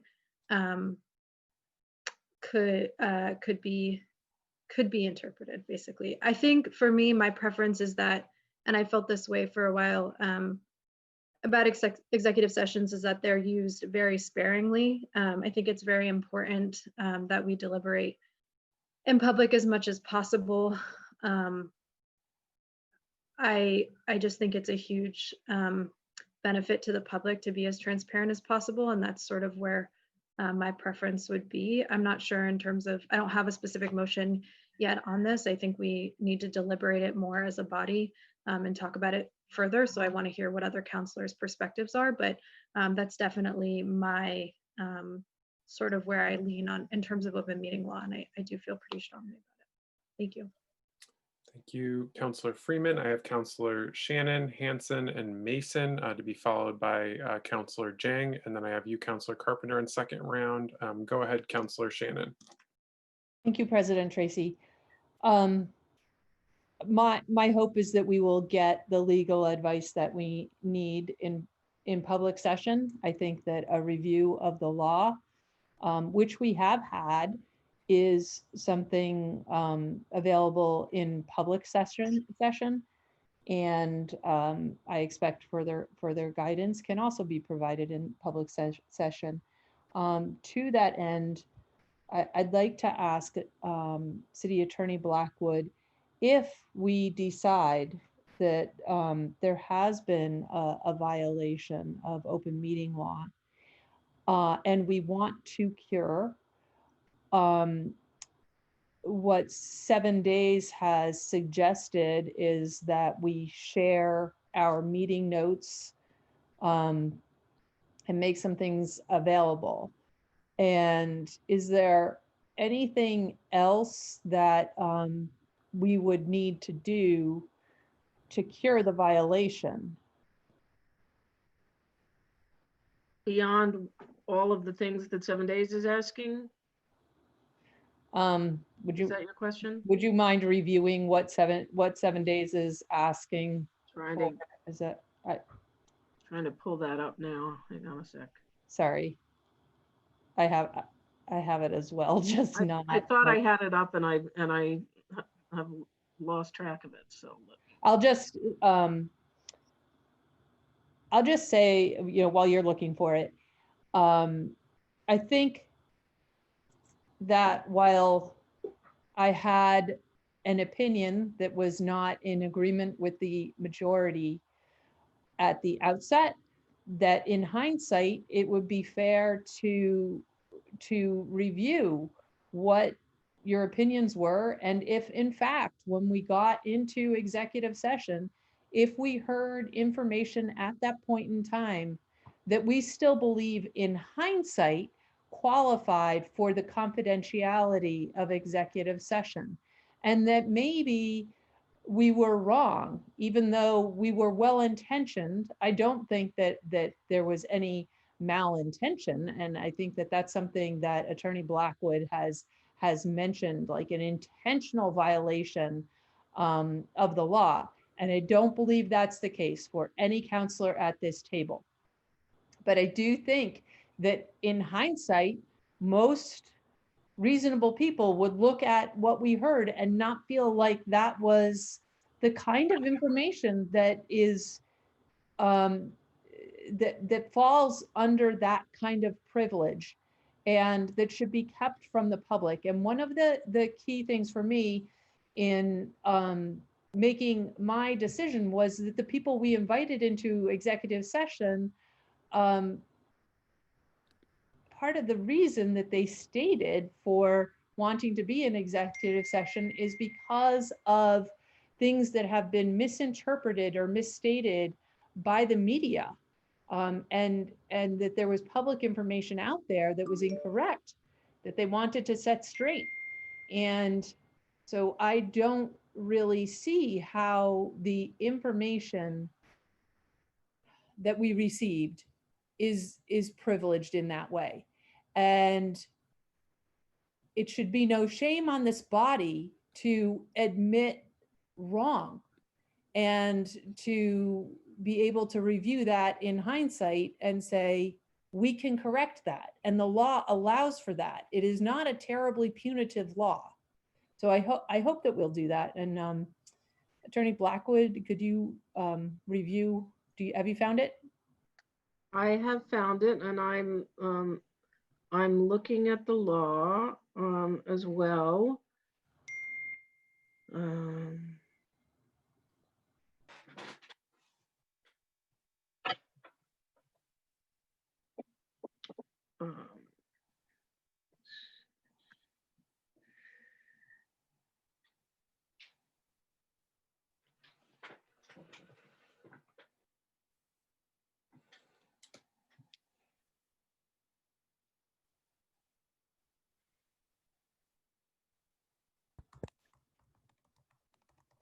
All right, so in terms of what 7 days is asking for, so let me start by saying that the open meeting law doesn't, when it talks about what you have to do to cure this, it says within 14 calendar days, so there are a couple of things. Was there a violation of the public meeting law? That's the question. And if the public body acknowledges a violation, then you have to cure it by either ratifying or declaring as void any action taken at or resulting from a meeting that wasn't noticed. So none of that. That doesn't have an executive session or portion thereof not authorized under under section 313 of this title, and adopting specific measures that actually prevent future violations. So I guess you have to either, if you found a violation of some or all of the executive session, you would have to declare as void any action taken at or resulting from that. So what does that mean? I mean, you didn't really, you didn't take any action yet resulting from that. So I'm not sure how you would, what you would do in terms of that, adopting specific measures that actually prevent future violations.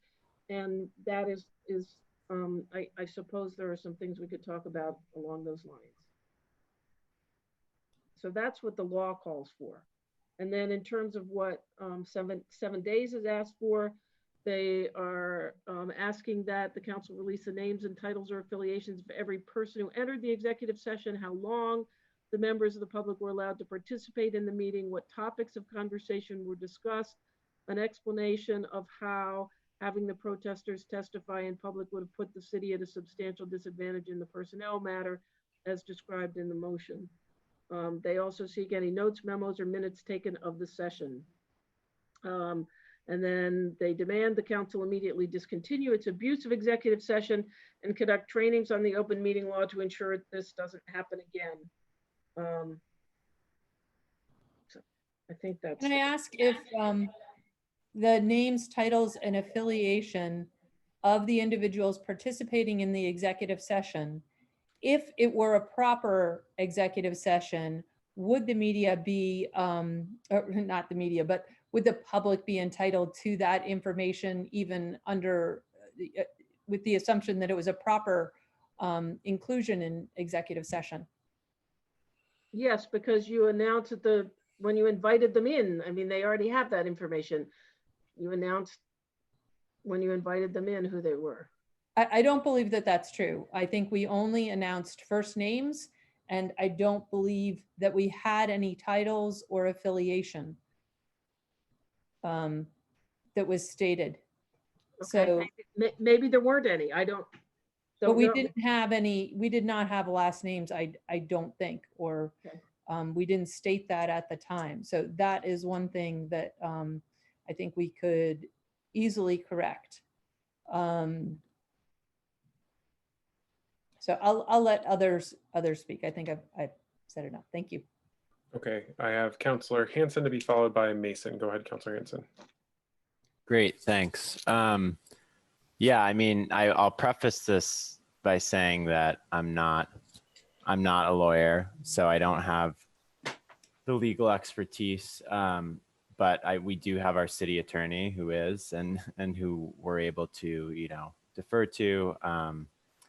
We have, so in terms of this decision that we made to bring these folks into the discussion, based on what I hear from our city attorney and that interpretation, and based on the deliberation we had about it, I don't feel that we violated, I don't believe that we violated Vermont's open meeting law by bringing them into the executive session in the way that we did. That being said, I do welcome a discussion of, you know, how we can be more discerning in the future with executive session, and how we can try to really limit the extent to which we use it, and really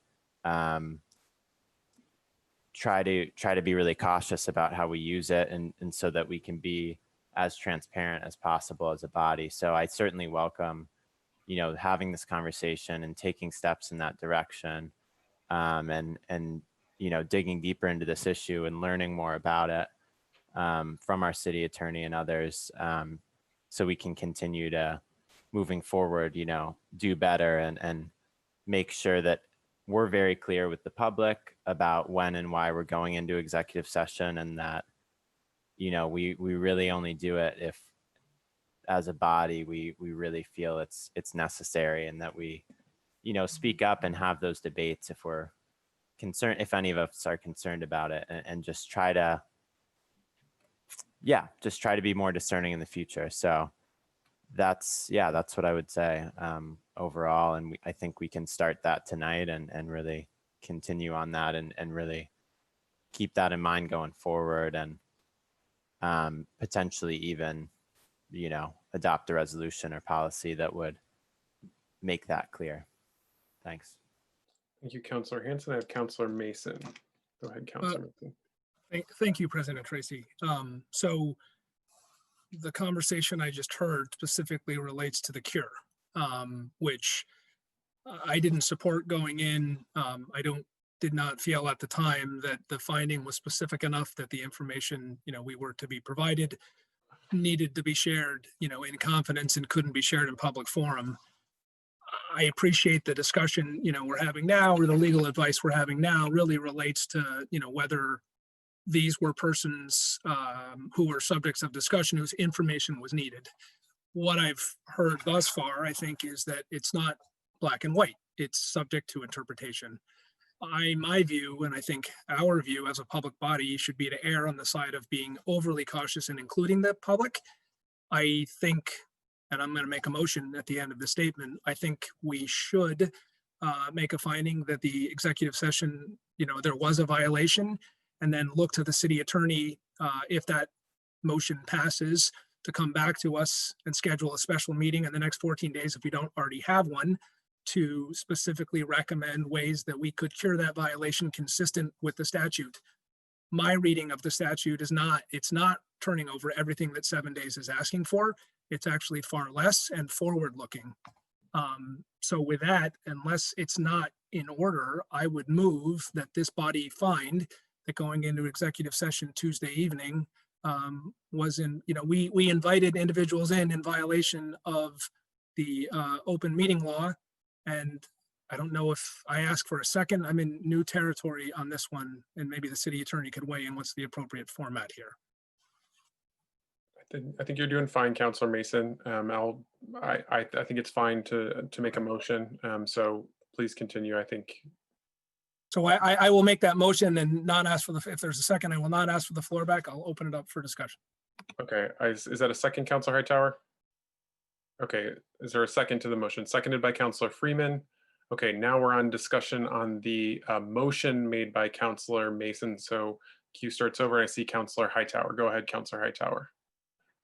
Yes, so I am inclined to agree with what Councilor Hanson said on, and what Councilor Mason just said on what our general practice should be, which is to err on the side of doing it in public. I would disagree, and I appreciate Councilor Shannon kind of encouraging us to do this in public. I don't know that we would have done that without that, so I'm grateful for that. But I am not in agreement with Councilor Mason's motion or rather finding that we were in violation. I think because it is open to interpretation. I think the fact that we felt that there was information that we could get from the session and voted so on a body means that we weren't in violation.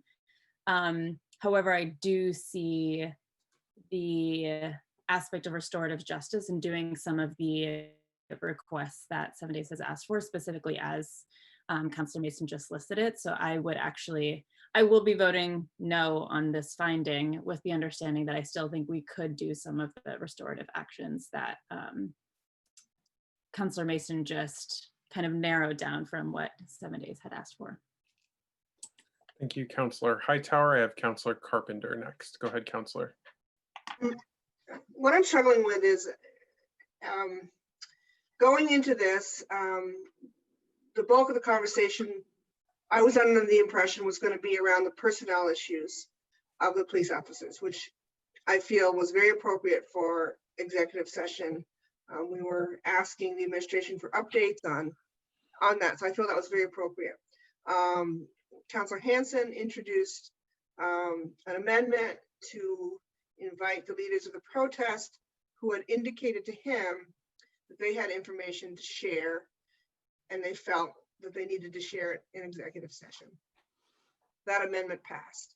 And I still felt that they in good faith indicated they had information to share. And this is, the backdrop is the city attorney had already told us we could have sort of a two-part executive session, one including those guests and one without. So to me, where the gray area is, or the interpretive area is, we did not gather specifically enough whether those guests did in fact have information that was relevant to the personnel decisions. But I think that's where we were gray. I can say maybe perhaps there was a violation of inviting those guests to come in what was intended to be primarily a personnel decision. So what I'm struggling with is how do we acknowledge that gray area and the fact that we invited guests in when we did not maybe specifically enough know how they would fit into the findings of that executive session. So I'm sort of struggling with the fact that I can acknowledge that inviting the guests may not have been consistent with the finding that was sending us into the executive session. So for that, I could say we made a violation. And I think sharing with the public the full names and titles and some of that would be appropriate, but then we had a chunk, an hour plus of a session where I don't think it would be necessarily appropriate to share what went on in that portion of the session. So I'm just struggling with how to do that in light of Councilor Mason's amendment, and maybe he can swing back to that when we get to it. Okay. Thank you, Councilor Carpenter. I don't have others in the queue. Councilor Mason, go ahead.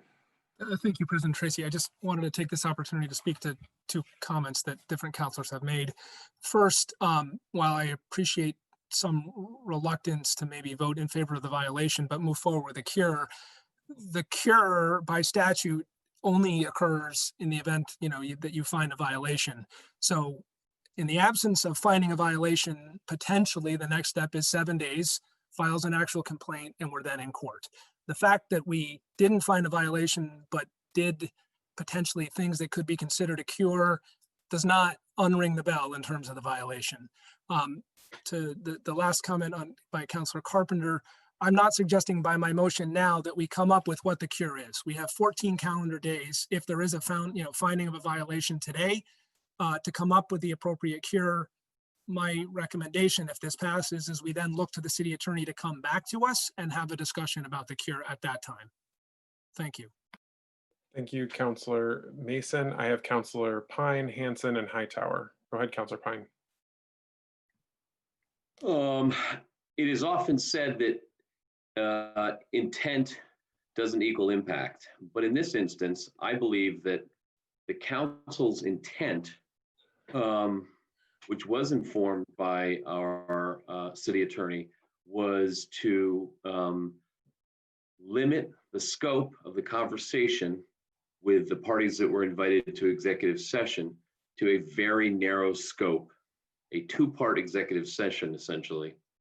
And in doing so, we made it clear to both the public going in and to the invited parties that that was a very narrow scope and was going to be very limited. We then went on to the additional confidential conversation, but we did not discuss the personnel matters specifically that we were engaged in discussing. I would say that when the law says that a board may choose to invite into executive session, and it lists all the folks, and at the very end it says, and persons who are the subjects of the discussion or whose information is needed, 1 VSA section 3313B, I would say that we believed we were doing that very last thing. We believed we were inviting subject information is needed in our discussion that would follow. So we were gathering information as a council. I believe that there are times when you can believe that what you did, because the intent was not to obscure from the public view the conversation, except to provide for a confidential forum for the folks we invited to discuss with us the situation. I believe that there are times when it's best to err on the side of with an abundance of caution, and in this instance to say, because what we heard and what we gathered did not meet the letter of the law, that in fact, in the end, we did not meet the standard that we should hold ourselves to. So I think that as challenging as this is, I think that we eventually, I believe, I've come to the conclusion that that's where we need to err at this point. So thank you. Thank you, Councilor Pine. I have Councilor Hanson to be followed by Hightower. We're starting to get into second round. So if you are speaking for the second time, let's try and keep things brief. And again, if you're and get us towards a vote on the motion, go ahead, Councilor Hanson. Great. I just had 2 questions for the city attorney. So one is kind of in response to what Councilor Mason said. Is that true that we can't act on the cure unless we I didn't necessarily follow that or agree with the idea that we can't act on the cure unless we are saying that we're in violation of the law. Is that the case?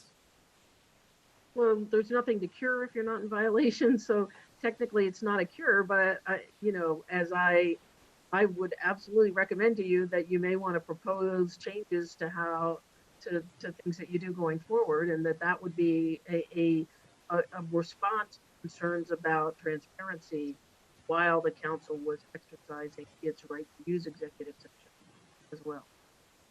Got it. So then, yeah, so then I would say, to kind of Councilor Hightower's point, like I still think we can and should work towards these things, but I don't think that necessarily means that we, or I don't see that. I think we can do that regardless of whether or not we feel that we violated the law. But my other question is, what does like, is there anything special about a vote like this in terms of like a split council situation on something like this?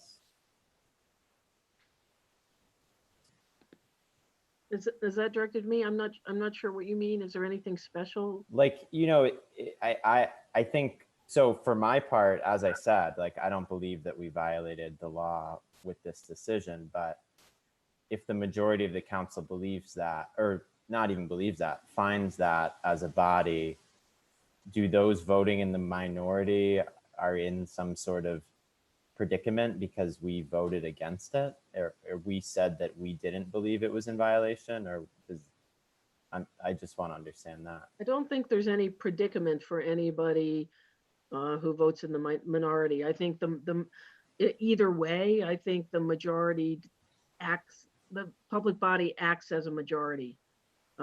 So whichever way the majority goes, that's how the public body is decided.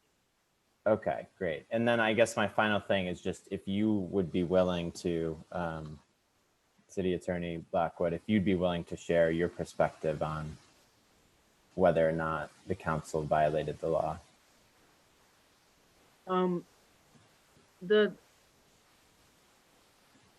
If the council wants me to go ahead and do that, I'm I'm happy to do that. And usually you tell me ahead of time if you want to waive your privilege with me.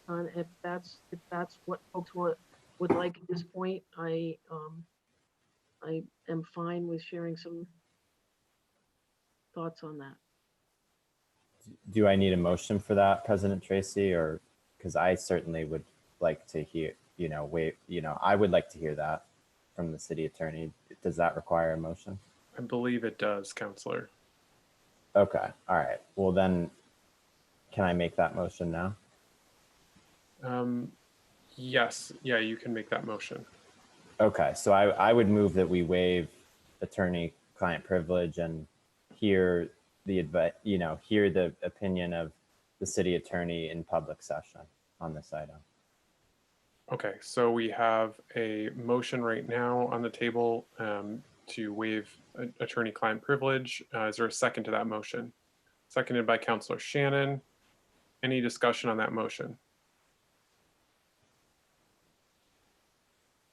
Okay, hearing none. Okay, Councilor Jane, go ahead. So yes, thank you, President Tracy. And city attorney-client privilege. Usually we say this is confidential if we receive those type of information. Can you divulge it now here publicly or no? Well, that's what this motion is saying. You all can say, yes, you want me to divulge it. In most instances, you just let me know that you want me to give an opinion publicly. In this situation, I didn't have that communication before the meeting, so I think you have to have a motion to be clear to me about that. That's the motion on the table.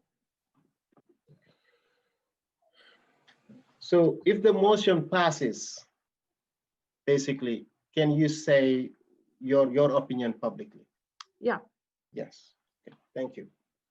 Okay, are we all set on the motion? Do we have attorney-client privilege on this issue? Okay, seeing no further counselors, I'm going to go ahead and ask for a vote. All those in favor, please say of waiving attorney-client privilege so that Attorney Blackwood can share her legal analysis with the council. Please say aye. Aye. Aye. Any opposed? That passes unanimously. So now, Attorney Blackwood, can you please share your analysis with the council? And we do still have the underlying motion around Councilor Mason's motion about the finding that there was a violation of open meeting law that we're still deliberating on, just to keep folks oriented to that. But go ahead, Attorney Blackwood. Yep.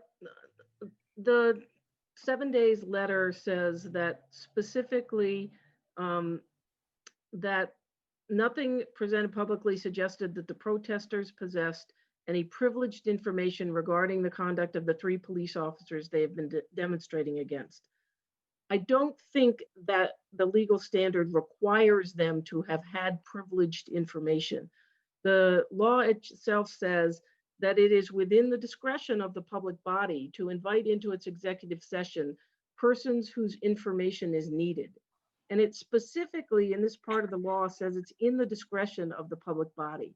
The vast majority of provisions within the public open meeting law and the public records law, the transparency laws, don't talk about the discretion of the public body. They're much more absolute about the assumption is things will be open. But in this case, the discretion is given to the public body to say, are these folks whose information we need? And it doesn't say anything about if you go into executive session and it turns out you didn't need their information, that somehow that makes a violation of the open meeting law. That there's nothing here that requires you to go back after the fact and say, well, okay, we ended up not needing that information from somebody, but the fact that they were in our executive session doesn't change. As long as when you started, you looked at it, did they have information that we needed? You all had some discussion about that. You talked a little bit about, you asked them if they thought they had information and the answers were yes. Granted, this is a somewhat unusual situation. This is a a situation that for the most part, you would expect, you weren't negotiating with these folks. It's a less than usual situation where some third party who isn't the subject of what you're doing gets invited in, but the law allows it, and therefore you made that decision at the time. So from my legal perspective in defending the city and looking at the city, I would say there is that it would be important for us to defend that there is no violation, because city council should have the right to decide, does it want to invite certain people in because they think that group has information. I don't think it then translates to it's a violation if it turns out that you decided once they were there that you didn't need that information. There's probably more I could go on about, but I'll leave it there and see if you have other questions. Okay, thank you, Attorney Blackwood. I have Councilor Hightower in the queue. Yeah, first I was just wondering, and apologies, I didn't quite catch this, if Councilor Mason could read his motion again, just to make sure that we're clear on what that was. Sure, that's fair. Councilor Mason, are you able to share your motion again? I did not write it down, but the gist of the motion was basically a finding that there was a violation by the council in inviting the three individuals into executive session, a violation of the open meeting law. Great. So I guess both based on Attorney Blackwood's kind of thoughts and opinions right now, I'm not changing my stance. I'm still going to vote no. I do think it may be important before we vote to have some sort of amendment in case it does pass that specifies, if we are saying that we have this dual executive session, that we're specifying if one of those was in violation, if the complete package was in violation, and so on. Okay, thank you, Councilor Hightower. Councilor Jang. Yeah, I just want to thank the city attorney and also Jack for bringing this question up. I think clarifying it is amazing. So therefore, yeah, just wanted to say that. Thank you. Okay, any further comments on the motion? Councilor Carpenter. We're on Chip's motion. I mean, Councilor. Yes. Maybe this is more of a comment, but I'm just relooking at what 7 days asked for information, and it seems to me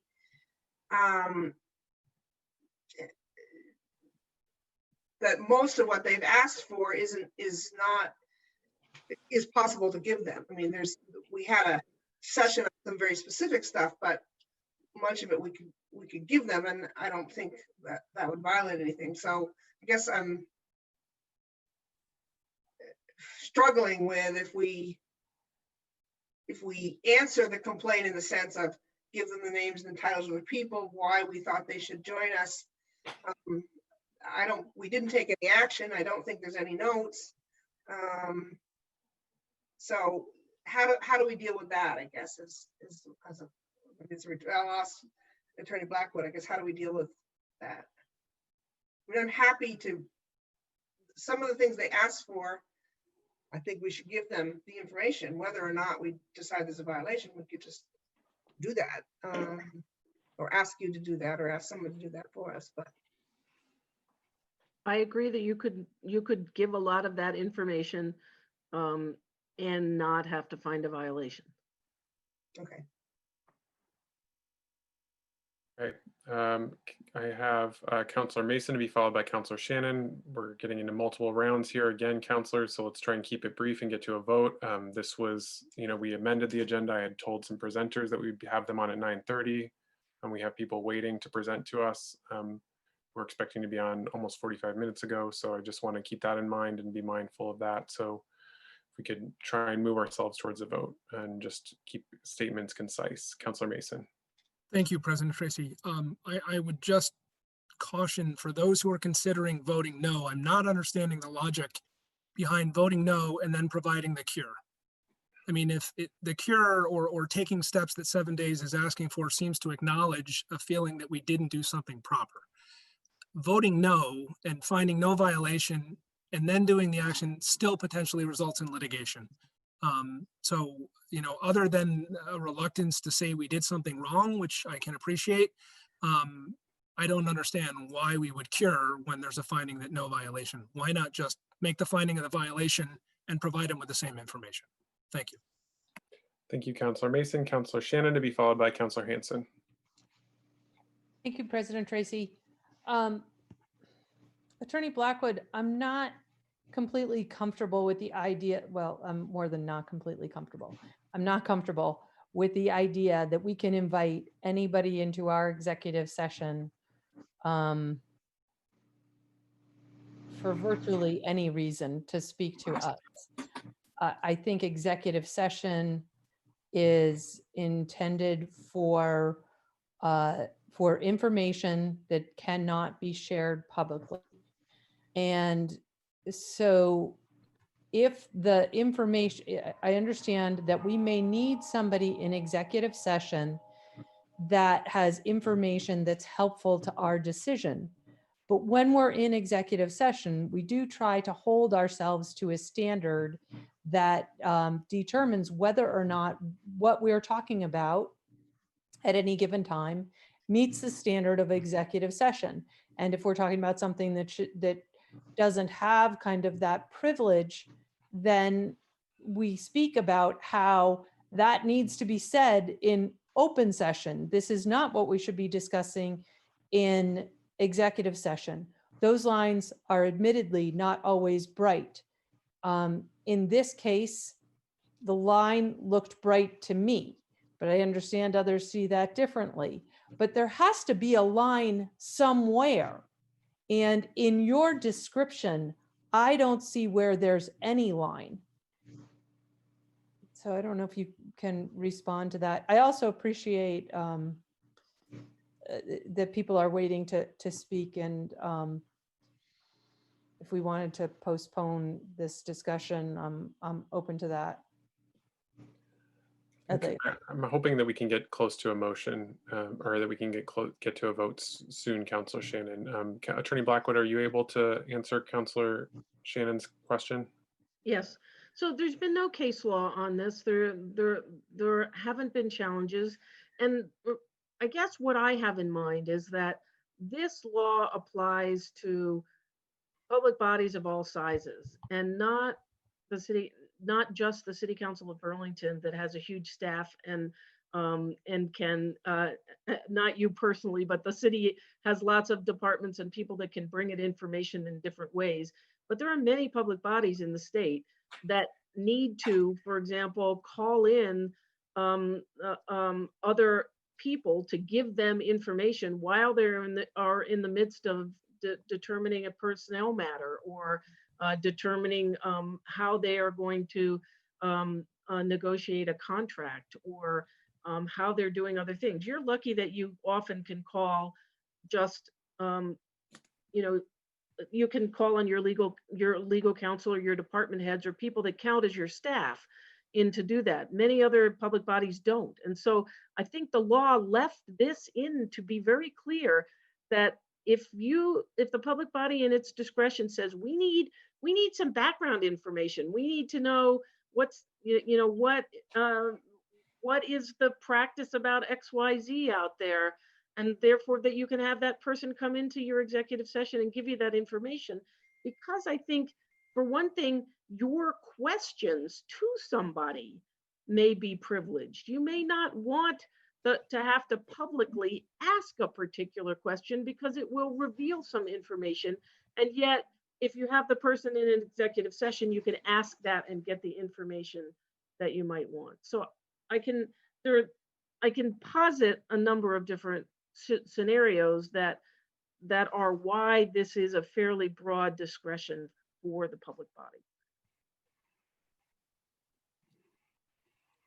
All set, Councilor Shannon? Yes, thank you. Councilor Hanson, go ahead.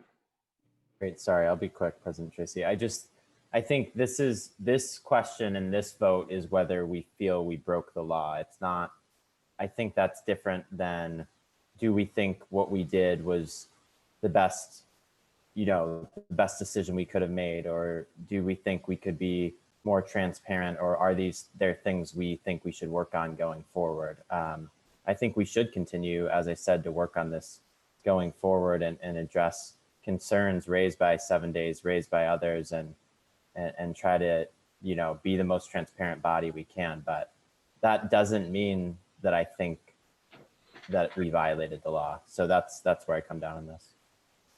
Okay, thank you, Councillor Hanson. I don't have anyone else in the queue. Are we ready to vote? Okay, Councillor Pine and Freeman, let's try and keep it brief, but go ahead, Councillor Pine. I'll be very quick. I think when we are asked to decide if something we have done is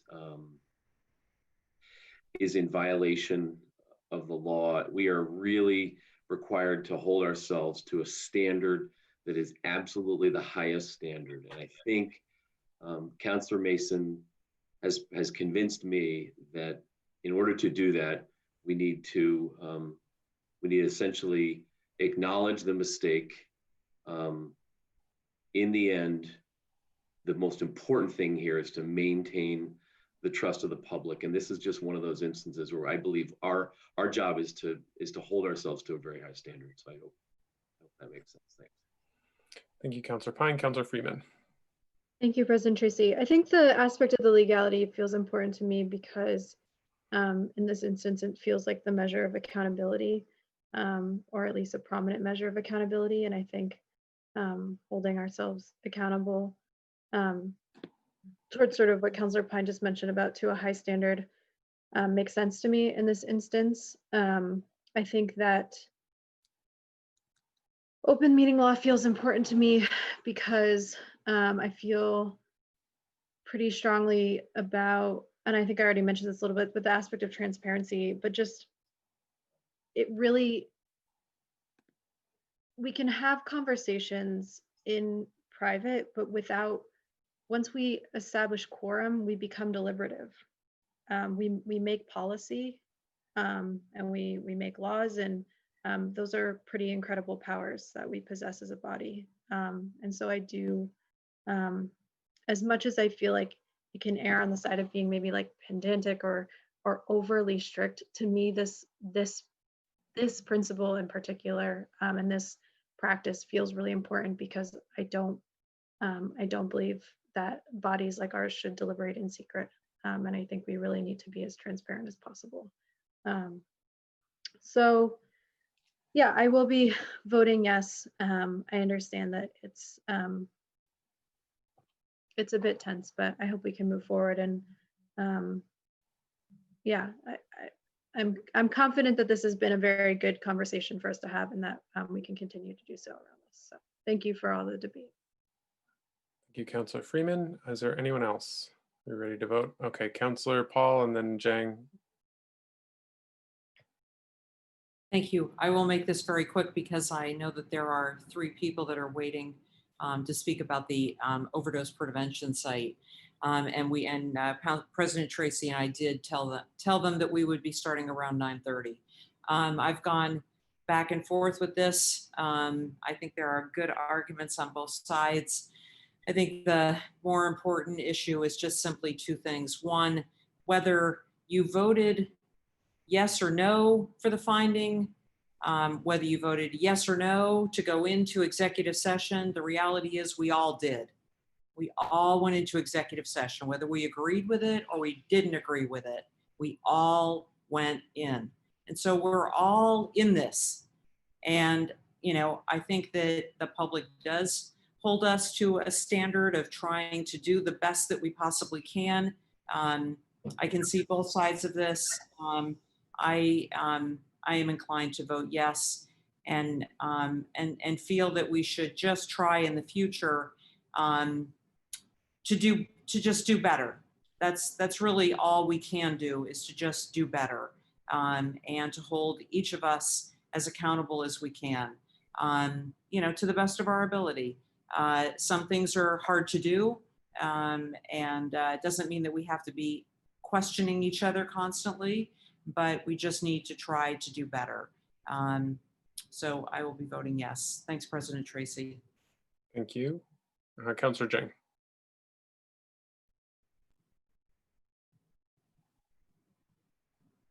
Councillor Jang, you're on mute. Yeah, I'll try to be quick. So I think earlier people have spoken about, title of appreciation. Let's think about this was a special meeting. It was an agenda item, conversation with representative from the protesters. We've been in discussion, and then we went into executive session.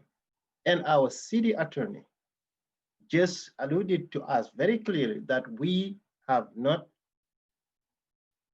made a violation.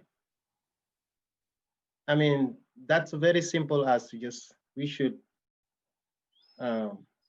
didn't deliver anything. There was no deliberation. For example, when we are a quorum, we deliver, but there was no motion that we would deliver on. It was just a conversation, community, a special meeting. So to that, I'll be voting no. And again, I got educated today. Thank you. Thank you, Councillor Jang. I don't have anyone else in the queue. Are we ready to vote? Okay, seeing none, will the city clerk please call the roll on the motion on Councillor Mason's motion? Councillor Carpenter, Yes. Councillor Jang, No. Councillor Freeman, Yes. Councillor Hanson, No. Councillor Hightower, No. Councillor Mason, Yes. Councillor Paul, Yes. Councillor Paulino, Yes. Councillor Pine, Yes. Councillor Shannon, Yes. Councillor Strongberg, Yes. City Council President Tracy. Yes. 9 ayes, 3 nays. Okay, the motion carries. So we have a finding regarding the violation on this issue. And Attorney Blackwood, in terms of next steps, you will provide, based on that vote, you will come to us with the cure to that vote. Is that correct? That's what I understand. Councillor Mason was asking that I bring you some suggestions for cure. You will have to decide upon that. Okay, wonderful. All right, well, we have a meeting on the following Monday, so on the 21st, so we can place it on the agenda for that meeting for further discussion of how we cure the violation that we just voted on. Okay, that takes care of that item. Thanks, councilors. Appreciate the vigorous debate on that. And we now have to go back actually to item number 4, which is, well, not back, but continue on with our agenda, which is item number 4, climate emergency reports. Does anyone have a climate emergency report to offer? Okay, seeing none, we'll keep moving. Next item on the agenda is our consent agenda. Councillor Stromberg, are you able to make a motion on the consent agenda, please? Yes, thank you. I move to adopt the consent agenda as amended and take the actions indicated. Thank you, Councillor Stromberg. We have a motion on the consent agenda. Is there a second? Second from Councillor Pine. Any discussion on consent? Seeing none, let's go to a vote on that. All those in favor of adopting our consent agenda, please say aye. Aye. Aye. Aye. Any opposed? That passes unanimously. Thank you for getting that taken care of, councilors. And we will now move into our deliberative agenda, which has as item 6.01, a presentation from the mayor's office, including Jackie Corbally. And I believe we also have Grace Keller on hand to answer questions as well. I will turn it over to the mayor's. I believe, Mayor, are you going to be getting us started off with this, or are we turning it over to Jackie first? Thanks, President Tracy. Yes, at your request, we are here to give an update to the council for the first time in some time on the city's opioid efforts. And I will share a slide deck that kind of summarizes the city's opioid crisis response and where we stand at this time. So I'll try to move, given the latest of the hour, I'll try to move it through it as quickly as possible and seek the assistance of Jackie and Grace in a couple places who have been huge pillars of this effort. So if I can get this going here.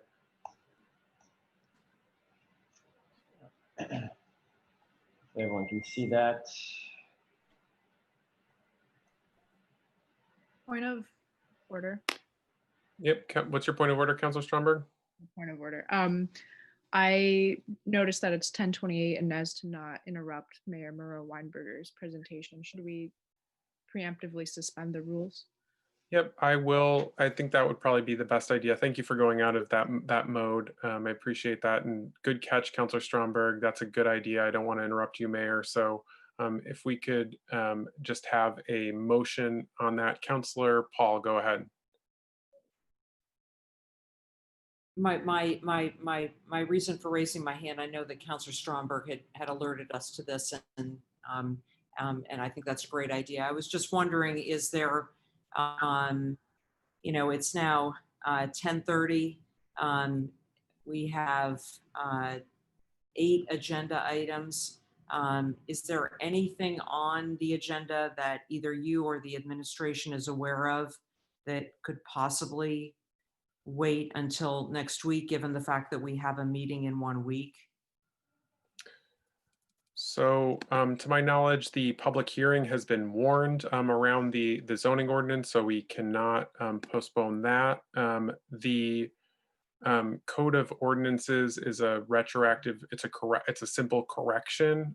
So I'm hoping that wouldn't take very long at all. This is something that we had already approved and that just needs a technical correction. And then there is a need to extend the COVID limits, because we did say we would revisit it, I believe by the 15th. And so there is a time sensitivity there. I'm not sure about the other 2 items, 6.07 or 08. And then in addition to that, we do also have 2 remaining potential executive session topics on the Melly v. City case and the BPD personnel matters. So that's my reading and understanding of sort of time sensitivity, Councilor Paul, I'm sorry. That's quite all right. No problem. I just am wondering, just simply because we, I'm assuming that the executive sessions are extremely timely, 11:01, 11:02. Quite honestly, if it weren't for the mayor's presentation this evening, I would delay 6.02, but I think it is something that, given the fact that we're having the presentation and we have the people here today, I'd prefer not to postpone. I don't know if there are others who would be willing to acquiesce to that and be willing to have this first on the agenda for for next week.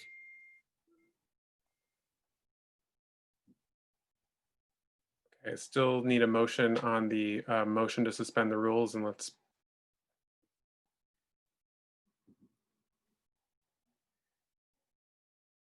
Well, I'm happy to make a motion, President Tracy, but I don't, I think that we should all, I don't want to do that without, and not be respectful of what other people, the time that other people have put into things. That's the only reason I'm asking. And if that's the way it must be, then, we'll do our deliberative agenda and we'll do the executive session. Councilor Hightower. Yeah, sorry, just wondering if we could hear from Councilor Hanson and or Attorney Blackwood on the timeliness of their items. Okay, Councilor Hanson, go ahead. Yeah, so the Amtrak item, I think is timely, because it's really unfolding even just over the last few days, this issue. So if we want to make a statement to the administration, now's the time, but I don't expect there to be a lot of deliberation on that.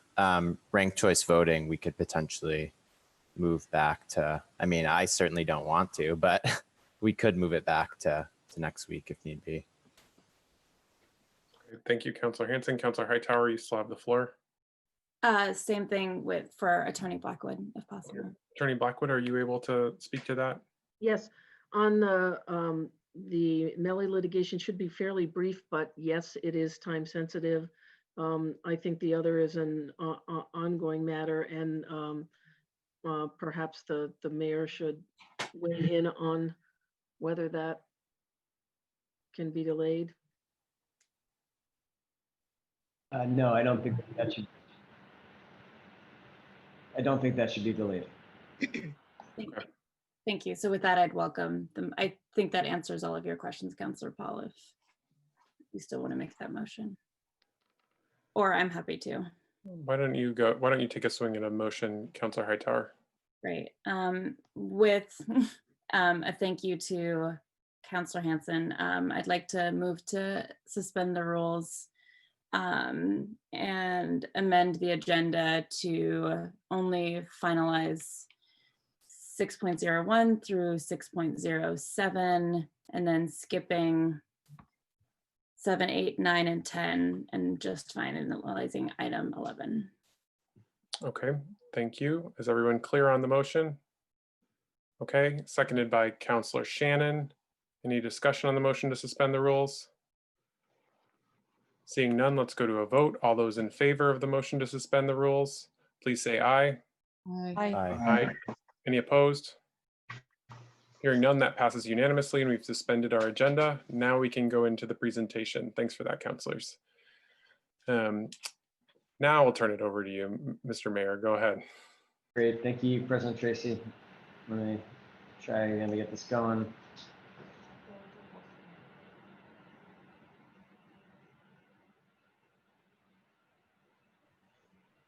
All right.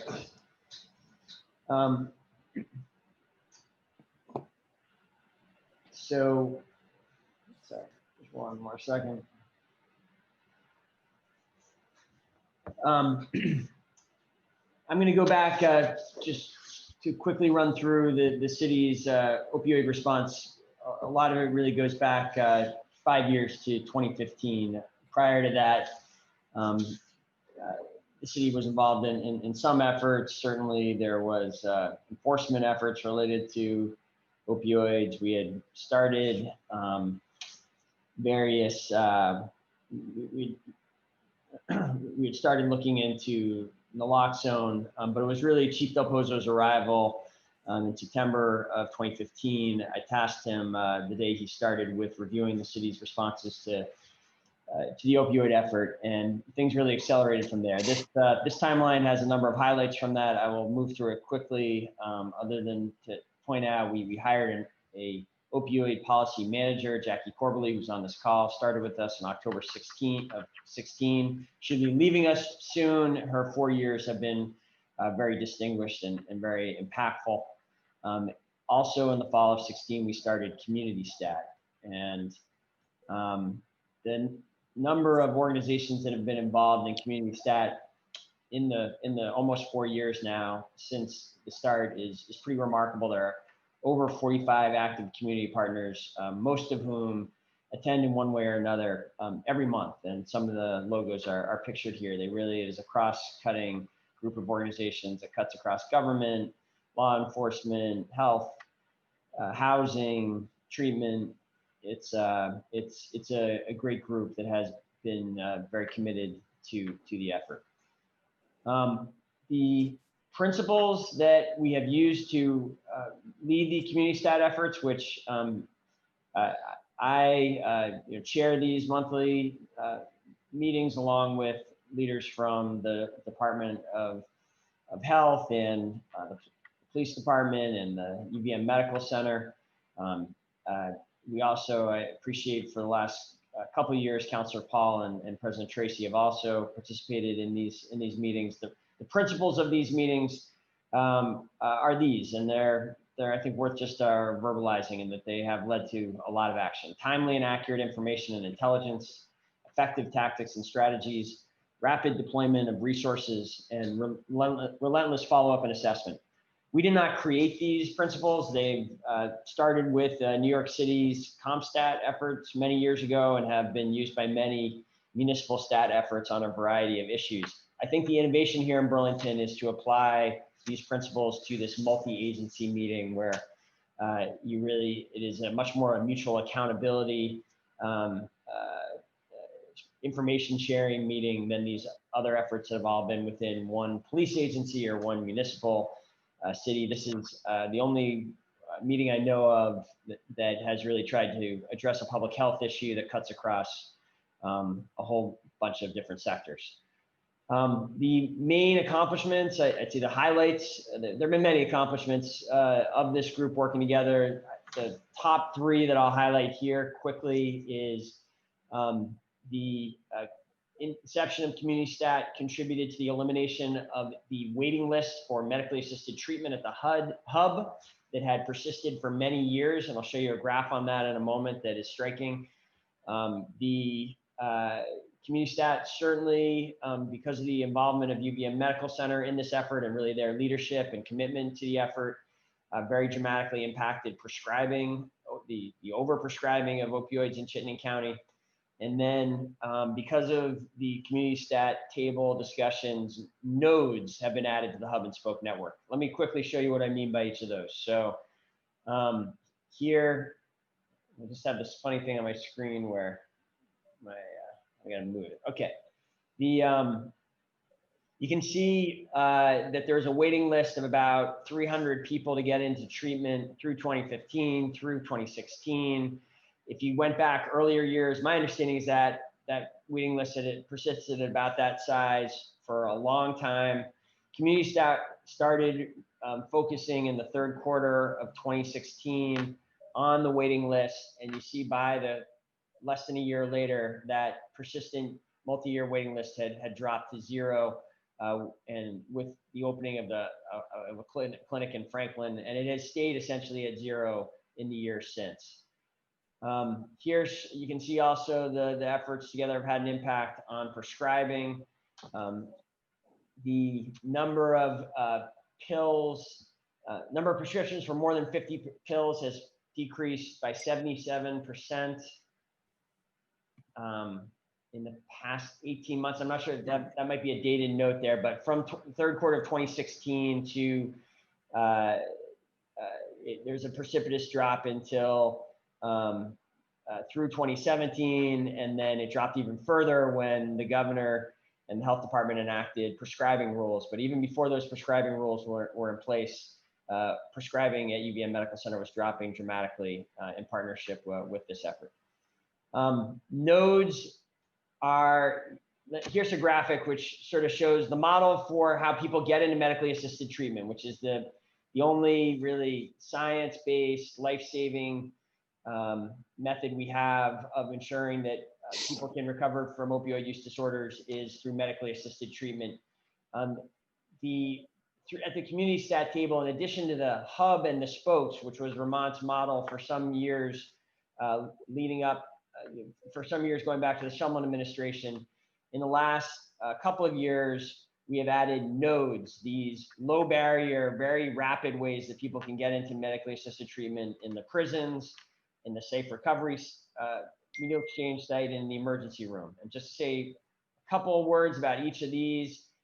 This shows from, you follow the green line, that is in FY19, the number of people being induced into medically assisted treatment in the prison system. And this is, we must say the Department of Corrections led the way here. The Community Stat team played a role in advocating for the creation of this node, but it is the DOC that has made this happen. You can see there was a very rapid adoption of treatment in the prisons, and it has stayed very high for a couple of years now. This is a summary of the new node that was set up at the emergency room, where now every patient who goes into the emergency room is screened for an opioid use disorder, and about 4.4% of people screened positive, and 135 people since the inception of this program, a little more than a year ago, have gone into treatment as a result of the emergency room. And then why don't I turn it over here to Grace, who can talk about, in some ways, I think the most impactful, well, all three of these nodes have been very impactful, but safe recovery, the experience has been really impressive. Grace, you want to share this summary? Sure. So I'm Grace Keller from Howard Center Safe Recovery. Thank you so much for having me. So I've been at Safe Recovery for 12 years, almost 13 now, and I witnessed the waiting list. I spent a lot of time putting people on the waiting list, our whole office did, and watching what happens to somebody while they wait. We know that we had people that waited 2 years. I have coworkers that have waited that long, and I've watched people die, lose access to their children, and go to jail, all while begging the system for help. So when the mayor talks about getting access to treatment to the point that we have it now, it's in real time. When we talk about deaths and we talk about overdose and we talk about these other consequences, these are all human beings that I know and know well, and have now been able to create a system that could really help make sure that we get people access to treatment. Safe Recovery's program was supported by a large federal grant that we got. And I focused our efforts on, there are people that the traditional system could not engage or retain.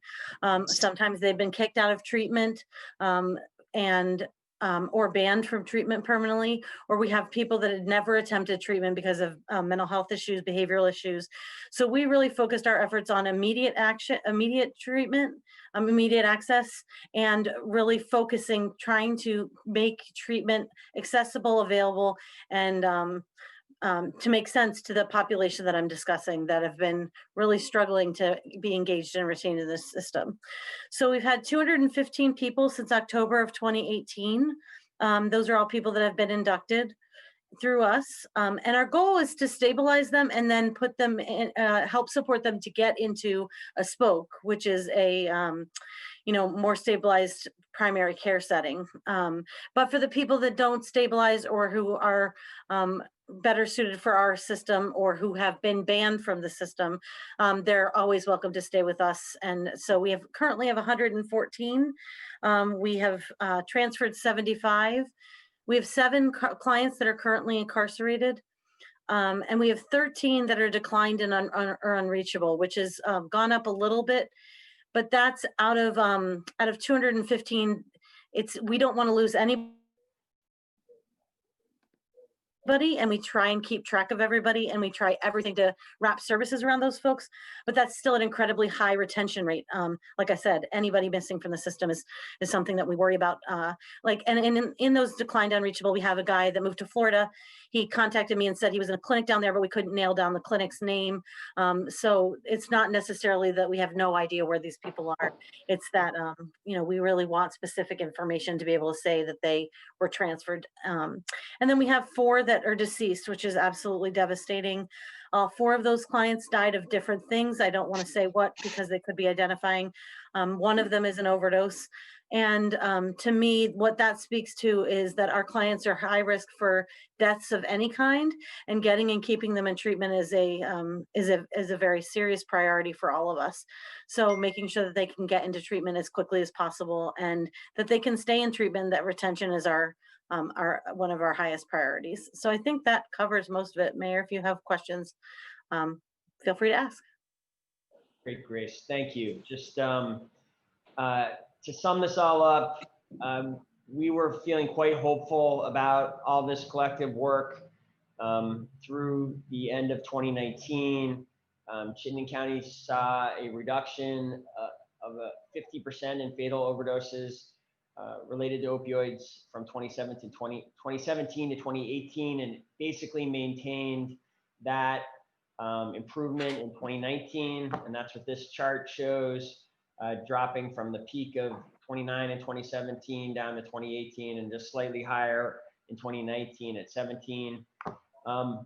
2020 in the opioid crisis, like in so many things, has been a troubling and unsettling year where we have seen, after years of improvement, the numbers going the wrong way. So you see we have, through July, there have been 14 Chittenden County opioid overdose deaths, each one a tragedy and each one preventable. So that brings us, I think, that's the history that brings us to tonight. You can see a similar worsening in 2020 with at least some very high spiking months in terms of non-fatal overdoses in the Valcor system, and after basically a flattening of the curve after there was some reduction in 2018 and 2019. And so where does that leave us? The 2020, we are at the community stat table trying to bring focus on the retention of patients in medically assisted treatment. So many of the interventions that I talked about earlier were focused on inducing people into treatment. We're now looking at keeping people there for longer periods of time so they can get well. Telemedicine has really enhanced access to treatment during the pandemic. It probably should be continued. We're going to be advocating to continue it when the pandemic ends. We look forward to that day when it ends. We do see real potential in, we have explored the creation of another node at the police department, because the police are frequently coming into contact with people who are suffering from opioid use disorder. One of the potential duties of expanding of social workers at the police department could be to expand our capacity. Up until now, Jackie has had some ability to follow up with individuals who screen positive. If we expanded the number of social workers at the police department, we might be able to follow up with more of these people and get more of them into life-saving treatment.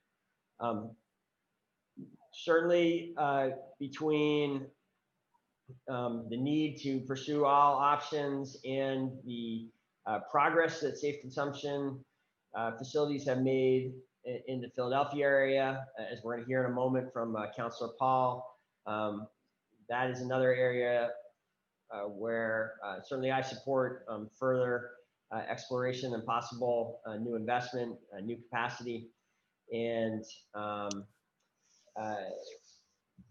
we continue to collaborate closely with the state's attorney's office, and there may be more collaboration there possible.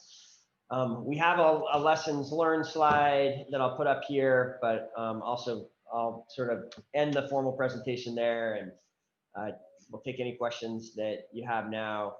If you again, I understand the hour's late if you want to move to the resolution.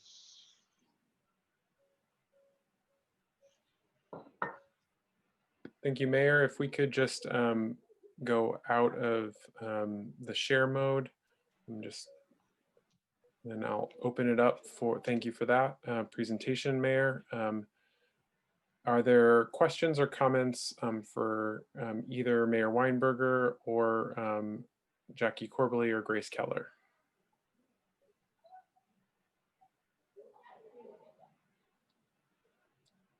Okay, seeing none, I'm gonna go ahead and close that, and then we'll keep you, I would ask that both Grace and Jackie, if you could just please stay on, and then just in case there are questions or issues that come up as we debate, as we discuss the resolution, if that's okay.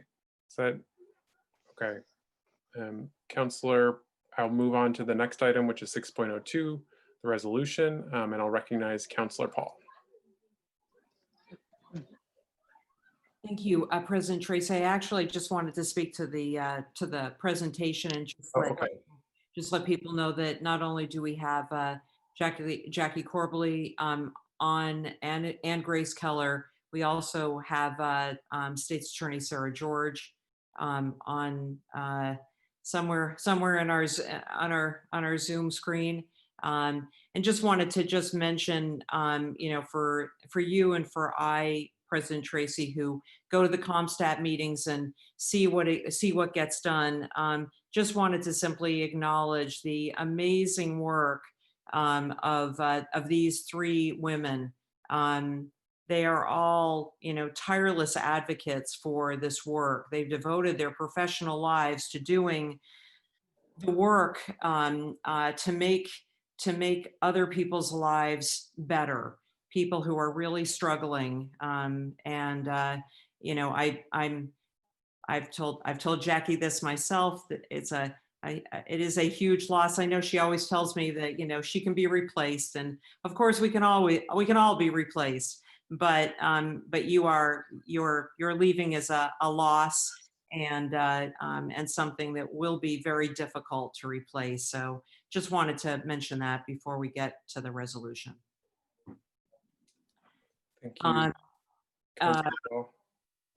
Thanks. So with that said, I'd like to move there are two versions of the resolution. I'd like to move the revised version of the resolution, and then also with one small change, and that was brought to the sponsors by Councilor Freeman. On line 25, changing the word abusers to users. And with that said, I'd waive the reading and ask for the floor back after a second. Okay, so we have a motion from Councilor Paul on the resolution. We have a second from Councilor Stromberg. Councilor Paul, you have the floor. Thanks very much. So, when I think about overdose prevention sites, which are a proven evidence-based approach to reducing overdoses to get people into treatment and recovery, an approach that is in many places around the world considered a very normal and very common response in many other countries, an approach that can help those struggling find aid and a respite from stigma. I am reminded of another program that not too long ago was considered incredibly radical in this country. Syringe exchange programs were once thought to be very radical. In some parts of this country, they still are. I find it interesting that the first syringe exchange program was developed in Amsterdam in 1983, and those exchanges were quickly seen as a very smart approach to public health. It was during the start of the HIV and AIDS epidemic. But still, despite the clear success that these programs were helping in terms of spreading bloodborne diseases, they still remained a very radical idea in the United States for well over a decade. And despite, even in the face of all the evidence that they were successful, in 1988, the US Congress barred federal funding for syringe exchange programs and said that the ban could only be lifted if the Surgeon General determined that they could reduce the risk of AIDS and AIDS infections without encouraging illicit drug use. It's hard to imagine that it took the Surgeon General to determine that, when in fact it had been determined around the world long before that. Underground sites of syringe exchanges began to appear in 1986 when a student at Yale, who had been a former IV drug user, started the National AIDS Brigade. And there were a number of them that came about in the 1980s. But even with those programs operating in over a dozen cities, there were people that were operating those sites that, despite saving lives, they were the subject of harassment, arrests, and threats of violence. 11 years followed. It took 11 years, and even with all that evidence, there was continued resistance and all sorts of arguments against syringe exchanges. Another example of our country just not being able to get out of our own way and do the right thing. And probably the biggest reason for that was just stigma. It wasn't until 1997 that a panel convened by the National Institute of Health along with over 20 medical and scientific associations, concluded and endorsed syringe exchanges. And, you know, when you think about it, it was 14 years of evidence, but it was only because advocates fought amidst a sea of stigma and resistance. So here we are with overdose prevention sites. Well, not exactly a new thing. They've been operating safely since 1986. So that's 34 years. And in all those 34 years, none of these sites have ever had a documented fatality from an overdose. Overdose prevention sites in Canada have showed a 35% decrease in overdose deaths. And we're finally beginning to see a little bit of a glimmer of hope. When we had the resolution in 2018, I don't think that we thought we would find ourselves with a glimmer of hope from Philadelphia, but it did happen last year. And now is the time for us to revisit this issue and with this resolution. So, you know, the resolution asks for the city attorney to do a legal analysis to understand the statutes and regulatory frameworks, identifying specific legal strategies for overcoming any barriers to creating such a site.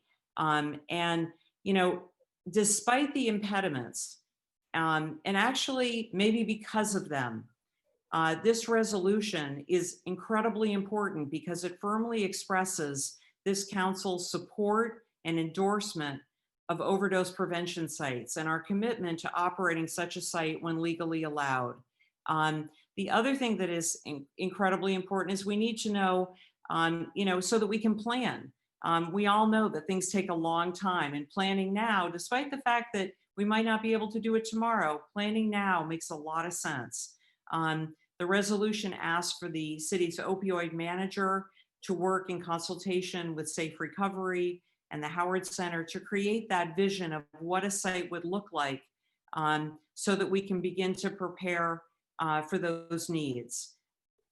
I'd just like in closing to say that I think based on, you know, a lot of what the mayor has said about the progress that we have made in Burlington, that it's absolutely critical that we join other cities, and there are other cities who are fighting for overdose prevention sites. It's important that we join them to bring our country into the 21st century thinking when it comes to harm reduction. For all of the cutting edge work that our community has done to advance harm reduction, we're the city that can be working with others to lead this effort. And I know that, you know, I haven't seen since Councillor Tracy became President Tracy that he's given up the gavel. Maybe tonight will be that night. But if he doesn't, hope that I can speak on his behalf and just saying that I think we're both very excited that we have 9 co-sponsors for this resolution, 2 others who have expressed their full support for this forward-thinking and important resolution. And, you know, while it may be potentially a few years away, and we know that this process will involve a great deal of community effort, community input, perhaps a pilot to begin with. You know, change doesn't happen by keeping silent. We certainly have all seen that. And it doesn't happen by doing nothing or by waiting. 2020 has been a really tough year. 72 deaths is 72 too many. This resolution is the right approach at the right time. And I am grateful for your support of this resolution. Thank you, and thank you at this late hour for listening to me. Thank you, Councillor Paul. Is there discussion on the resolution? Councillor Hightower, go ahead. Actually, I'll defer to Councillor Hanson. I'll let him go first. Okay, go ahead, Councillor Hanson. Great, thanks. Yeah, I just wanted to thank everyone who's worked so hard on this issue, and to the presenters, to Councillors Paul and Tracy, especially and to the mayor for your leadership on this.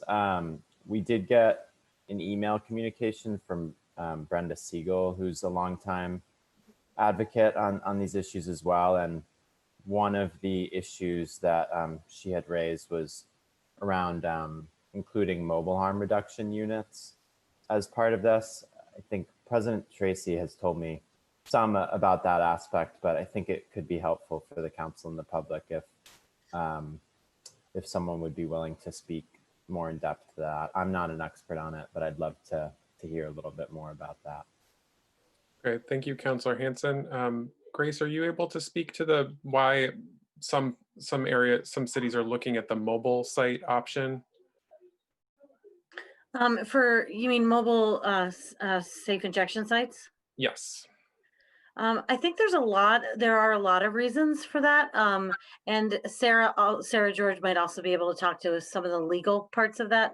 I think, for some cities people have a hard time accessing these sites, that could be an option. I think we also do find whenever you could bring services to people, they avail themselves of that. There is a lot of legal work on, some of the threats originally legally are asset forfeiture. So I do know that in some countries that they've looked at using what could be asset forfeited and working through that. But there are a lot of reasons why, and especially in an area like Vermont, where you struggle to cover a lot of ground and we have some rural parts of it. I think that's probably what she's referring to. I'm trying to think of, but there are quite a few reasons that somebody would want to get these things on the road. And in other countries, they're used and successfully. So I think that's probably the majority of it. And I think, having to look at all options to save lives.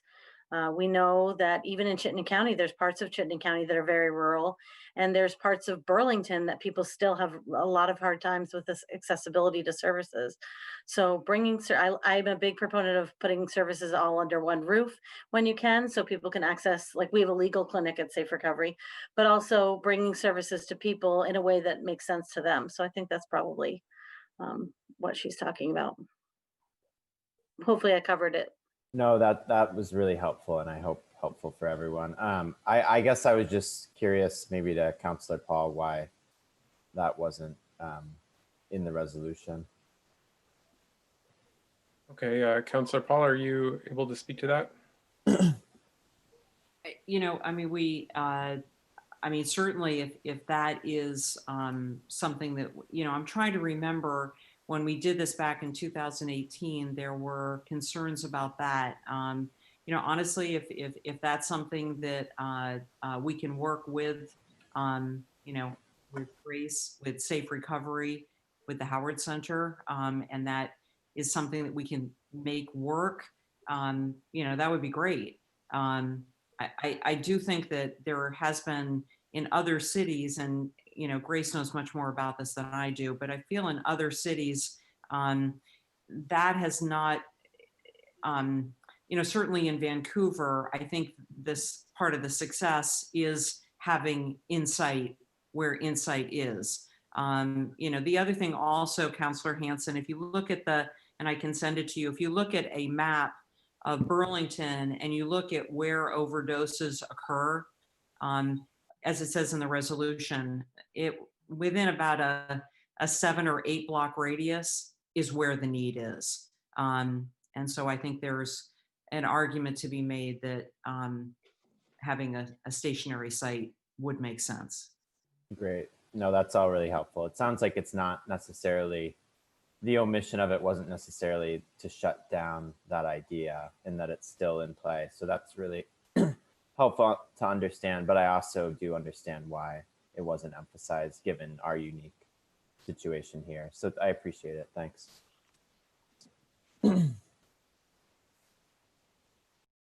Thanks, Councillor Hanson. I don't have anyone else in the queue. Councillor Hightower, go ahead. Great. So yeah, I'm a little bit torn on this because Brenda did have an email that she sent out. She's a longtime, clearly activist on this. I think most of the concerns that she had are surrounding the whereas clauses. So I'm not sure how necessary it is that we change it, but I'd love if folks took a quick look at that to talk about some of her points, which I think reflect on education, some of the benefits, harm reduction initiatives, and around the coordinator position. Quickly, while folks are doing that or whatever, there's a proposed amendment that was included in board docs that didn't actually make it into the resolution that I had discussed with Councillor Paul and Councillor Tracy. So I would just like to formally make that amendment, which is to amend line 60 by adding the text as well as the joint committee's participatory process led by the community facilitator and public safety, a consultant, so that the full text, so that that full line reads, in consultation with the Howard Center Safety Recovery, as well as the joint committee's participatory process led by the community facilitator and public safety, a consultant, to work together to formulate an overall schematic. And sorry, I know that sounds just a little bit confusing, but I'd like to move that and take the floor back after a second. Okay, we have a motion from Councillor Hightower, a second from Councillor Stromberg. Go ahead, Councillor Hightower. Yeah, and I don't want to spend too much time explaining it just because it doesn't have a lot of context. This was just, there is going to be a participatory process anyway around public safety and re-envisioning it. So I thought it would be, to the extent, basically to introduce that this is a question that we're seeking an answer to, is some kind of visioning around what this looks like as well, and just seeing how much feedback we get from the community to make sure that that visioning process includes some community feedback. And both Councillor Paul was supportive of that. Okay. Thank you, Councillor Hightower. Any comments on the amendment? Councillor Jang, go ahead. Councillor Jang, you're muted. Yeah, I mean, I think this amendment will bring this resolution to the next level of excellence and of buy-in by the community too. When it's ready to be implemented, people will have much more understanding of what it is because they've been involved in the process. So I'm glad that it came because it will respond to so many fears from people about taxes and these efforts, and also for Burlington to not focus on other things. I think this is a very open and welcoming process that I want to support and that I'm very happy about. Thank you for bringing it up. Thank you, Councillor Jang. Any further comments on the amendment? Okay, hearing none, we'll go to a vote on the amendment. All those in favor of the amendment, please say aye. Aye. Aye. Any opposed? Hearing none, the amendment passes unanimously. We are back to the original resolution as amended. Is there further comments on the resolution? Okay, see, Councillor Jang, go ahead. Yes, I think the resolution, but before I say anything, I want to say thank you to Jackie for all her work around this issue. Grace, also, thank you for all that you do. So I think it's important for the community to understand that when we talk about privilege, sometimes it is about things that do not affect you. But if we have Brenda Siegel in her campaign explaining her story and all her campaigns, you try to understand how this affects. I don't understand it very well, but it hurts. And there are stories of young people dying, but there is at the same time an urgency. An urgency while all of these studies are going, while all of these legal analyses are going, the urgency to respond effectively, I think if we have the opportunity to do it in a different way, that let's extend it as well. Because it seems COVID-19 has extended this issue in a level very scary. Yes, especially for young people. But I think that urgency, let's not forget it in this mix while we do all of these studies. And thank you, Jackie. Thank you, Grace. Thank you, Mayor, and Karen Paul for all your work. Thank you, Councillor Jang. Any further comments on the resolution as amended? Councillor Hightower. I apologize. I do have one additional amendment in consideration of what Brenda Siegel wrote us, and it's a small one, so I hope it's okay, is that on line 62, where we're talking about the consultation again, so the same paragraph that was just revised, if we can add including but not limited to potential funding sources, budget needs, budget needs, comma, educational needs, comma, and operational structures, so that the community and council can understand the anticipated requirements of operating such a site. I think she feels that that's an important component that she wants to make sure is called out. And I, again, as kind of an activist, want to respect that requirement. What is information? Okay. Oh, sorry. What is information? Yeah, go ahead, Councillor Freeman. I was just pulling up the resolution when you made that amendment, Councillor Hightower, or going back to the screen, so I think I missed. Can you just repeat the line item so that while I'm looking at the resolution? Yes, absolutely. So on line 62, after budget needs, comma, and educational needs, comma, and operational structures. So just adding those 2 words. Education needs. Okay, thank you. Okay, is everyone clear on the amendment? Okay, is there a second to the amendment? Seconded by Councillor Paul.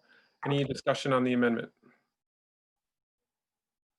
Okay, see, hearing none, let's go to a vote. All those in favor of the amendment, please say aye. Aye. Aye. Any opposed? Hearing none, that passes unanimously. We're back to the original resolution as amended. Any further discussion on that? Okay, hearing none, we will go to a vote on the amendment. On the resolution as amended. All those in favor of the resolution, please say aye. Aye. Aye. Any opposed? Hearing none, the resolution passes unanimously.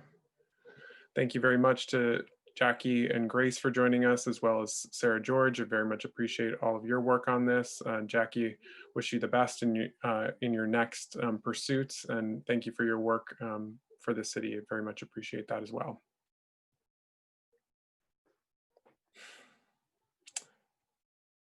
All right, so now we move on to item 6.03, which is a public hearing regarding minimum parking requirements. I will now open the public hearing. And if any of the remaining attendees are wanting to speak specifically to the ordinance change regarding minimum parking requirements, you can just use the raise hand function on your Zoom. If you have anything to say about the ordinance change that is being contemplated for minimum parking requirements, this is part of the ordinance change process for these zoning amendments. So do we have anyone interested? Okay, I'm not seeing anyone interested in, okay, I see one person. Okay, I'm going to allow you to speak, P.O. Murphy. Okay, I've enabled you to speak. Go ahead. Thanks very much, President Tracy. I'm a Ward 3 resident. Want to first acknowledge, I think, that there's an awful lot going on in the world and here in Burlington that really needs to be reckoned with. And I applaud all of your efforts in your response to this pandemic, and really strongly encourage your continued engagement with members of the community, particularly those in my neighborhood at Battery Park, to address this local intersection of systemic racism and police violence discussed earlier in other public comments. Having said that, I'm here to speak in my role with CarShare Vermont to offer our support for the elimination of the minimum parking requirements proposed in transit-served areas of the city and the introduction of new requirements to support more sustainable transportation options among tenants and employees at new developments in the city. As many of you might be aware, CarShare Vermont is a nonprofit membership-based organization that aims to discourage car ownership and personal vehicle use, which we see as undermining the well-being of our city and our planet. And we certainly support the idea that land ought to house more of our people rather than cars. I want to thank Mayor Weinberger for his initiative to put some of these changes on the table, administration and the staff who have worked on these for the past year or so. Councilors Hightower and Mason for their thoughtful consideration and input and efforts throughout this process as members of the Ordinance Committee. And I want to especially thank and recognize Councilor Hanson for his diligence, creativity, his persistence in working to pass these important changes. I believe that taken together, these really provide a solid foundation for the development of a longer-term citywide mobility plan that can work toward greater transportation equity, housing affordability, and more justice generally. And thanks very much for your time, and I wish you all a good night and morning and whatever else comes. Thanks. Thank you for that. I don't see anyone else with their hand raised for this, so we'll go ahead and close the public forum on the parking minimum change and go into the item itself. I will go to Councilor Mason for a motion on the ordinance. Councilor Mason. Thank you, President Tracy. I will make a motion to waive the second reading, adopt the ordinance, and ask for the floor back after a second for a brief statement. We have a motion from Councilor Mason, a second from Councilor Hanson. You have the floor, Councilor Mason. Thank you, President Tracy. I'm not sure I could say it any better than Patrick just did. This is, yet another outgrowth of the Housing Summit that was started in 2019. I'm sure for many members of this council, we're sort of feeling like this is like the 8th time this has come back. I just looked at the end of the memo from David White and Megan that, we've held over 17 public hearings on these parking requirements. And I will echo the appreciation for the work that David and Megan and the administration have put into this, but also the joint committee, as well as interested parties such as CarShare. During this meeting, I did get a few emails with some concerns. Really, again, there seems to be very much focus on the transportation demand management component of this. Those emails were expressing some concern with the cost. And unfortunately, I didn't have an opportunity to get back. But in response to those, I would say those comments were really based on an earlier version of this ordinance. We did tweak the TDM components and the fees as part of the last ordinance committee meeting. And I think there's also a recognition that this is not the end of the conversation as it relates to TDM, to be continued. I would also note for anyone that has very specific questions, David White is on this call and is available to answer any specific questions. So with that, and given the late hour, I hope we get unanimous support for moving another piece out of the Housing Summit. Thank you. Thank you, Councilor Mason. Are there further comments from councilors? Councilor Hanson. Great. Yeah, we've talked about this many times, so not to drag things on, but I do just want to reemphasize for anyone who hasn't followed the process that this is a really important climate initiative. I know it's often not necessarily characterized that way because it's kind of in the weeds and it's to do with development and regulations. But it actually, I think, is really important when we talk about the climate crisis and transportation being the #1 source of emissions. This is kind of creating the policy and even cultural shift away from automobile dependency, especially in new development projects going forward. So, as well as, you know, providing a boost to alternative transportation and to public transportation. So I'm really excited to finally get this over the finish line, and definitely, as Councillor Mason mentioned, committed to continuing to work more broadly on this, because this is just one component or one aspect of that battle with transportation and with new development. But I think this is a positive, really positive step, and glad to see all the hard work by many folks paying off tonight. Thank you, Councillor Hanson. Any further comments from councillors on the ordinance? Okay, seeing none, we'll go to a vote. All those in favor of adopting the ordinance, please say aye. Aye. Aye. Any opposed? Hearing none, that passes unanimously.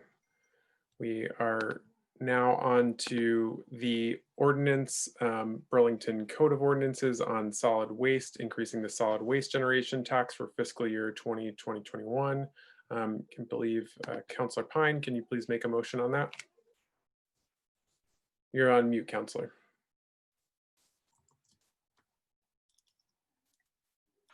I would move approval of the ordinance as drafted, and request the floor back briefly after a second. We have a motion from Councillor Pine. Is there a second? Second from Councillor Jang. Councillor Pine, you have the floor. Just to be clear, this is simply a administrative requirement, or I should say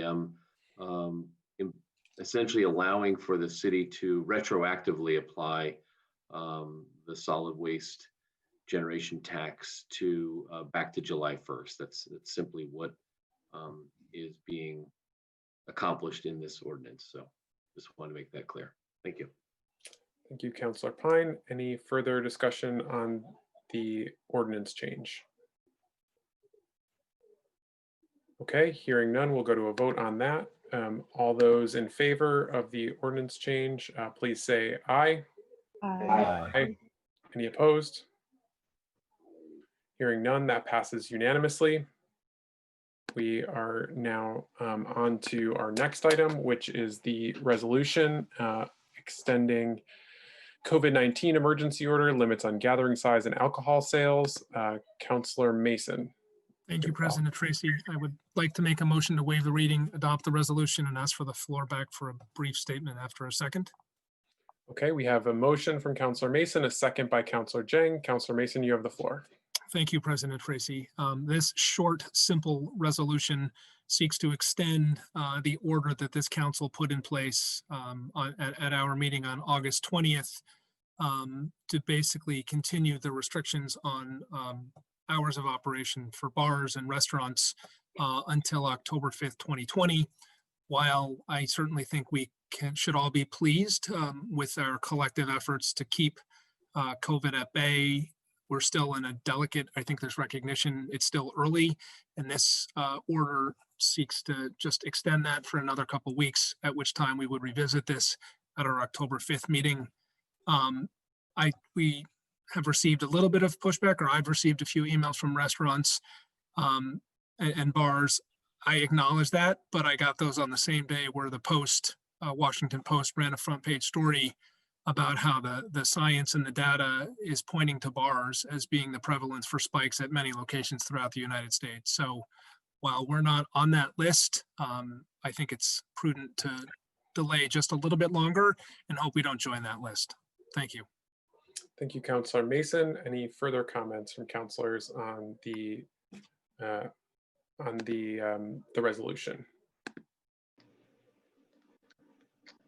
Okay, not seeing any comments from councillors. I'm ready to go to a vote. Okay, let's go to a vote. All those in favor of the resolution, please say aye. Aye. Aye. Any opposed? Hearing none, that passes unanimously. Cranking right along, councillors. The next one is item 6.07, resolution resumption of Amtrak service to Vermont. Councillor Hanson, may I please have a motion on that? Yep, I would move to waive the reading and adopt the resolution. Okay, do you want the floor back, Councillor? Sure. I'll be quick. Okay. No. So we have a motion from Councillor Hanson. Is there a second? Seconded by Councillor Hightower. You have the floor, Councillor Hanson. Great, thanks. So when COVID really ramped up in the US and in Vermont in March, Amtrak, suspended service essentially nationwide. In Vermont, we had this happen through the governor's order, but in collaboration with Amtrak. In the months since then, Amtrak has developed a number of safety protocols, and a number of many states have resumed Amtrak service, and Amtrak has indicated their willingness and readiness to resume service into Vermont as well. So this is encouraging the governor's administration and VTrans to say the word and essentially allow Amtrak to resume. And since I submitted the resolution on Tuesday, there has been some comment from VTrans that they are working on this and are looking to move forward on this. They still haven't announced a date, so I think this resolution is still helpful to encourage that, but the signs are pointing in a good direction. Thank you, Councillor Hanson. Any further comments on the resolution? Okay, seeing none, we'll go to a vote. All those in favor of the resolution, please say aye. Aye. Aye. Any opposed? Hearing none, that passes unanimously. We will now, that concludes our deliberative agenda. We will take up ranked choice voting at our next meeting. And we are not doing committee reports, City Council General Affairs, City Council President update, or Mayor General Affairs. So that brings us to item 11. We have already taken care of 11.03, which was the 7 days open meeting law complaint, which leaves items 11.01 and 11.02 regarding the Melly v. City case, as well as the BPD personnel matters. Before any motions on executive session, Attorney Blackwood, is there anything you're able to offer in public session with regards to these items? On the Melly litigation, no. I would like to ask you to go into executive session to discuss some strategy about the pending litigation. That I think if it goes it includes that I'd like to discuss with you some details that premature disclosure of which would put the city at a substantial disadvantage in the litigation. So that's the first one. Do you want me to go on to the other? Okay, and what about the second case? And so the second one is that I would like to propose that the council go into executive session to receive legal advice and discuss potential contract issues related to the employment and discipline of the 3 police officers. There has been, you all have had some discussion about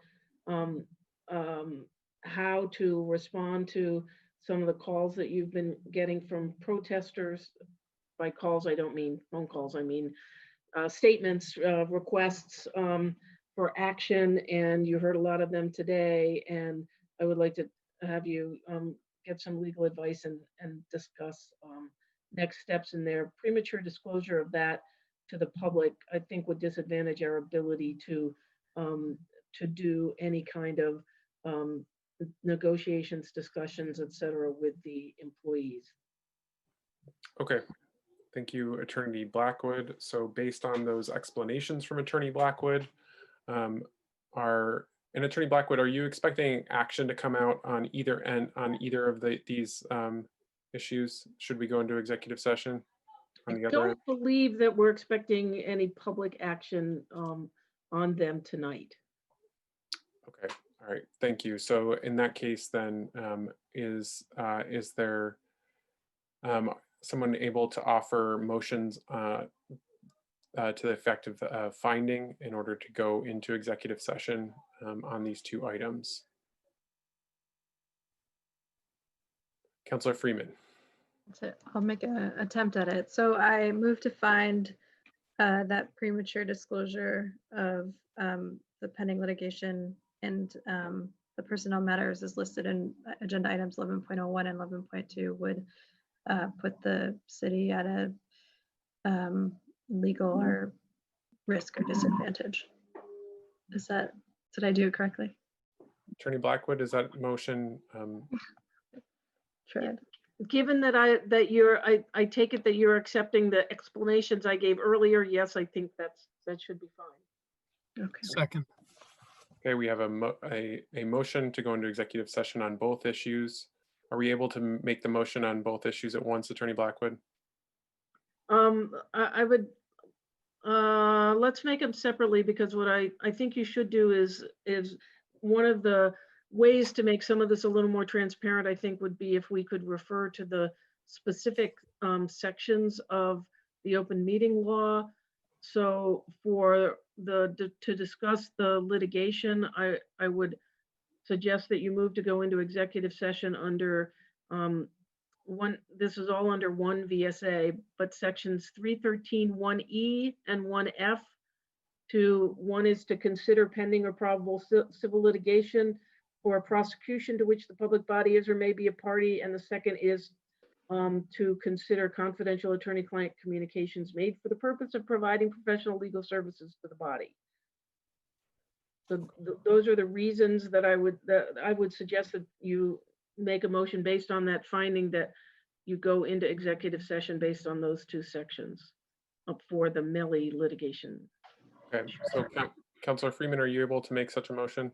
Yeah, so I would move then just for agenda item 11.01 that given open meeting law section 313 1E and 1F, that premature disclosure would put the city at risk, and that we move into find that we need to move into executive session.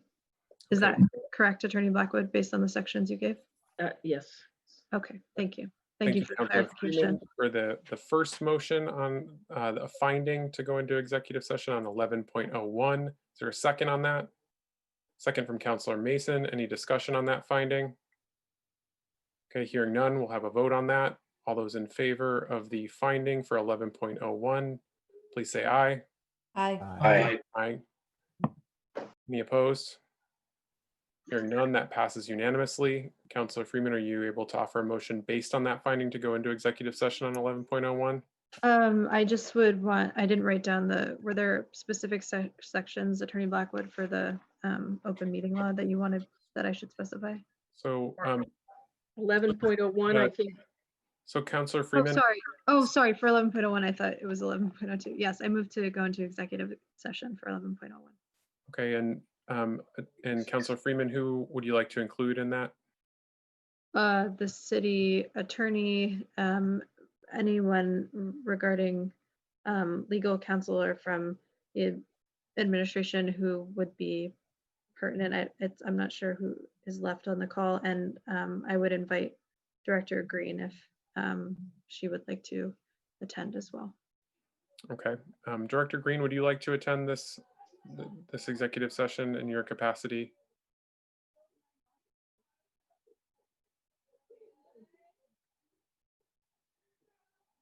Yes, I can join it. Okay, thank you for that, Director Green. Okay, so we have a motion to go into executive session on 11.01. Is there a second to that motion?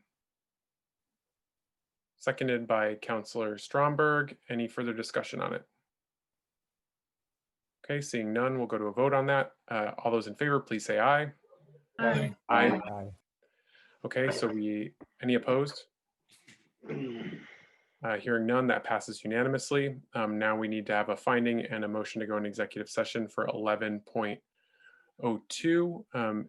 Councilor Freeman, can I come to you again for that? For 11.02, yes, absolutely. But again, Attorney Blackwood, were there specific sections other than? Yes. Sorry, I thought you had written both of them, the specific, both of the specific sections down. I thought it was just 313 1E and 1F, but if I'm probably getting tired. So if no, I haven't given you the sections. So for this one, I would recommend that you go into executives, that you find premature disclosure of the legal advice in the city's position on contractual issues related to employment and discipline, would clearly place the city at a substantial disadvantage.